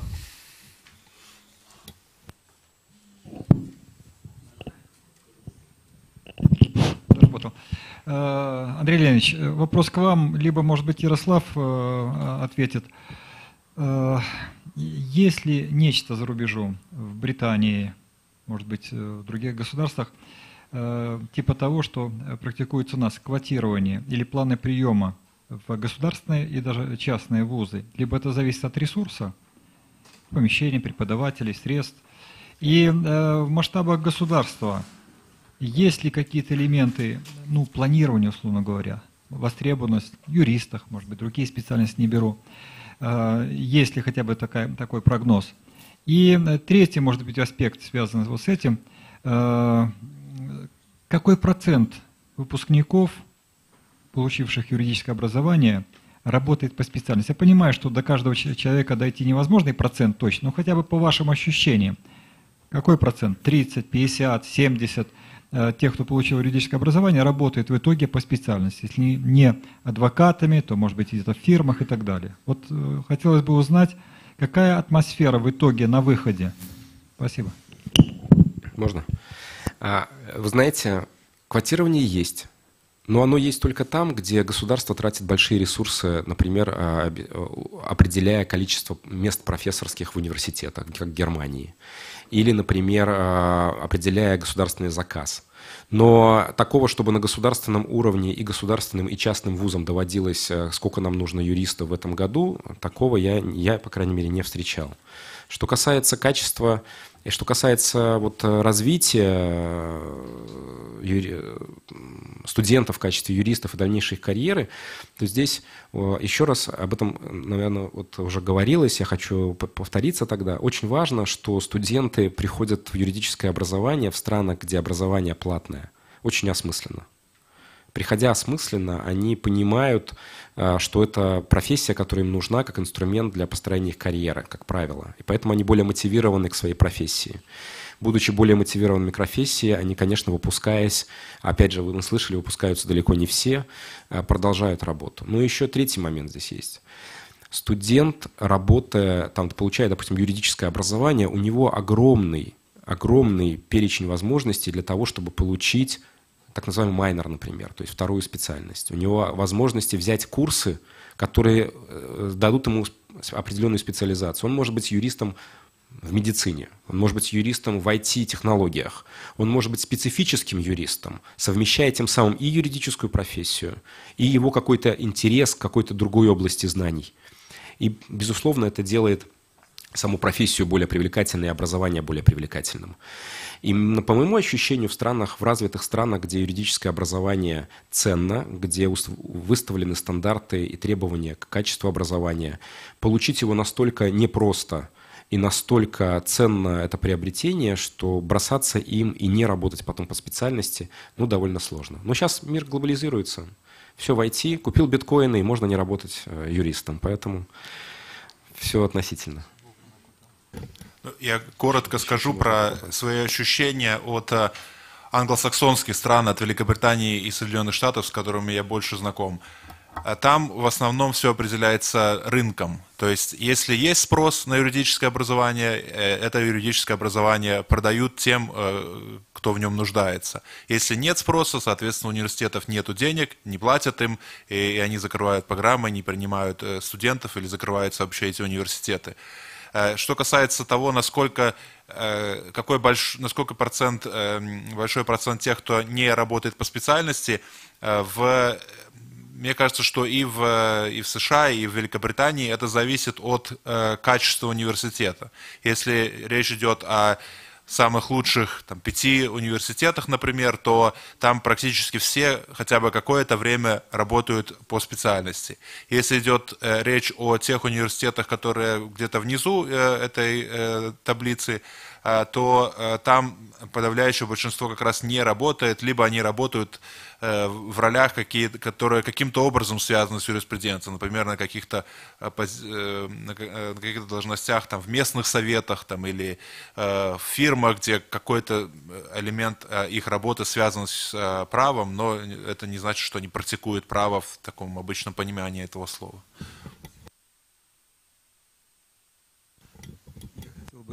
Моя фамилия Колядко. Задать вопрос для Андрея Козика с точки зрения его интересов по международному сотрудничеству, но в таком аспекте. Как вы полагаете, с учетом зарегулированности у нас форм магистратуры, по каким направлениям специализации юристов хорошо бы направить наших студентов в магистратуру в зарубежные вузы?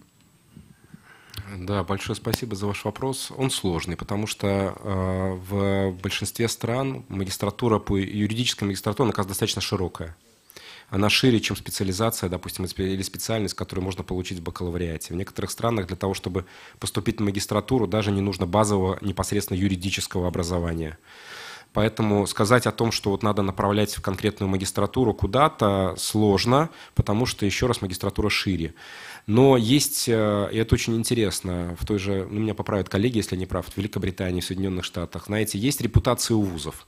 И есть профессора, которые, мы знаем, допустим, они вот берут магистратуру, да, и мы понимаем, что эти профессора специалисты, условно, в праве интеллектуальной собственности. И мы понимаем тогда, что этот вуз и по публикациям, и по РЭФу, по другим вещам, он хорош в интеллектуальной собственности, или в IT-ло, или еще в чем-то. И тогда есть смысл получить там магистратуру, потому что все понимают, что вот Квинс Мэри хорош этим, например, Ливерпуль хорош замечательно вот этим, там Оксфорд чудесен чем-то другим. И ты, получая ЛЛМ, ты не просто его получаешь, ты ведь всегда указываешь, в каком вузе ты получил его в скобочках.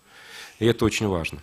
Поэтому куда направлять, мне кажется, вот здесь намного важнее уже учитывать интерес конкретного студента. Пачкой направить студентов куда-то, потому что там хорошая магистратура, которая совпадает с нашей специальностью, я думаю, что так вряд ли получится.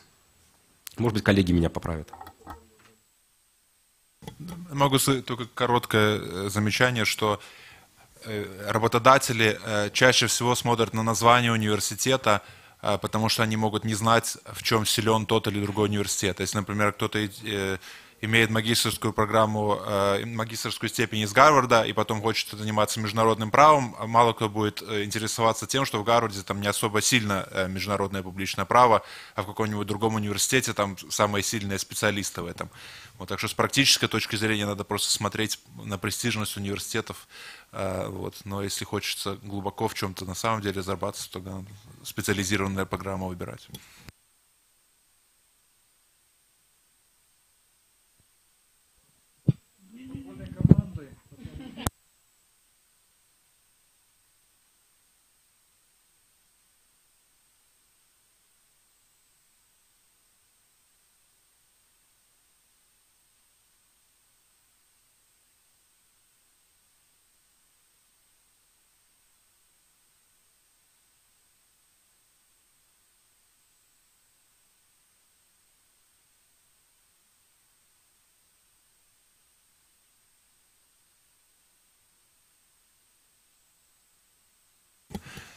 Дякую. Чи є ще питання до Андрея, який хоче сказати від нас?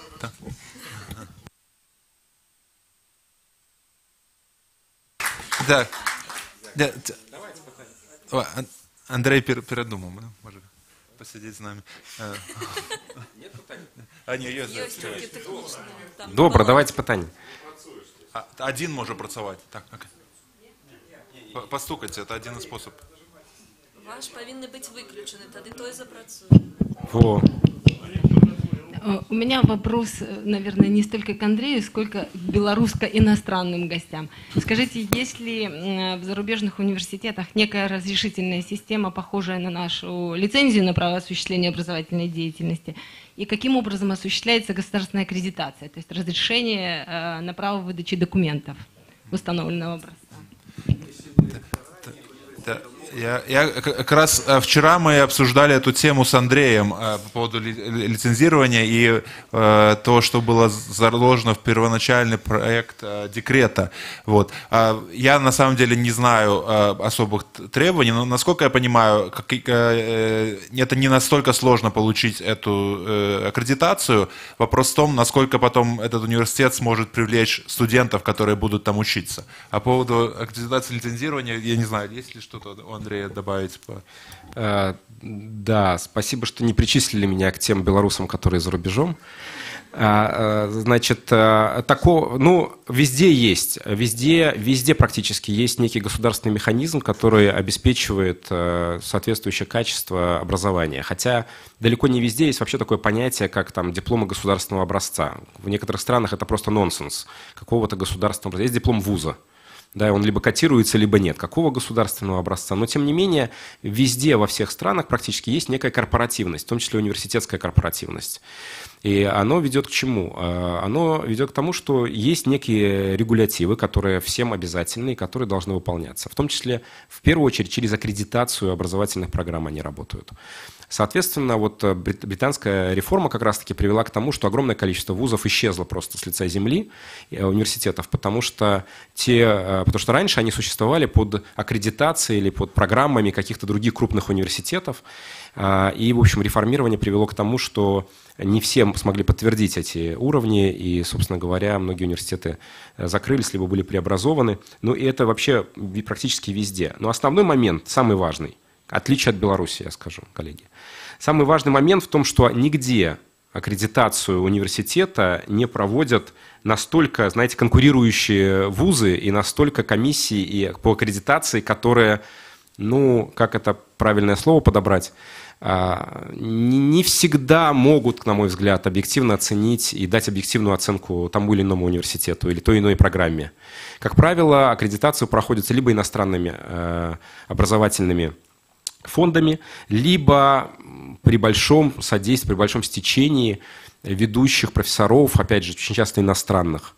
Внутри страны, особенно такой небольшой, как Беларусь, с небольшим количеством вузов, мне кажется, это вот интересный путь. По нему, кстати говоря, пошли наши прибалтийские соседи, где аккредитационные комиссии, как правило, состоят из иностранных специалистов, которые приезжают и аккредитуют ту или иную программу, для того, чтобы добиться большей объективности. А Министерство образования, извините, следит только за одним, чтобы эти комиссии были сформированы на объективной основе.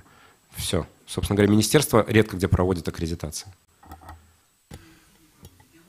Так, от ЕГУ комментарий представника. А возьмите, как ласка, микрофон, потому что... Да. О, все. По нашей части. Так я хочу сказать, что... Дозвольте, на якой мове? На белорусской ці на российской? Так сапраўды, як калега казаў, гэта не практыка, Андрей Леонидович, а это патрабаванне еўрапейскага заканадаўства, што калі праграма акрэдытуецца, то ў кожнай краіне еўразвязу ёсць цэнтр, які адказвае за якасць, ён абсалютна незалежны ад Міністэрства адукацыі, хаця ён нібыта там але ён ніякім чынам не падлягае юрысдыкцыі Міністэрства адукацыі. І, ну вось, напрыклад, праграма, я у гэтым годзе ўдзельнічаў, наша прававая праграма на 6 гадоў атрымала акрэдытацыю і прыязджала 7 чалавек, і ні адзін з іх не быў літоўцам, апроч студэнткі літоўкі, якая спраўджвала, як працуе студэнцкае самакіраванне. а было 6 прафесароў з Харватыі, з Нямецчыны, з Францыі, і яны атрымоўваюць так званы, як гэта сказаць, самаадчёт, справаздачу, які сам універсітэт падрыхтоўвае на працягу, напэўна, 6-7 месяцаў, і яны гэтую справаздачу вывучаюць заочна, а тады прыязджаюць на некалькі дзён і сустракаюцца з выкладчыкамі адмыслова, там са студэнтамі, з прадстаўнікамі адміністрацыі і робяць свае высновы, заходзячы з тых внёскаў, якія... Советская система, сам на себя характеристику, которая только комиссия, правком, партком, подписи. Дякую велике за... До Андрея на угол. Добро, Андрей, не хочется вас отпускать. Вы сказали, что в результате вот работы этой системы аккредитации были закрыты ряд университетов. А можете сказать, по каким критериям? То есть вот какие критерии предъявляются для того, чтобы вынести положительное решение, ну и, соответственно, отрицательное? Вы знаете, я думаю, что мои коллеги из Британии, они намного точнее на это все ответят. И я скажу через свой личный опыт. Дело в том, что когда была поставлена задача передо мной как администратора университета наладить международные связи, мы стали искать, с кем наладить эти самые связи за рубежом, и в том числе с британскими вузами. И оказалось, что очень много каких-то маленьких, очень мало понятных британских вузов существовало на тот момент, с громкими названиями, типа программа, там, аккредитованная университетом Глазго, или там программа, аккредитованная там еще кем-то. И Ливерпуль не встречал. Вот. И, ну, и как бы мы начинали вникать, что это такое, или там университет там какой-нибудь, Магна-карта Оксфорд, понимаете? Вот что это за Магна-карта Оксфорд? Но слово Оксфорд звучит, и вроде как красиво звучит, и для белорусских студентов красиво звучит. Но все это, как правило, были очень маленькие такие вузы. И в какой-то момент они стали схлопываться все эти программы стали закрываться, потому что требования к переаккредитации выросли, и, соответственно, они не смогли проходить переаккредитацию. Университеты стали намного внимательнее относиться к тому, что они и кому аккредитовывают. Вот это просто мой личный опыт. Как это работало внутри, я думаю, что, может, мои коллеги больше добавят, не хочу здесь спекулировать. Константин. Я не ведаю, я буду у двух. Так, згодны з Андрэем, але гэта не універсітэты пераакрэдытоўвалі, это універсітэты пераакрэдытоўвалі нейкія праграмы. Вось, у нас таксама ў універсітэце ёсць нейкая унутраная акрэдытацыя. Так? Я вось 10 месяц таму удзельнічаў у камісіі ў радзе нейкай, якая акрэдытоўвала факультэт геалогіі, геаграфіі і акіянаграфіі. Ось я ніколі ў жыцці не ведаў столькі пра акіянаграфію, як там, ось, падчас гэтых 2 дзён, калі нам расказвалі, нас ось, павялі там, па іх лабараторыях, паказалі, як ось, гэты працэс ось, робіцца і гэтак далей. І гэта ўсё у вельмі такім сяброўскім умовах все зрабілася, і мы все акрэдытавалі, зразумела. Ось, таму ну, добрыя людзі там трэба акрэдытаваць. Але ж піва вам прапанавалі? Нет, ніякога піва не... Не, вячэра была. Я узгадаў адзін прыклад, калі быў скандал, звязаны з, здаецца, University of Wales, такі універсітэт быў, які шмат працаваў за мяжой. Шмат брытанскіх універсітэтаў маюць праграмы не толькі ў Брытаніі, але таксама за мяжой, асабліва ў былых калоніях. Там Індыя, можа быць, Шры-Ланка, Малайзія і так далей. То есть раней ведаеце, што брытанская імперія была, што ніколі не садзіла сонца. То есть ва ўсіх гэтых краінах ёсць попыт на брытанскую адукацыю. І гэтыя універсітэты стваралі дадатковыя кампусы там, але толкам не правяралі, што адбываецца ў тых кампусах. То есть фактычна сказалі, вось нашыя праграмкі, карыстайцеся, выкладайце, потым нам давайце імёны студэнтаў, мы будзем даваць там студэнтам дыпломы. І вось адна з такіх праграмаў, нават некалькі такіх праграмаў, потым праверылі, што што там не было ніякага сур'ёзнага кантролю якасці, просто штампавалі дыпломы за грошы, ну і вось такім чынам зачынілі. Я сам працаваў, але ў той жа час існуюць універсітэты, якія вельмі паспяхова маюць праграмы за мяжой, не толькі ў краінах Азіі і Афрыкі, але таксама ў кантынентальнай Еўропе з розных прычынаў. І я сам, напрыклад, у Шры-Ланку ездзіў 6 гадоў, 2 разы на год на такую падобную праграму. Там, напрыклад, 25% выкладання робіцца тымі людзьмі, якія прыязджаюць, а ўсё астатняе робіцца мясцовымі адміністратарамі і выкладчыкамі. Ну, але кантроль таксама ёсць, і, напрыклад, такі быў прыклад, што зачынілі. У мяне таксама такі ж прыклад. У нас ёсць школа права на Кайманскіх астравах. Універсітэт Ліверпуля, так? Мяне яшчэ не запрашалі туды чамусьці на акрэдытацыю, так. Але насамрэч там узровень ніжэйшы, чым у Ліверпулі. І яны адсылаюць там экзаменацыйныя работы і гэтак далей. Мы правяраем іх у Ліверпулі, і ўзровень вельмі нізкі. Мы адлічваем дужа, што яны там вучаць, незразумела. Таму вось праблема, якую Ярык падняў, гэта рэальная праблема. Дякую. Я хочу яшчэ раз падзякаваць тады Андрэя за то, што ён знайшоў сёння час у такі важны. Дякую вялікі, дзякуй. І поспехаў. 3 разы на біс. Так. І зараз я хочу запросіць выступіць Дар'ю Ландо, кандыдата юрыдычных навук, дацэнта кафедры грамадзянскага права юрыдычнага факультэта Беларускага дзяржаўнага універсітэта. Калі ласка, Дар'я. Дзякуй. Шановныя калегі, дазвольце мне падзякаваць арганізатарам за магчымасць абмеркаваць такой высокакваліфікаванай аўдыторыі праблемы міжнароднага супрацоўніцтва ў сферы юрыдычнай адукацыі. З пытанняў, якія былі пазначаны ў праграме, я закрану пераважна мабільнасць выкладчыка. Мы мелі дамову з мадэратарам пра тое, што нашы даклады будуць спасылацца на палажэнне канцэпцыі развіцця юрыдычнай адукацыі ў Рэспублікі Беларусь на перыяд да 2025 года. Шчыра кажучы, нейкіх рэвалюцыйных палажэнняў я не знайшла, але ж. Пачнем з таго, што мабільнасць выкладчыка ў краіны так званага далёкага замежжа магчыма толькі пры належным валоданні замежнай мовай. У пункце 3.8 плана мерапрыемстваў па рэалізацыі канцэпцыі пазначана: арганізацыя ва ўстановах адукацыі курсаў падтрымкі замежнай мовы для выкладчыкаў з акцэнтам на прафесійную лексіку.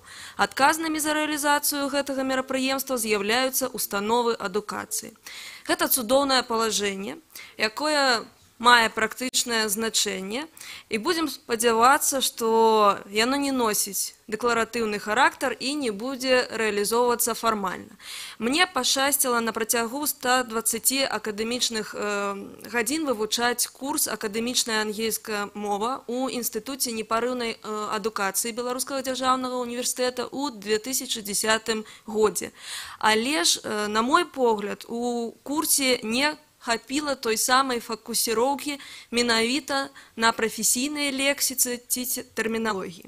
Сёння складаны курс «Замежная мова як сродак павышэння прафесійнай кампетэнцыі сучаснага спецыяліста», на які адведзена 80 вучэбных гадзін, выкладаецца ў Рэспубліканскім інстытуце вышэйшай школы.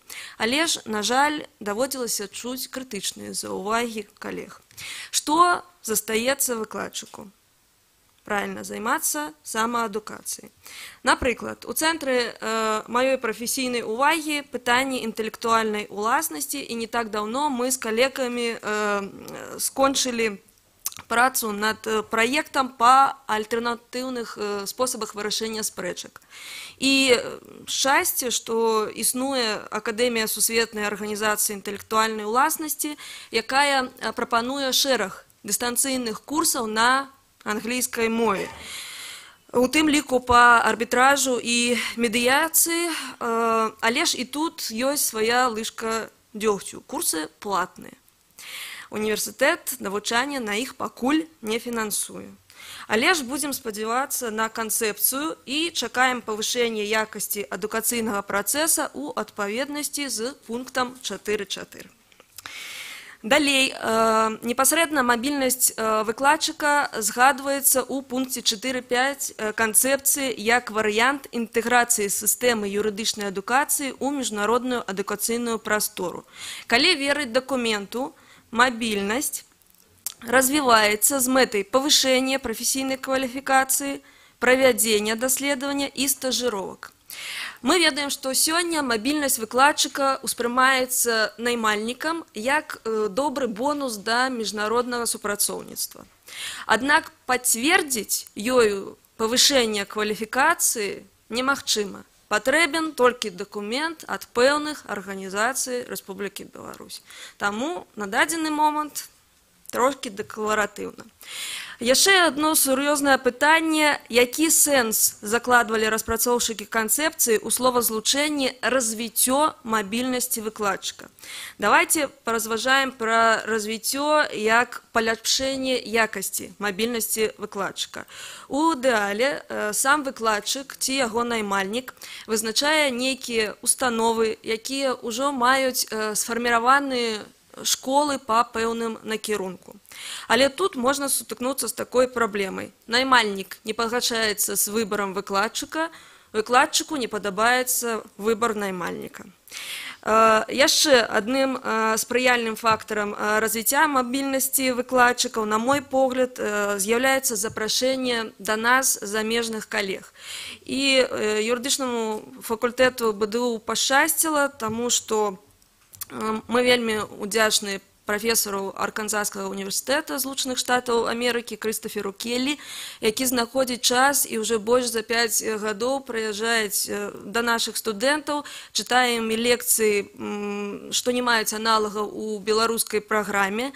І прафесар Келлі дапамагае і прафесарска-выкладчыцкаму складу удасканаліць прафесійную лексіку, калі выкладае курс Legal Writing. Што, калі пад развіццём мабільнасці выкладчыка мы маем на ўвазе толькі павелічэнне колькасці перамяшчэнняў? Калі гэта так, тады неабходна ўлічваць такое разуменне мабільнасці пры фарміраванні нагрузкі выкладчыкаў, каб яны мелі магчымасць браць удзел у некалькі праграмах. Наймальніку трэба стаць лаяльным, даваць магчымасць выкладчыкам рэалізоўваць мабільнасць, нават калі ўжо ёсць загад з прозвішчамі членаў дзяржаўнай экзаменацыйнай камісіі, напрыклад.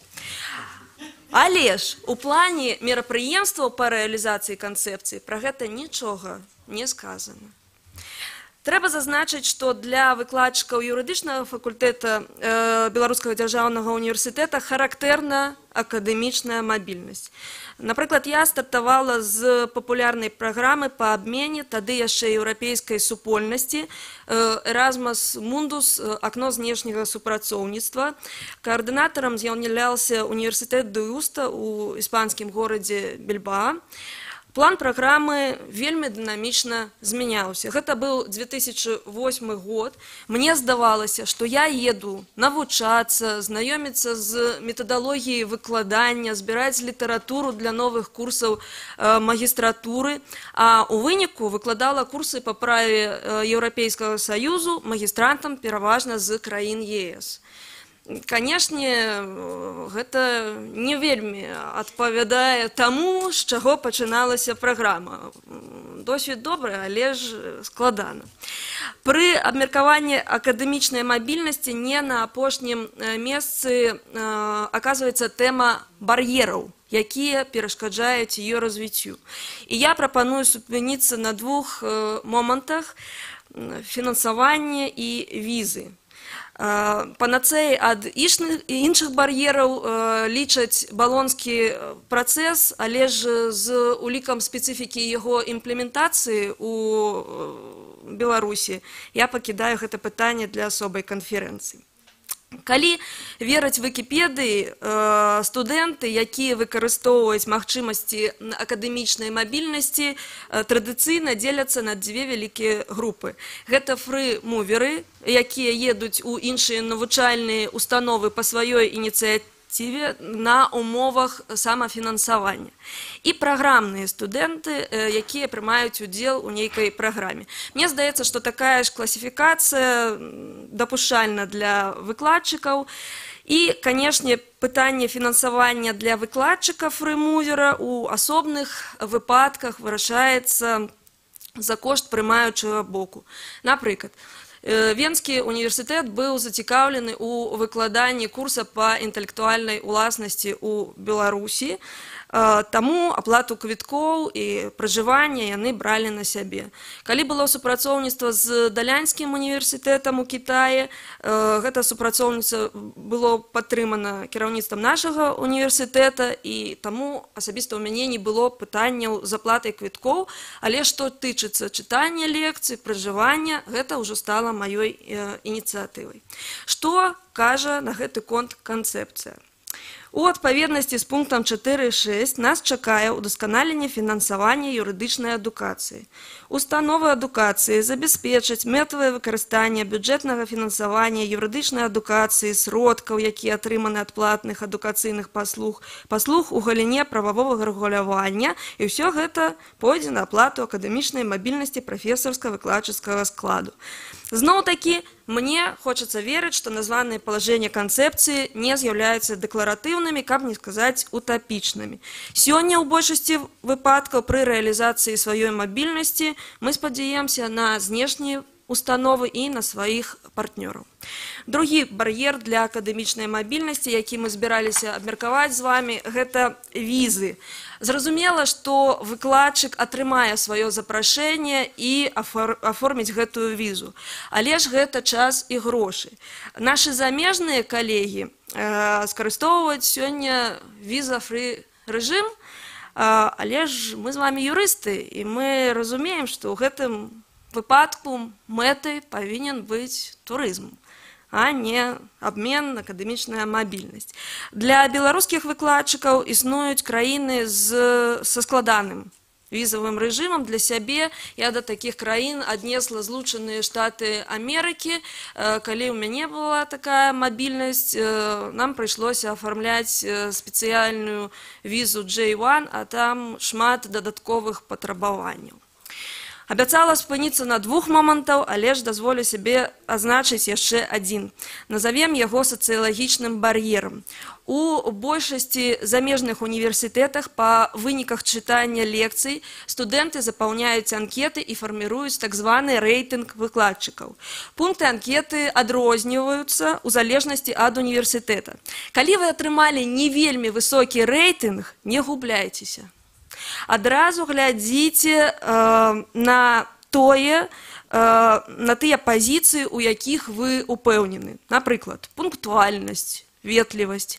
Калі нехта з рэспандэнтаў вырашыў прынцыпова панізіць ваш рэйтынг, таму што ён лічыць вас занадта строгім, ці па яшчэ нейкіх прычынах вы яму не спадабаліся, вы гэта заўважыце ў параўнанні з баламі іншых студэнтаў.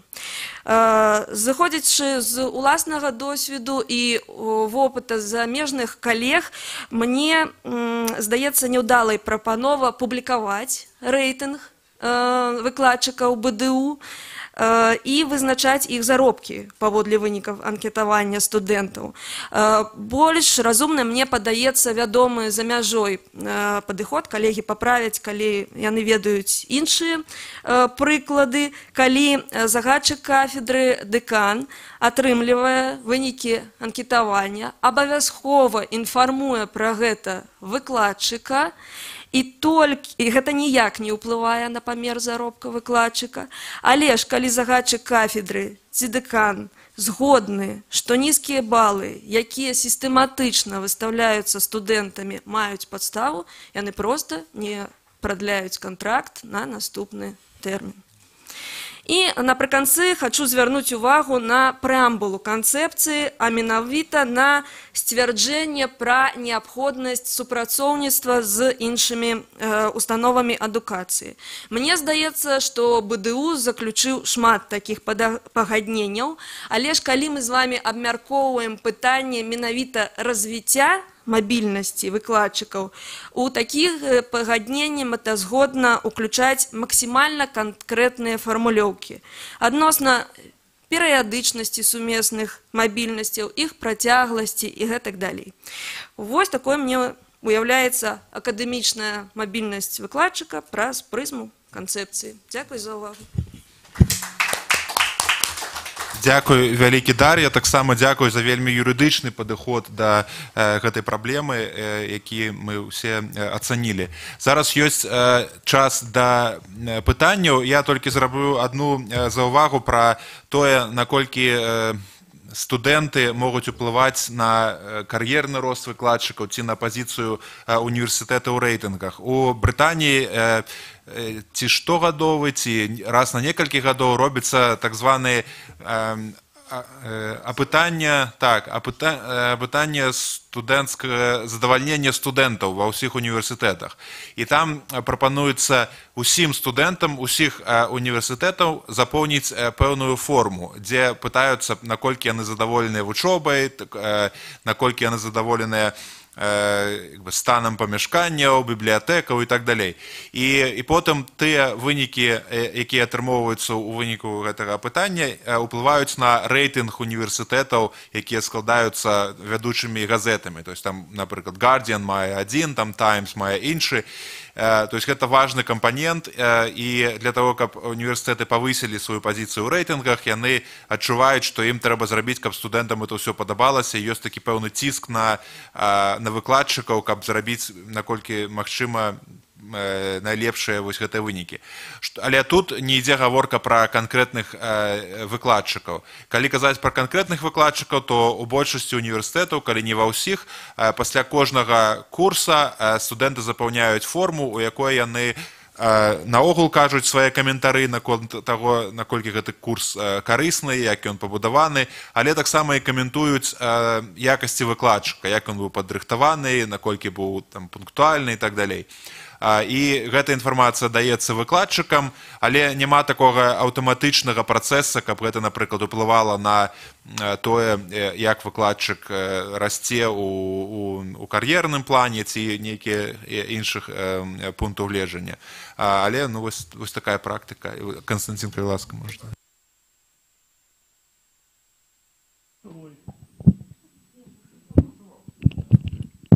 Ось я это запрацаваў. Добра. Не, мне вельмі цікава вельмі гэта прапанова, што ад фідбэка студэнтаў будзе залежаць заробак. Но гэта не можа быць, гаспадарства. Мой заробак не залежыць ад таго, што пра мяне кажуць студэнты. У студэнтаў дужа многа ўлады, яны фідбэкі гэтыя робяць, але як гэта мой заробак можа залежыць ад фідбэка? Гэта ж святое, так? Што? Мой заробак это святое.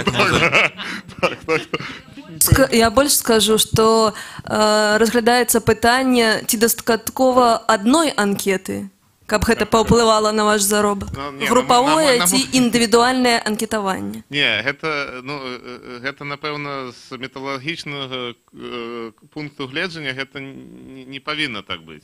Зразумела, што мой заробак прапісаны ў кантракце, а мой контракт вечны, яго нельга скончыць.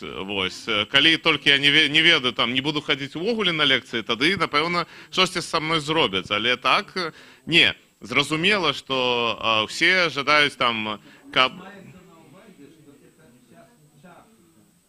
Так, мы адносіцца да прэміі, так. Толькі да прэміі. Але ж часам яна носіць памер больш, чым заробак. Ага. Я прапаную, мы уже заглыбіліся вельмі ў гэтую тэму. У нас секцыя называецца «Міжнароднае супрацоўніцтва ў сферы юрыдычнай адукацыі». Таму я запрашаю пытанні пра мабільнасць выкладчыкаў, сумесныя навуковыя праекты, а таксама арганізацыю міжнародных канферэнцыяў. Тут, бачыце, нават удзельнікі маёй панелі пачалі пра заробак спрачацца за плечамі мадэратара. Вось наколькі вострая тэма, заслуговвае асобную канферэнцыю, я ўпэўнены. Ці ёсць яшчэ пытанні да Дар'і пра міжнароднае супрацоўніцтва? Калі ласка, дайте туды один микрофон на тую частку. Чекайте. Я даже повторяю. Насколько реально в силу интереса к какому-то профессору, чтобы в Европе прочитать не на европейском языке, а на русском Евросоюзе лекцию? Есть ли факты приглашения известных специалистов? Потому что у естественников это быть невозможно, они хорошо английский знают. А у гуманитариев есть. Это упущение. Надо работать, да. Дякую тады яшчэ раз, Дар'я, за выступ. І я запрашаю Вадзіма Самаріна, кандидата юридичных навук, доцента кафедры крымінальнага працэсу і прокурорскага нагляду юридычнага факультэта БДУ. І Вадзім, наколькі я памятаю, збіраўся больш паразмаўляць пра мабільнасць. Мобильность там была. Окей, про проектные заявки и суместные науковые проекты, их финансование. Калі ласка, Вадим. Добрый день. Так, мне засталося что? Мне засталося праца з праектамі адукацыйнымі, а не навуковымі, перш за ўсё. А таксама арганізацыя канферэнцыі, там, здаецца, таксама стаіць. Гэта тое, чым я апошні час займаюся. Я удзельнічаў у кіраванні 2 тэмпус праектамі на юрыдычным факультэце. Вось апошні мы ўсё ніяк не скончым. Там у нас скончваецца справаздачнасць фінансавая ў Брусэлі. Гэта праект, на які спасылалася ўжо Дар'я. Праект тычыўся альтэрнатыўных спосабаў вырашэння спрэчак і канфліктаў. І так, добра мець гэтыя праекты, але заканадаўства ў нас у краіне, на жаль, вельмі складанае. Пачнем з праектаў. Праект трэба зарэгістраваць. Такі праект гэта лічыцца міжнароднай тэхнічнай дапамогай, і яго трэба рэгістраваць як МТП у Міністэрстве эканомікі. Дык вось такая рэгістрацыя праходзіць 1 год. І гэта мы хутка зрабілі. Мне сказалі, што наш праект быў, дзякуючы маім намаганням, хутчэй за ўсе праекты зарэгістраваны. Крыху менш за 1 год мы гэта зрабілі. Мы атрымалі дазвол з Брусэлю у верасні 2013 года, а праект быў зарэгістраваны, адразу я пачаў працу па рэгістрацыі, праект быў зарэгістраваны толькі 18 ліпеня 2014 года, ну, крыху меней за год.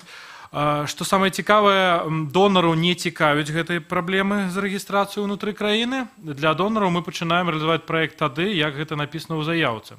Для Міністэрства эканомікі, наадварот, іх не цікавіць, што там цікава для донара. Вы можете пачаць працу па праекце толькі тады, калі ён зарэгістраваны. І складанасць заключаецца ў тым, што, напрыклад, яшчэ да таго, як праект пачаўся, трэба ехаць у Брусэль на сустрэчу ўсіх каардынатараў праекту, і хтосьці гэта павінен фінансаваць. Калі мы будзем праводзіць гэта афіцыйна, я маю на ўвазе, калі мы гэта будзем ўсё праводзіць праз камандзіроўку, аплату з універсітэту і потом спрабаваць атрымаць грошы з бюджэту праекта, тады атрымаецца, што мы пачалі рэалізацыю праекта до таго часу, як ён зарэгістраваны ў рэспубліцы. І тады гэта не МТП лічыцца. І вось у гэтым праекце мы чакалі, калі наступіць 18 ліпеня, каб толькі тады пачаць менавіта дзейнасць па праекце. Я лічу, што трэба нейкім чынам змяніць наше заканадаўства, якое тычыцца МТП, і, ну, мабыць, 2 месяцы хай яны гэта робяць, але не 10 месяцаў, як у нас атрымалася. Гэта была найлепшая хуткасць у рэгістрацыі. Тыя праекты, якія знаходзяцца па-за межамі Мінску, ім яшчэ складаней гэта рабіць. Я кожны дзень магу дайсці да Міністэрства адукацыі, Міністэрства эканомікі і запытацца, як там нашыя справы, што трэба яшчэ, чым дапамагчы, ці магчыма зрабіць за іх нейкія дакументы.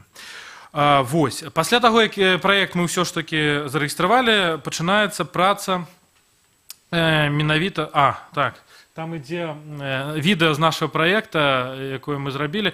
Там вы можете бачыць усе нашы актывітыс, якія былі ў праекце, і нашай каманды. Гэта каб неяк зменіць карцінку, я вырашыў так зрабіць. Дык вось, унутры універсітэта тут пачынаецца зноў бюракратыя, бо тая ж бухгалтэрыя, юрыдычны аддзел, усе баяцца гэтых праектаў, Праекты вызваляюцца ўвогуле ад падаткаў, і таму зразумела, чаму бухгалтэрыя хвалюецца штосьці зрабіць неяк не так. Опять же, проблема у недосконалости законодательства, проблемы с курсовой розницей, якая возникает. Европейской комиссии все равно, что там у нас за проблемы с курсами, они кажут, вот на день, когда вы отрымали гроши, мы берем этот курс. Як атрымалася ў нашым проекте, мы атрымали гроши при курсе 13 тысяч белорусских рублей. Проект пачалі мы працаваць уже 20 рублей был. Евро я маю на увазе. І, як вы разумееце, у нас атрымоўваюцца нейкія страты. І мы можем менш заплаціць заробкаў выкладчыкам, праблемы з мабільнасцямі і гэтак далей. Добра, з бухгалтэрыяй мы праз год таксама знайшлі паразуменне нейкім чынам. І тут нечаканая зноў праблема. І ці ж да выкладчыкаў яны не жадаюць. Было вельмі складана працаваць з особами, які працуюць так з выкладчыкамі, бо не ўсе мелі давер, мабыць, што яны атрымаюць заробак па праекце. Бо калі ўжо пачалі атрымоўваць заробак выкладчыкі, а чаму вы нам не казалі? Калі ж ты шукаеш кагосьці зрабіць пакуль яшчэ без грошай, а не я заняты і гэтак далей.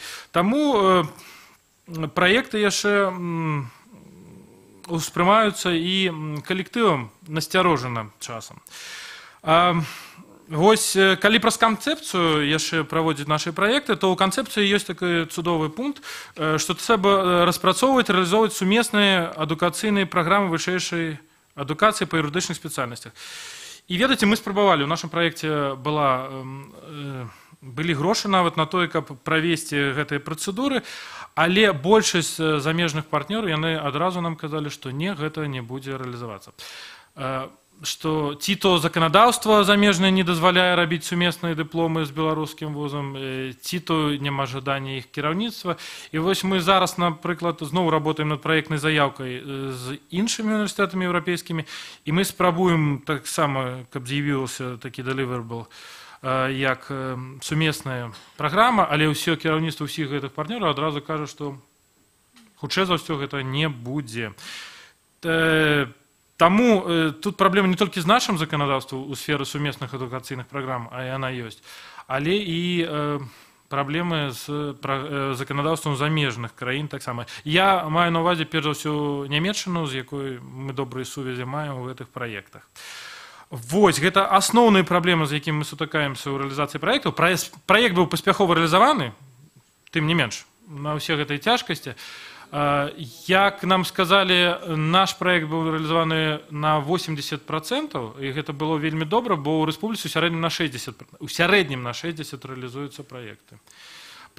Ну, зразумела, ніякі праект вы не можете рэалізаваць на 100%, гэта немагчыма. Вы можете ці на 90, ці на 110, але на 100 ні ў кого не атрымаецца такого. Ці гэта ўжо такі, можна падзівіцца, што гэта рэалізаваны праект быў толькі на паперы. І арганізацыя канферэнцыі. Гэта вось упершыню менавіта я займаўся арганізацыяй канферэнцыі з донарамі таксама за мяжы. Вось у нас была канферэнцыя ў лістападзе з нямецкімі калегамі, яны прапанавалі нам правесці сумесную канферэнцыю, запрасіць гасцей з краін суседак. І тут мы сутыкаемся ўжо не з міжнароднай тэхнічнай дапамогай, а з рэгістрацыяй гуманітарнай дапамогі, у якасці гуманітарнай дапамогі ўсіх гэтых грошай. І тут таксама заканадаўства цудоўна напісана на паперы. 10 дзён яны даюць на рэгістрацыю гэтай дапамогі з моманту прыняцця рашэння главой дзяржавы. Але на практыцы, калі вы тэлефануеце ім, яны кажуць, ну 10-2 месяца, мабыць, крыху болей будзе гэта рэгістрацыя. І, канешне, канферэнцыю правесці у час вельмі складана з такімі умовамі па рэгістрацыі гуманітарнай дапамогі. Там таксама трэба рыхтаваць паперы, трэба атрымоўваць пацверджанне з Міністэрства адукацыі. Ёсць свае праблемы. Таму, калі мы кажам, каб фіналізаваць неяк мой даклад.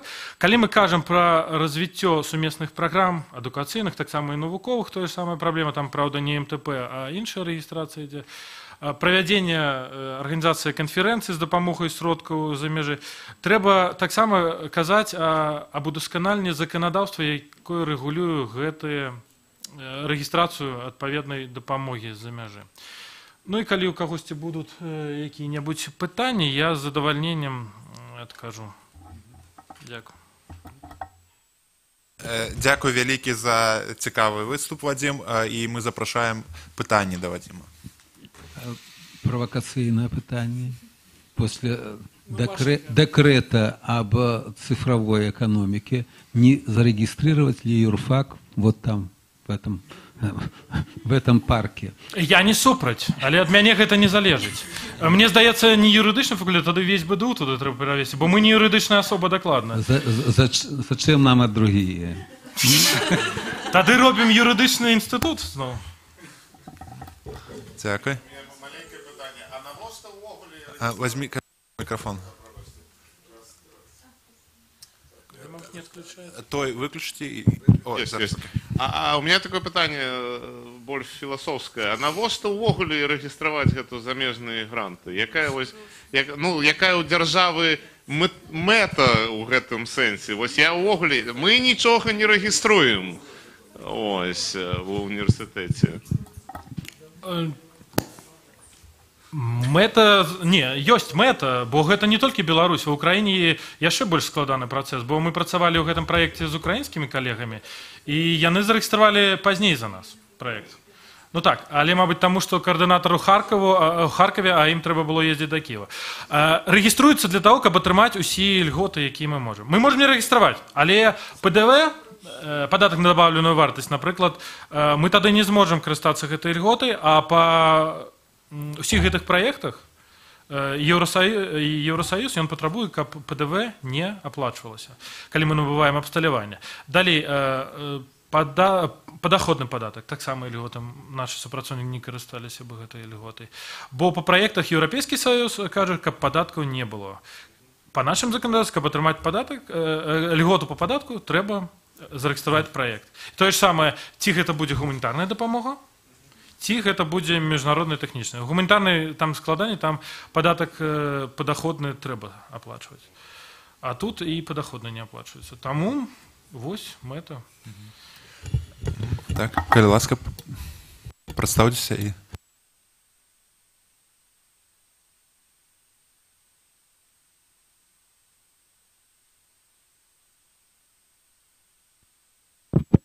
Я хотела спытаць, можа, Вадзім можа сказаць, а чаму такі доўгі працэс рэгістравання? Што там адбываецца ў гэтым міністэрстве эканомікі?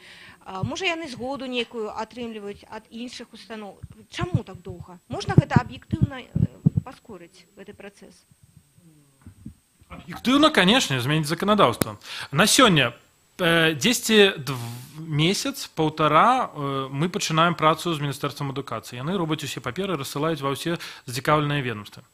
Потым яны дасылаюць праект з адказамі ведомстваў у Міністэрства эканомікі. Гэта адказы павінны быць ад Міністэрства па падатках і зборах, ад мытнага камітэта, ад камітэта дзяржаўнай бяспекі Рэспублікі Беларусь, ад Міністэрства фінансаў, ад таго ж Міністэрства эканомікі, куды потым гэта ўсё пойдзе. Здаецца, ўсё я ўспомню. Калі хтосьці з іх штосьці пытаецца, ці ему штосьці не падабаецца, трэба адказваць, выпраўляць. Потым ўсё гэта ідзе ў Міністэрства эканомікі. Міністэрства эканомікі рыхтуе да каардынацыйнай рады, да пасяджэння каардынацыйнай рады пакет дакументаў.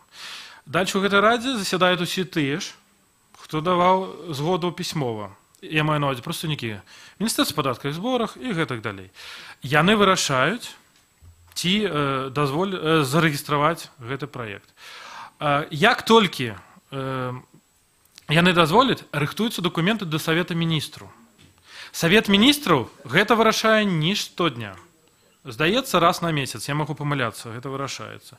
Тады пастановай Савета Міністраў гэта вырашаецца. Пастанову рыхтуюць зноў жа Міністэрства адукацыі. Потым гэта вяртаецца ўсё ў Міністэрства эканомікі, але яно хутка. За дзень ставіць вось гэтую пячатку. Тут у меня ёсць праект, ставіцца пячатка і ўсё.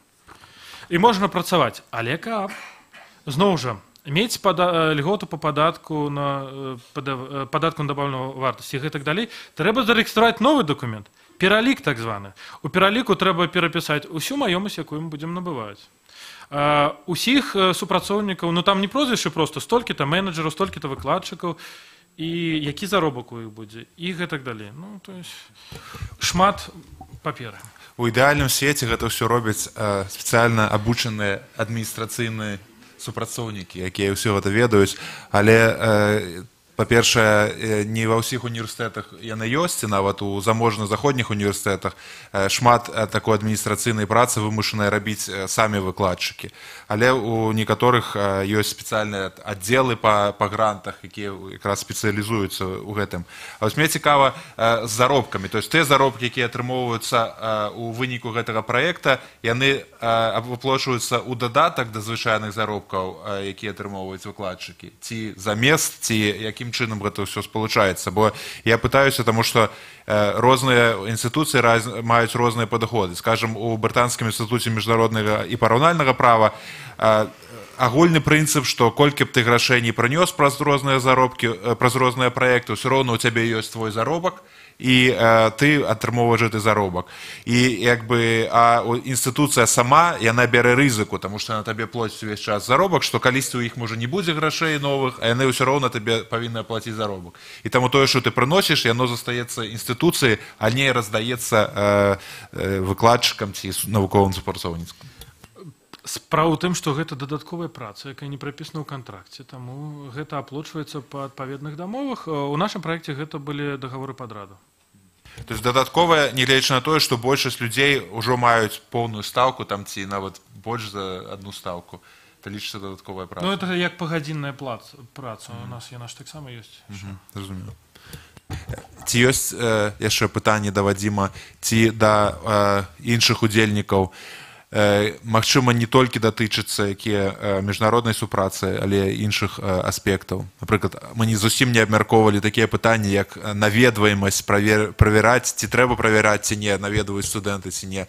Сістэма адзнакаў, якая ёсць, скажам, у Вялікабрытаніі, якая ёсць у Беларусі, якія яшчэ тэмы важныя засталіся. Таму, калі ласка, запрашаю пытанні на любыя тэмы.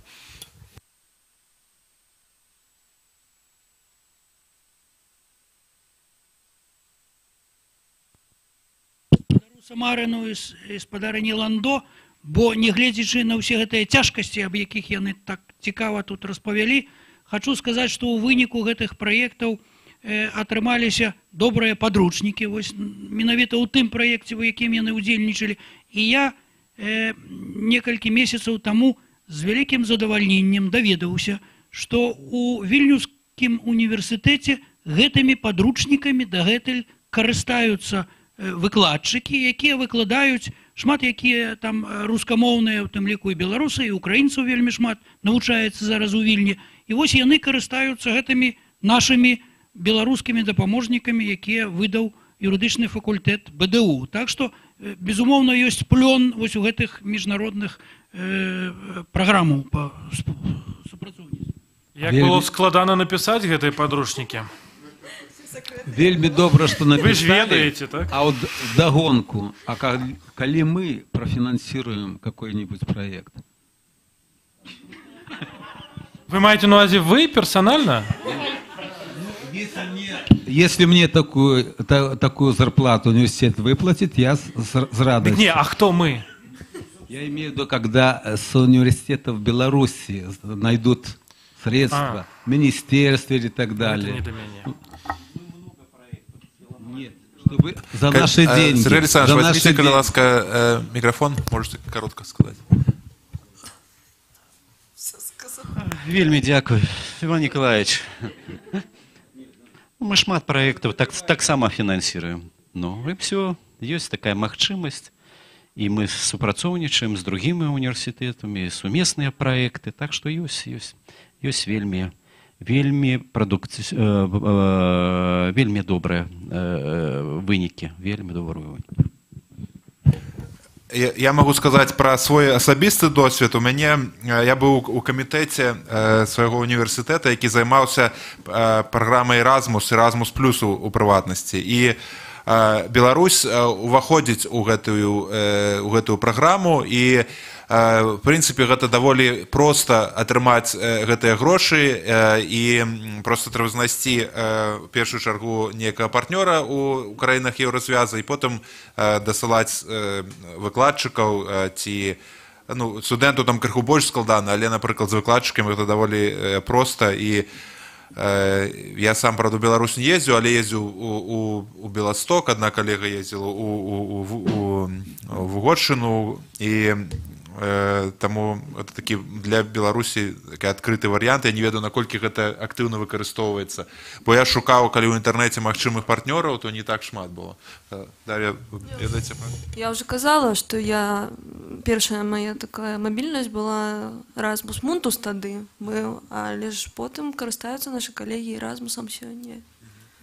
Я таксама некалькі разоў карыстаўся Erasmus Mundusам. Апошні раз я як постдок ездзіў ва універсітэт Хумбольта ў Берлін на 7 месяцаў, і там праходзіў стажыроўку, можна сказаць. І менавіта за гэта у нас і была канферэнцыя сёлета па крымінальным працэсе, бо мой прафесор прапанаваў, каб мы правялі. Таму актыўна ёсць для Erasmus+, у нас мабільны. Шкада, што цяпер толькі 5 дзён, гэта амаль нічога, бо за 5 дзён толькі прыехаў, прыйшоў у аўдыторыю і ўжо ад'язджаць. Шкада, што еўрапейскі звяз скараціў тэрмін. Нават для постдокаў 5 дзён гэта нічога. Цяпер у апошні час, на працягу апошніх 3 гадоў, вельмі добра дзейнічае эта праграма «Мост». Таму што пачынаецца яшчэ шэраг выкладчыкаў і студэнтаў, яны вельмі добра, чаму? Ёсць такая магчымасць. Трэба некалькі разоў падавацца. Змяняць крыху праграму, мабыць, і атрымаецца. «Мост» гэта вельмі добры такі праект. Таму карыстайцеся. Здаецца, у Лондан збіраецца прыехаць адзін з выкладчыкаў факультэта міжнародных адносінаў, але не ў універсітэт, а ў бібліятэку Франціска Скарына, якая знаходзіцца там. Вывучаць ён збіраўся, здаецца, гісторыю Арганізацыі Аб'яднаных Нацый, удзелу ў Беларусі. Таму гэта не абавязкова павінна быць універсітэты, гэта могуць быць таксама іншыя арганізацыі. А цікава, у універсітэтах, якія знаходзяцца па-за межамі Мінска, наколькі карыстаюцца, скажам, Erasmus+ праграмай ці іншымі? А можете повторить свой микрофон для истории? Наши преподаватели достаточно активно пользовались.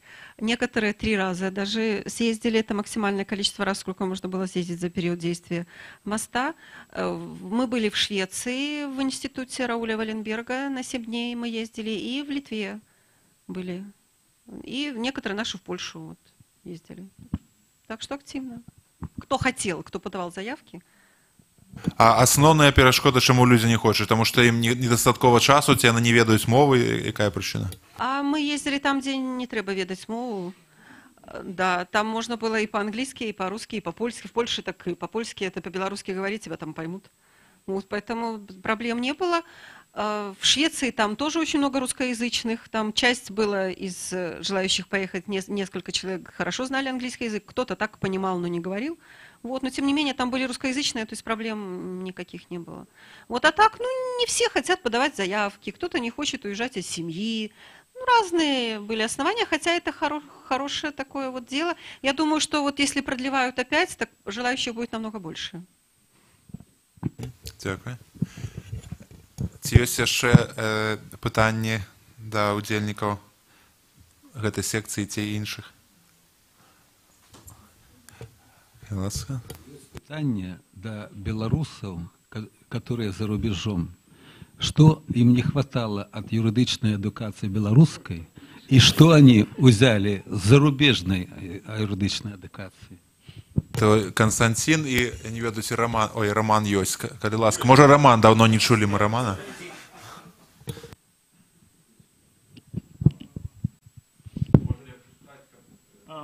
Добра. Што не хапала тут і што я атрымаў там? Напэўна, не хапала тут крышку вось гэтага міжнароднага элемента, бо я вучыўся на факультэце міжнародных адносін. Я туды загадзя шоў, я хацеў туды трапіць. І вось гэтага міжнароднага элемента мне не хапала. Я б хацеў бы бачыць больш абменаў, хаця бы, і каб нашы выкладчыкі мелі магчымасць часцей ездзіць туды, рабіць абмен досведам, і каб больш замежных выкладчыкаў прыязджала. Бо калі сёння глядзіш на сучасны свет, і гэта тэндэнцыя, яна ўжо нас датычыцца, але не ў такой ступені, як, скажем так, у заходніх краінах, мабільнасць там вельмі вялікая, і шмат перамяшчаюцца выкладчыкі, шмат перамяшчаюцца эксперты, многія сумяшаюць, як у нас, і працу ва універсітэце, і некую практычную дзейнасць. Гэта такі сусветны тренд, які дазваляе заставацца у русле,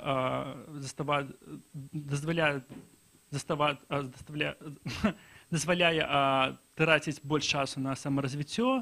Ад гэтага выйграюць усе і інстытуты, якіх яны працуюць, самі выкладчыкі, бо гэта іх робіць больш аўтарытэтнымі і больш прафесійнымі. Мабыць, там вось гэтага я знайшоў у большай ступені, але мне падаецца, што гэта праблема вырашаема і штосьці робіцца. І робіцца пазітыўна, таксама удзельнічаў у Эразмусе, і разам з намі, па-мому, ездзіў хтосьці з выкладчыкаў. Гэта калі яшчэ навучаўся ў БДУ. Быў вельмі пазітыўны, карысны досвед. Константин. Вось, вельмі цікавае пытанне насамрэч. І добра навучыцца можна і ў Беларусі, і дрэнна навучыцца можна ў Англіі. Таму насамрэч розніца паміж Беларусю і Великабрытаніяй, і Ірландыяй, гэта ў магчымасцях насамрэч. Магчымасцях, вось што чалавек можа зрабіць, калі ён пачаў пісаць, напрыклад, доктарскую дысертацыю. Так, вось я сваю доктарскую дысертацыю я пісаў у універсітэце Дубліна, у Ірландыі.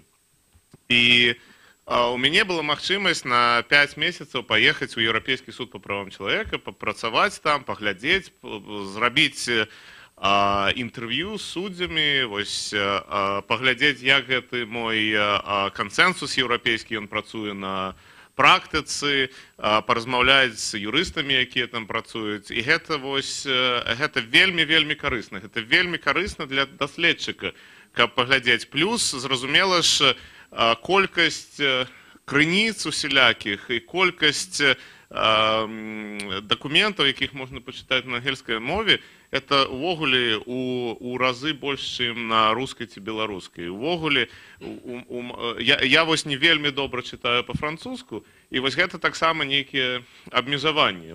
Таму што таксама добрыя даследаванні, яны друкуюцца і на французскай мове. Таму я лічу, што вось гэты больш магчымасці, гэта дае вось замежная адукацыя.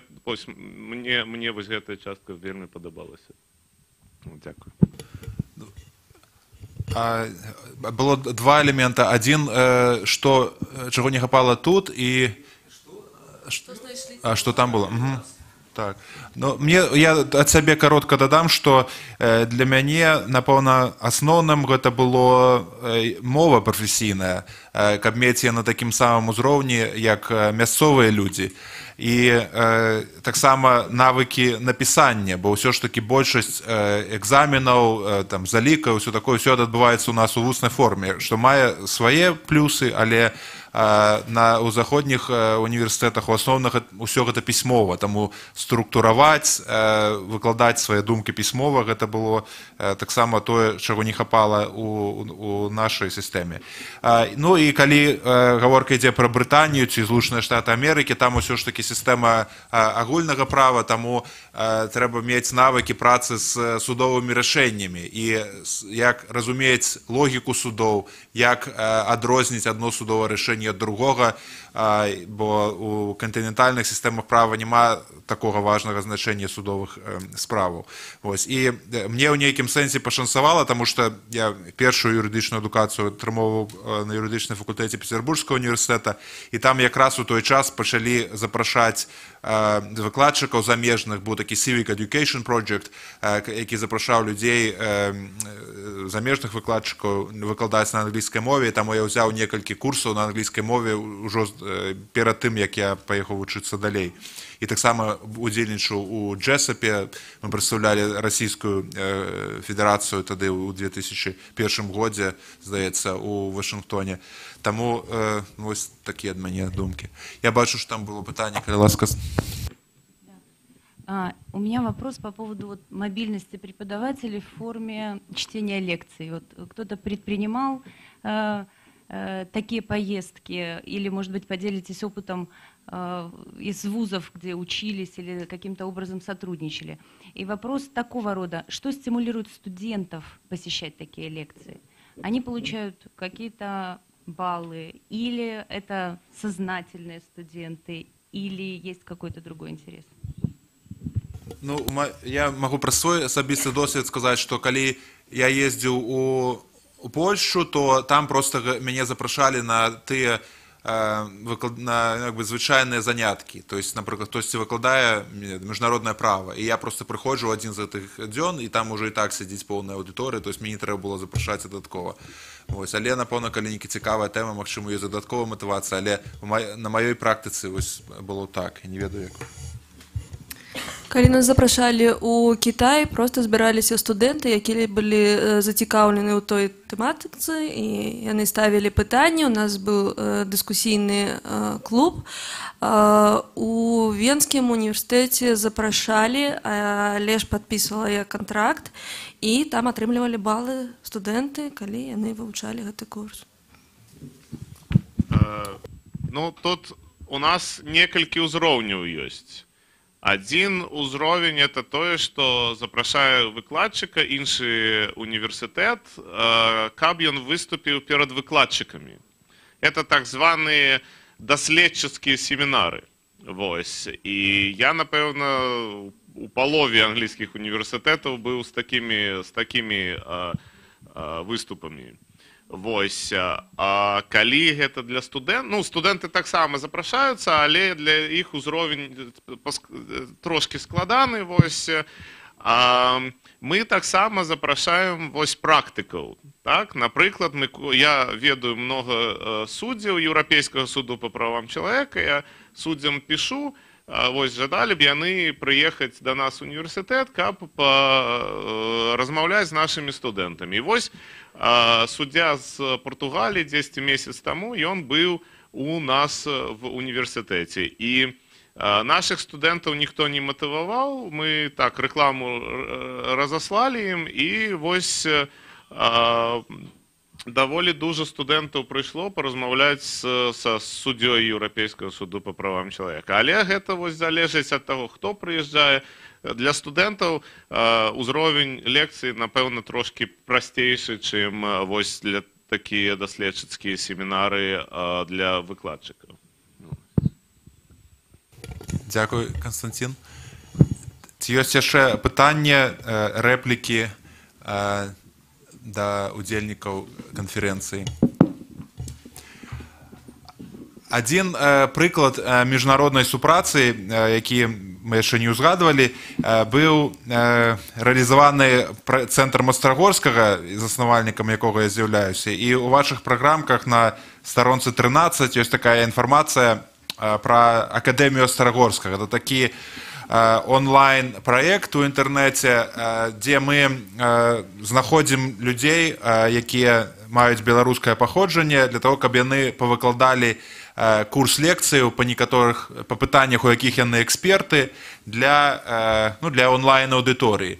Напрыклад, курс там ёсць пра міжнародныя фінансавыя інстытуты, дзе выкладаю я, і таксама Тарас Стараселец, які працує юристом у Європейському банку реконструкції і розвиття у Лондоні. Тобто, ідея у тим, що люди, які працюють альбо практично, альбо науково над нейкими питаннями, просто у коротких лекціях доступно тлумачать, наприклад, яким чином фінансується Європейський банк реконструкції і розвиття, ці, що таке там Вашингтонський консенсус, ці, які плюси і мінуси є глобалізації, яка роль права у гэтым. Ось, тобто там, і, наприклад, коли ви викладаєте неякі дисципліни, які зв'язане у нейкім сенсі з тими курсами, які вже доступні, можете рекомендувати своїм студентам, бо там не тільки є відео з різними медіаелементами і там, іншими цікавими малюнками, виявами, але так само і тести, і транскрипти гэтых лекцій. Тобто, ось такий магчимий варіант міжнародної супраці, бо інтернет дозволяє притягувати людей з різних країн для супольних проєктів. І наогул, коли у вас є неякі ідеї, що дотичаться проєктів у юридичній сфері ці у інших сферах, ці ви хочете знайти неякі контакти серед науковців у Великій Британії, то, коли ласка, звертайтеся. І після конференції ми розійшлем спис удільників і так само їх контактну інформацію. Як я паведаміў раней, мы плануем таксама выдаць невялічкую паперу, дзе мы хочам падсумаваць нейкія асноўныя ідэі, якія абмяркоўваліся на гэтай канферэнцыі, і таксама як магчыма улічыць досвед Великабрытаніі ў рэформе юрыдычнай адукацыі Беларусі. І гэта папера, напэўна, да некаторых з вас мы звяжемся, каб пачуць ваше меркаванне наконт тых ідэяў, якія там будуць выкладзеныя. Але ў выніку мы збіраемся публікаваць і, магчыма, таксама перакладзем на англійскую мову. І калі вы хочаце сачыць за дзейнасцю цэнтра Старагорска, заходзьце на Facebook і націскайце лайк на нашай старонцы. І яшчэ раз хочу падзякаваць усіх тых, хто выступаў сёння, усіх тых, хто прыйшоў, каманду, якая арганізоўвала трансляцыю нас у інтэрнэце і якая потым зробіць таксама відэоархіў гэтай падзеі. І хочу таксама падзякаваць Вадзіму Смоку, коордынатара цэнтра Старагорскага, які рабіў шмат працы па тым, каб гэта адбылося.